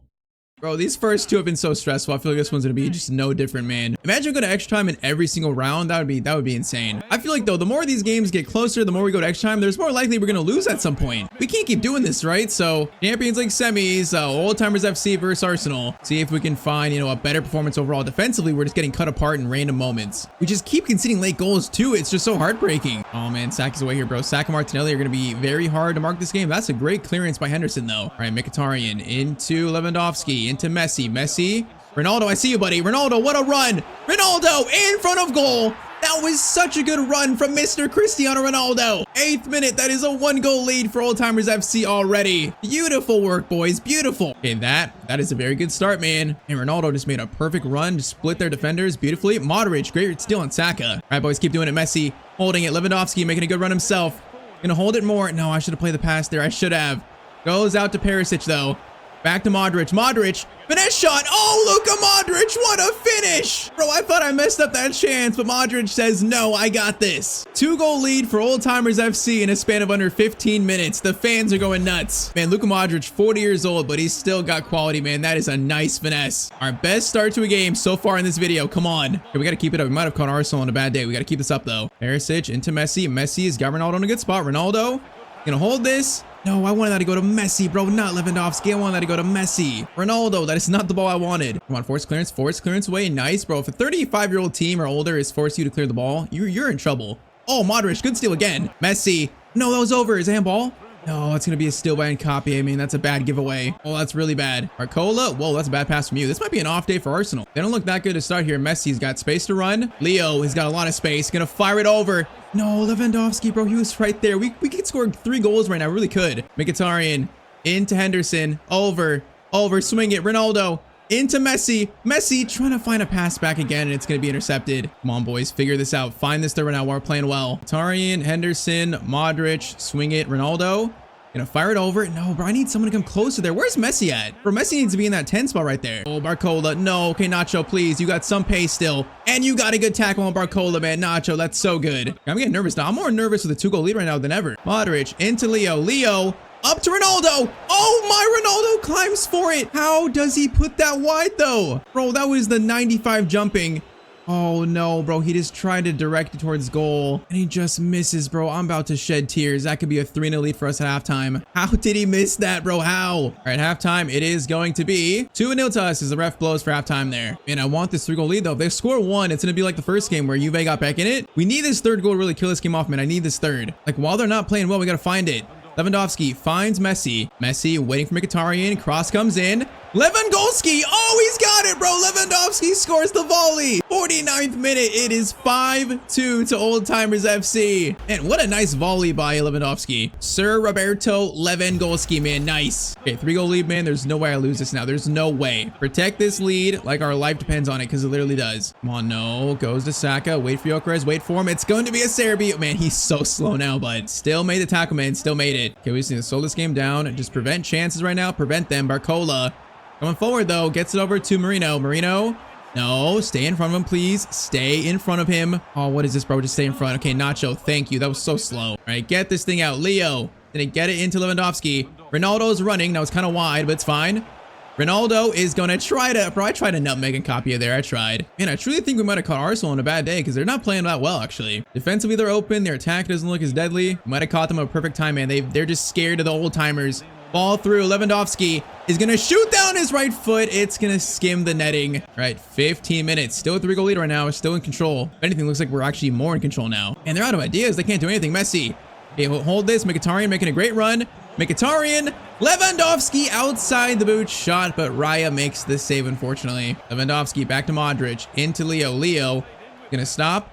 Gonna do a few skills there. Leo's gonna try to find a shot. Of course, it's just blocked. All right, 7 minutes. We just need to hold this. Just slow the game down. Find a shot if we can find it. Messi into Ronaldo. Modric over to Messi. Swing it over. It is almost a really good play. Almost. Okay, Gyökeres, final chance here, but it's pretty much done. Man, Henderson tracks back really well. Clear that thing out. Semifinals so far, it was the easiest out of all the rounds, man. 3-0 away at Arsenal. And Old Timers FC are in the Champions League final. And the boys just simply took care of business in this one. Just took care of business. So there it is, man. Old Timers FC in the Champions League final, and we're going to be facing Inter Milan, the team that we stole like what, 3 players from? It was 2 or 3, so that's kind of funny. But all right, man, Champions League final coming up next. First though, if you're curious how this team did through a Premier League season, we are going to finish in 6th in the Premier League. Okay, so we were 4 points off top 4. It's not too bad, but not enough to compete with the league leaders, Man City. Final stats for us before this final. So top score was Ronaldo 26-8, Messi 18-17, Lewandowski 15-6, Perisic 10-8. I mean, yeah, pretty good stats all around. Of course, it's Messi, Ronaldo leading the team, though. Of course, it's them. You know, Ronaldo top scorer, Messi top assister. That is just typical what you expect. All right, man, we've made it to the final. Just one more game. Can a team of players at least 35 years old or older actually win the Champions League? And we almost got knocked out in the round of 16, almost got knocked out in the quarterfinals. Semifinals were surprisingly easy. From so far, you know, I don't know how this is going to go. I got no idea. Bro, Jordan Pickford was the Jan Sommer replacement. That's kind of funny at Inter, but okay, man, we're kicked off. Champions League final. Ronaldo still immediately. If we play like we did versus Arsenal, man, we're going to take home this trophy. We were dominant that game. So let's go, boys. Let's go, Henderson. Patience. Get it to Modric. Modric. Leo. Ronaldo making a run there. Leo's in a dribble, though. Leo. Right-footed shot. Oh, Pickford. Pickford. Bro, he almost just let that go in. That was a wild start. Bro, we need to be careful here, though. Their attack is scary. That is a weird pass that's going to work out just barely for us. All right, Mkhitaryan. Lewandowski over to Messi. Messi, any runners here? Perisic, please run. Thank you. Against your former team. Perisic. In, shot, and it's 1-0 to Old Timers FC. Man, a player that's been actually a little disappointing for me. I thought he'd be better so far in this video. He scores, though, in the Champions League final. Very nice start, man. They play that 3 at the back, so if we play pretty wide here, might be a chance to exploit that. All right, come on, be confident, man. 1-goal lead. Let's be confident. Keep playing our game. Modric into Ronaldo. Ronaldo gets it out wide to Perisic. Perisic gonna hold this. Get it to Ronaldo. Ronaldo's gonna swing it. Messi's there. Oh, what a play from these old geezers. 2-0. Ronaldo to Messi. 2-0 in 20 minutes. And that was some nice football. Ronaldo making the outside run. Just fires it into Messi. Messi first time shot. That was beautiful. 2-0 in the 20th minute. Good defense. Come on. Stay strong, your defense. The 2-goal lead is not safe, man. I want a 3-goal lead. It's like last game. A 2-goal lead feels so fragile to me. Augusto's gonna get that. Okay, gets it into Bonnie. Bonnie, pass back. Henderson is there, though. Henderson, solid defending, boys. Get it out. Messi. Oh, my. Lewandowski's in. Lewandowski. Ronaldo right beside him. It's going to be 3-0. Oh, my. It's 3-0 in the Champions League final. Ronaldo says it's my turn to score. Bro, this is like PSG versus Inter right now. They're getting destroyed. Messi, Lewandowski, Ronaldo. Keep going here, Ronaldo. Oh, it's beautiful. Holy moly. Oh my, that is just some beautiful football we're playing all of a sudden. 34th minute, 4-0. Is this done already? The football on display right now can make grown men just shed tears live. This is disgusting. Oh, no. A chance from a score. Nacho gets that. Okay, they had a chance going back, but Nacho says no. Messi, Lewandowski gets it back to Leo. Oh my, their defense is just destroyed. Bro, we're just destroying them. It's 5-0 at halftime. These old boys, they still got it, man. They still got it. I was not expecting this at halftime. I was not expecting this. I guess now let's just finish them off, man.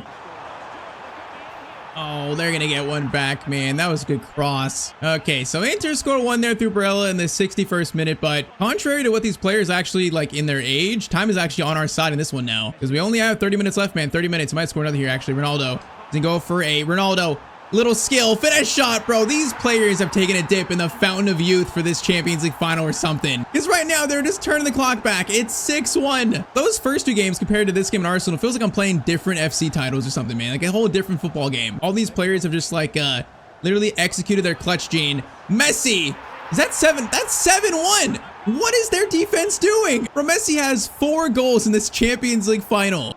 Inter Milan, good night. Oh, they're gonna score more here. They're gonna score 1 more here to make it 7-2. What is that, bro? That ball just fell to Çalhanoğlu. But okay, 7-2 final score line. We have done it. These old geezers have won the Champions League trophy. What a weird Champions League campaign, man. The first 2 being extra time, the last 2 being just like huge wins. Ronaldo scores 2, Messi scores 4. It's 7-2 versus Inter Milan. I don't know, man, but these old guys, they did it. Old Timers FC are Champions League winners. As the captain, man, the GOAT, Lionel Messi, is gonna lift the Champions League trophy for all these boys. Now, don't lift it too much. I know your arms are sore. You got arthritis. I think what I realized in this video is even though these players are old, man, so many of them have like play styles and play style pluses, which those are so OP. So when you got those, man, you got a good chance to win. The players still feel great in game. All right, so today I'm rebuilding Manchester United until I can make them champions of Europe again. And as we start in season 1, we can easily see the problems right now in our squad. I think right off the bat, Mbeumo and Acuna were great signings for the team, and they are both starting to prove that in real life right now. A player like Sesko has had a bit of a slower start, but I think there's still a lot of potential there. Now, to me in the summer, the biggest issue that United did not address is the midfield. Especially for like Amorim's system, you need a strong CDM, and really Casemiro has been the only player that Amorim has trusted in that spot. Now, of recent, he's played a lot better, but I still feel like for year 1, we could use someone else there, a new CDM in the team. Other than that, I do want to see where this team finishes, by itself with not too many signings. So for season 1, we're going to make 1 single signing here to try and change United's fortune, at least to start the season, maybe. Now, there has been a lot of midfielders linked to United in real life, but the one that seems most likely, the most realistic, is Carlos Baleba from Brighton. Apparently, Amorim wants him, the club wanted him, but Brighton said like too high of a price tag for him, so they didn't buy him in the summer. But it is a deal that could happen in January, maybe. Now, in this universe, our universe, we're going to make it happen in the summer. So let's throw like maybe 55 million at Brighton, see if they accept that. I think in real life, it was around like 70 or 80 million for Baleba. But look at that. Brighton, in our universe, they accept 55 million. All right, so Cunha, Sesko,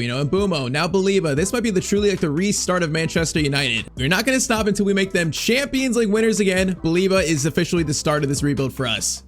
Now, in saying that, Baleba's a good player, but is he going to fix United at first? No. I think, especially year 1, it's still going to be a challenge for us. But Carlos Baleba, welcome to Manchester United. Now, in year 1, the board of Manchester United want Amorim to finish in a Champions League place and also win the FA Cup, which, not gonna lie, both of those seem pretty tough, man. All right, though, so new midfield 2 of Bruno and also Baleba in the middle, and then front 3, Cunha, Sesko, and Mbeumo, wingers, Dorgu, and also Ahmad. A back 3, Lisandro Martinez, De Ligt, Leniotto, and also in goal, we got Lamens. Now, can this team finish in a Champions League spot in year 1? I'm not so sure about that. We're definitely gonna find out, but man, that's a tall order for this kind of team right now, especially in year 1. We're barely a 4.5-star team.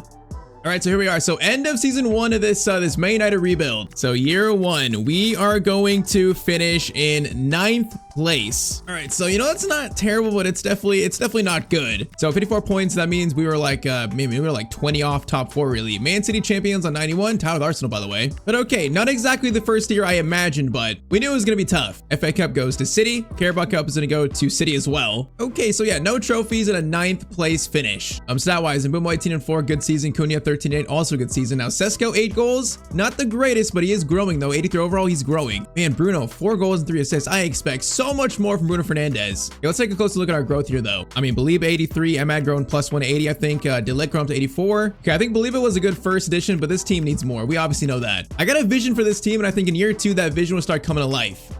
All right, so year 2, the goals remain the same, finish in a Champions League place, win the FA Cup. In year 2, we got to finish in some kind of European football spot. We have to. Now, though, some moves have already been made to start year 2. We have sold Jadon Sancho, Onana, Kobe Mainoo, and also Højlund for pretty much like 100 million between all 4 of those players. Clearing out players that Amorim just doesn't quite favor. And we've actually already made 1 signing. That is Karim the Dream Adeyemi from Borussia Dortmund. I feel like our bench and also our team just needed more of a goal-scoring threat. So, Adeyemi is our first signing year 2, but this team obviously needs a lot more than that. Still, though, for the future, whether it be at right mid or cam, I think he's going to be good for us. All right, though, year 2, I think Adeyemi, he might start the right mid spot, honestly, because he's better right now than Ahmad. He might start. Other than that, I think what the team needs is probably a new center back. So I'm going to challenge either Yoto or Martinez for that starting spot. And you know what? What about Amorim's former player Inacio?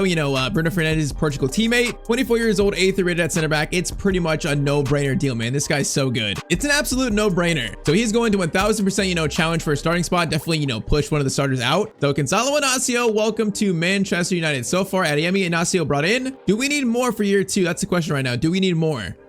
I mean, 2 players that I'm thinking about replacing are definitely Dorgu and Sesko, but I kind of want to give them at least 1 more year to start. I don't want to like drop my faith in Sesko or Dorgu like right away. I feel like they need 1 more season at least. If they don't perform here, then probably it's time for changes in year 3. But okay, so far, Adeyemi, Baliba, and Inacio are the new pickups in this rebuild. Can this team finish top 4 in the Premier League? I'm starting to believe we can. I'm starting to believe. You know, we're still 4.5 star team, but we are getting better.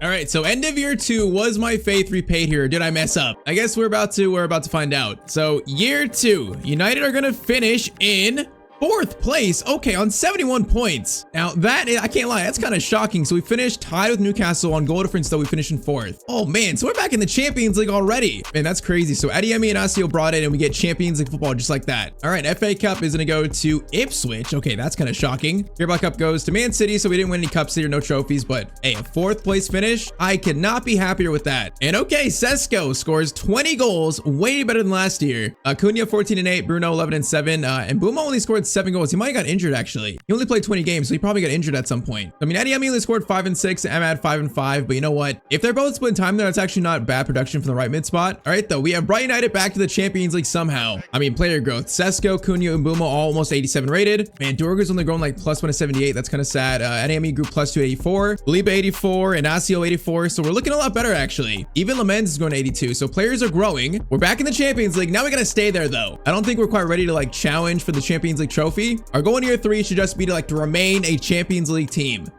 All right, so year 3, they want us to win the Premier League, win the FA Cup, and also reach the final of the Champions League. Now, those are some lofty expectations from Sir Jim Ratcliffe, Man United. All right, though, to start year 3, players have been sold. Dallo and also Shaw have been sold. There's been a few more, but they're not popping up here in this this page here. If you look at our bench and reserves, you know, a lot of players haven't moved on. We still got Casemiro, though. He's 35 years old, 72 rated. We still got him. At this point, he's there for like squad morale, and that's it. But okay, year 3, I think I know what this team needs. Dorgu, I like him, but I feel like, you know, he's not really growing. So I want a new left mid, and kind of the same case for Sandro Martinez. He's now what, 29 years old, 82 rated. He's not going to grow much more, I don't think. So if we sign a new starting left mid, a new starting center back alongside De Ligt and Inacio, that might ensure this team remains a Champions League team, a top 4 team. Otherwise, I've not lost faith yet in Mbeumo, Sesko, or Cunha. Not quite yet. Now, if you're getting Champions League, we currently have 291 million to spend. So we are getting backed financially. And all right, you know what? After getting Champions League, I think it's time to actually finally splash the cash on Nuno Mendes. I mean, talk about a player that would fit Amorim's system, you know, the Portuguese connection as well, but he would play so well in Amorim's system. He's such an amazing footballer. He's 90 rated at 25 years old. He's just amazing. And with us getting Champions League, this year is the first year we can actually afford him. Now, it's going to be a lot of money, but I think it's worth it. So let's try like 160 million to start to Juventus. They're definitely going to want more though. They're going to want 217.3 million for Nuno Mendes. Okay, let's try 190. 190. That's not a bad counter. That's not bad. Oh, definitely not bad. They accepted. All right, 190 for Nuno Mendes. I thought we'd have to pay at least like 200 for him. I will take 190 though. I mean, whether it be, you know, offensively, defensively, this is a transformative signing for us in year 3. A player to take this team to a whole nother level.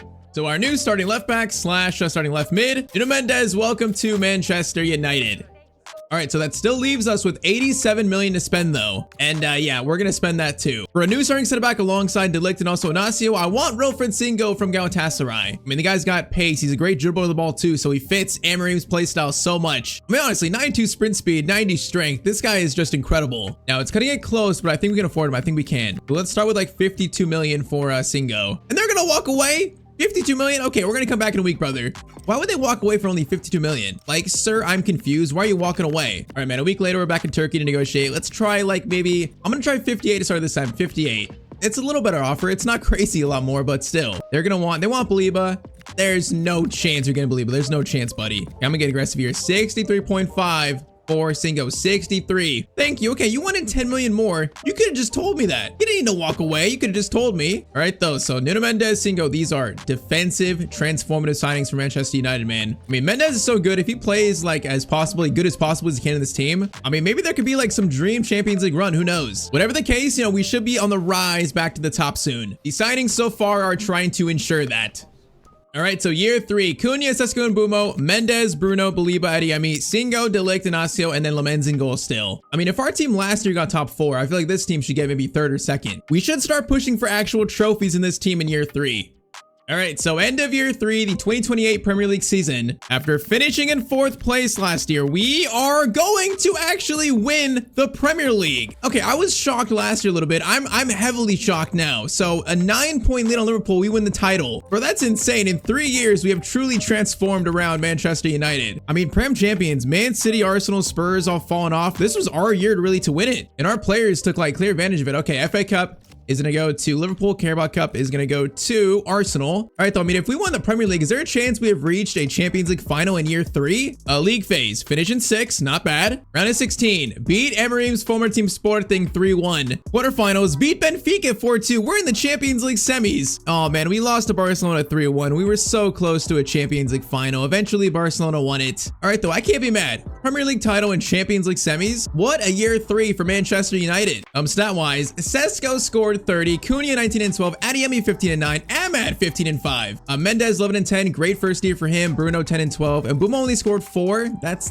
a little bit concerning, but bro, the scoring in this team is so balanced. I mean, player growth, Cunha +2, Sesko +3 to 89, so the man is just growing and growing and growing at 25 years old. Inacio +1, De Ligt +1, still growing at 28. Look at Lamens, 84 rated +2, he's growing as well. I mean, the growth in this team has been amazing to watch. And all right, so Premier League champions up next. We got to chase that Champions League trophy. It might be time for this team now. It is time for this team to go and win it. All right, though, year 4, you see her going to the bottom there. Win the cup, win the Champions League. I think right now we're not too far away. Now, though, I don't want to change a Premier League winning side, too much. Shout out Liverpool, but I do think there's one final missing piece of the puzzle we can sign right now. Something I've planned literally since year 1 of this rebuild. So Mbeumo's gonna go to the bench and become a backup cam, backup right mid, and we're gonna sign a new right side attacking midfielder. So currently we have 257 million to spend, and we're about to splash pretty much every single penny of that probably. The player that I want to be in that spot is Desiree Doué. I think him in that right attacking mid spot would truly like make this team the best team in the world. I mean, joining Sesko, Bruno, Adeyemi, this is the final piece to Emery's system at United, man. I mean, 92 ball control, 91 dribbling, 92 long shots. The kid, I guess he's 23 years old. He's still a kid in the save, but he's absolutely insane. And I think right now he's actually in the final year of his contract, so we can actually sign him for a little bit less than his value. This has been planned since day 1. But we're gonna start with 180 million. 180, out the offer. Hi, Conte. He's at PSG. 180 million for Doué, and they accept that. And this is an absolute steal for Manchester United. Like, bro, I think that United tax just doesn't exist anymore. Desiree Doué is now a Manchester United player in year 4. That is our only signing this year, and I feel like now, it's time for us to go and win this Champions League. Our team is too good not to. And yeah, so Doué is actually the same rating as a cam as a right winger, so he fits perfectly. And man, looking at this team now, I feel like this is balanced. It really suits Emery's formation, his system. This team is ready for a Champions League trophy, man. In year 4, we're ready. I am so confident, man, we can reach a Champions League final. I'm so confident. I mean, 5-star team now, 88, 87, 83 ratings. All right, so year 4, it's got to be our time, man. It's got to be Man United's time. All right, so end of year 4, end of the 2029 Premier League season. Can we repeat as Premier League champions? We are going to finish in 3rd. Okay, I mean, 73 points, 3rd place, not terrible, but definitely a drop off from last year. I think more so it might have been like Man City, Arsenal making a comeback, because last year those teams played terrible. So I guess in a more competitive year, we finished in 3rd. It's not terrible. FA Cup goes to Arsenal. Carabao Cup is going to go to Liverpool. All right, though, now that we want the Champions League. League phase, we finished 6th again. So I mean, that's not great, but it's not bad. Round of 16, we beat Celtic 4-0. Quarterfinals, we beat Monaco 4-2. So we're back in the Champions League semis, just like last year. Now this time, we are going to beat Juventus 2-0. We are in a Champions League final in year 4, facing Arsenal, by the way. And so Doué really was, that final piece of the puzzle. But man, we've done it. We have Brighton United back to a European Champions League final. One step away from making them the best team in the world again. I really want to see the stats of this team, bro. This team is so cool. Sesko 37 and 10, Doué 15 and 9, Cunha 13 and 5. Bruno 10 and 8, Ahmad 8 and 5, Adeyemi 7 and 4. It looks like Adeyemi and Ahmad really split the time on that right mid spot. But man, Doué, I mean, 15 and 9 is nothing crazy, but I feel like, we fit in the team immediately. I mean, rating wise, Sesko is 92 rated, Mendes 91, Doué 91. Look at Cunha, bro. He's going all the way to 91 as well at 29 years old. The growth in this team has been absolutely incredible. But yeah, I think Sesko is the star of it. 94 pace, 92 shooting, 89 dribbling. This guy is just nuts. Man, that's crazy. I almost sold him in season 2. I gave him just one more year year to prove himself, and since then, he has become the best striker in the world. But okay, you look at that team, and I would say, yes, that looks like a Champions League winning team. I mean, the bench looks solid. You know, Sandro Martinez, Dorgu, you know, good backup defenders. Ugarte's proven himself to be like a good backup CDM. Amad and, of course, Mbumo have done their job as well. All right, though, man, it's time for this Champions League final. It's time. Final team rating, 89 attack, 88 midfield, 84 defense, of course, a 5-star team. We get a chance to make United champions of Europe again. And it's crazy that Amorim had like one of the worst seasons ever for a Man United coach. Now, 4 years in the future, he's brought them to a Champions League final. And throughout the whole time he's played still, that 3-4-2-1, man, he's stuck with his own formation, is his system. If there was ever a time for this team, you know, get back to the top, win a Champions League, it's right now. Led by Sesko, Cunha, and also Doué, of course. We are kicked off in the Champions League final. This team is insane. It's about to be nuts. Adeyemi already driving forward. Crossover to Sesko. Sesko. He tried to head that backwards. That was kind of a weird touch. Oh, my Sesko. He almost just stolen off Saliba there. All right, Adeyemi gets it to Doué.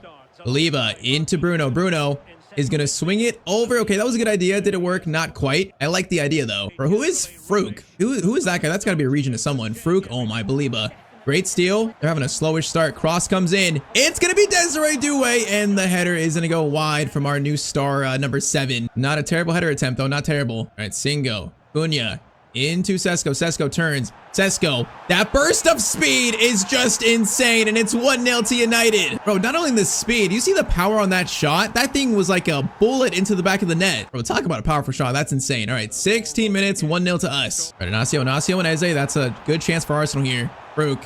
I don't know who you are. I don't know who you are. Maybe I should, because he scores for Arsenal and ties this up. Tony Fruk. Is that a real player? I actually have no clue. Oh man, he just cut inside. You know, we could not track him. He just had a finesse to the top right corner. Okay, it is 1-1. That's a very nice goal. This might be an interesting Champions League final. Adeyemi gets it over to Doué. Doué, hold it, calm. Get it to Adeyemi, to Saliba. Chance to shoot this left-footed shot. Good shot, good save. All right, Sesko, man, this is aiming right towards your forehead. It's gonna go. Wait, he's behind it. Oh my, Sesko! What did he just try? Are you kidding me? What was that? Bruno is gonna turn, finesse shot. Oh, it went off Declan Rice. Bro, Sesko just tried like the best bicycle of all time, maybe. He thinks he's Gareth Bale in a Champions League final. And that would have been a great way to retake the lead. Now, Inacio, that is some real good defending from him, because that was a dangerous looking Arsenal attack. All right, Cunha, Sesko, Cunha, you're away, my son. Run like the wind. We got Bruno in a good spot. We're gonna slide it back over. No, that was meant for the guy behind him, not Sesko. All right, clearance away. Delict, winner. Nice here. This is good. Sesko, hold it. Sesko. Gonna play it to Doué. Great ball to Doué. All right, Doué. Saliba, swing it back and forth. Bruno, get to that. Oh, Bruno, if you get to that, that's a clear shot, man. Just Saka got to it first. All right, come on, boys. We need this lead back. We need it back. Sesko gets it to Saliba. Bruno, Sesko, is he offside? I think he's offside. Is he off there? He was offside. I was gonna say, if he was on and he scored that, that'd have been insane. But bro, Sesko was trying to score like the best goal of all time in this Champions League final, I guess. All right, though, halftime, it's currently 1-1. They had one good chance. We had probably a few, so I think we've been better. Just not enough to currently be in the lead. This is far from over. They look pretty good. Odegaard turns. Bruno. Players have been the captain of their team for so long in this this universe. And Arsenal have slowed this down so much possession. Saka has it. Singo can't stop him into the goal scorer. Oh man, they're starting to turn this up a notch. What am I seeing here? Odegaard, blocked by Mendes. Okay, we need to get this ball out right now. We need to relieve this pressure, because this is a bit weird. Singo, get that easily. Mendes. Oh, we lost it immediately, though. Bro, we can't do that.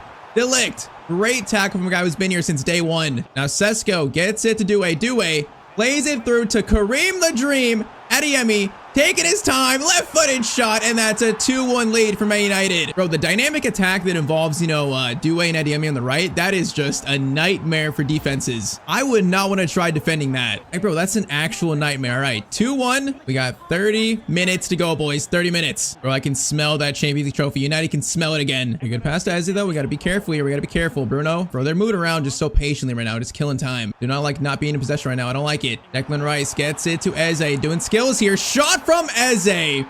He is gonna score basically like a carbon copy of their last goal. Oh man, 73rd minute, it's tied up. This is insane. Bro, I thought he was gonna cut inside here, not shoot. He just shoots though, in off the crossbar. What a shot. All right, 2-2. The game is not done yet. 20 minutes to go. Bro, how are they getting these shots and keeping themselves in this? I don't know. Cunha, Bruno's got Sesko. Sesko turn. Sesko. Oh man, Timber just out-muscled him there. Come on, boys. We need one more goal. We need one more still. Oh man, I don't like this. I don't like this. Ekitike shot.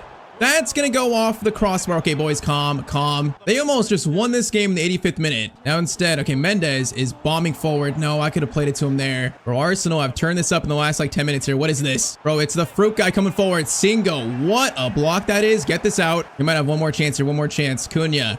Sesko gets it to Cunha. We got space here. Cunha, run like the wind. Cunha could slide it. Oh, that's going to go to Raya. Oh, it deflected back to him, and that's going to be extra time in the Champions League final. Bro, it's been a good final, but they've had 2 shots and both have gone in. Okay, 3 shots to be exact. All right, come on, man. 30 more minutes to decide a winner here in this final. 30 more minutes. Bro, after all this, we can't lose this, bro. We cannot lose this. Due, get it, please. Thank you. All right, Due is going to drive this forward. I see a cross kick. No, it's not cross. Let's not lose in a bad spot. Due, Baliba into Sesko. Sesko, get it over to Bruno. No, man, I want to do like a little triangle pass there. Okay, Baliba still. Now Due, driving forward. Okay, Due. Oh my, what a run from our star number 7, and he scores. Bro, he's been a little quiet in this final. He just like zoomed past everyone though. 3-2 to Manchester United in the first half of extra time. Hey man, when I said he was the missing piece of this puzzle, look at the pace here. It's driving forward. Nobody can stop him. It's 3-2. All right, 3-2 in basically the 101st minute. Oh man, come on, we gotta keep him out, please. Just no more goals from Arsenal, please. Let us win this final. Eze coming forward, doing skills again. No way, not again, bro, not again. No, Madueke is doing skills. Okay, that is so hard to track. No, Madueke gets it to Ekitike into Fruk. Okay, thank you.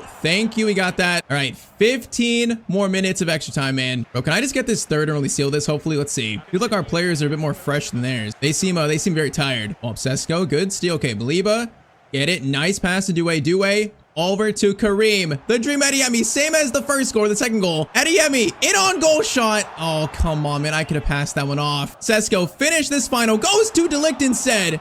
And his header hits the crossbar. Really? Bro, that should have really sealed this. Come on, 3 minutes. 3 minutes, boys. Just defend. Park the bus, boys. Come on. A minute left. Who is this guy? Brooke, who are you? Probably another regen? Bro, they got 30 seconds. 30 seconds. I don't think they have time. They're not getting this ball forward enough. They don't have time. 3-2. Manchester United have done it again. They are Champions League winners in year 4 of this rebuild. Oh, man. Bro, those 2 shots Arsenal scored were just insane. Both, like, finesse shots into the corner. They tried to stop this team from winning a Champions League trophy, but it wasn't enough. Due's goal in extra time seals it. And so Baliba, Adeyemi, Nuno Mendes, Due, Inacio, Wilfred Singo, all these players brought in and have completed the rebuild of Manchester United. Once again, the champions of Europe and the guy that's been there since day 1, Bruno Fernandes, gets to lift the trophy. Very fittingly, but man, what a Champions League final. If you want more videos like this, you can watch me rebuild on screen the worst Premier League team. But as always, hope you guys have a great day.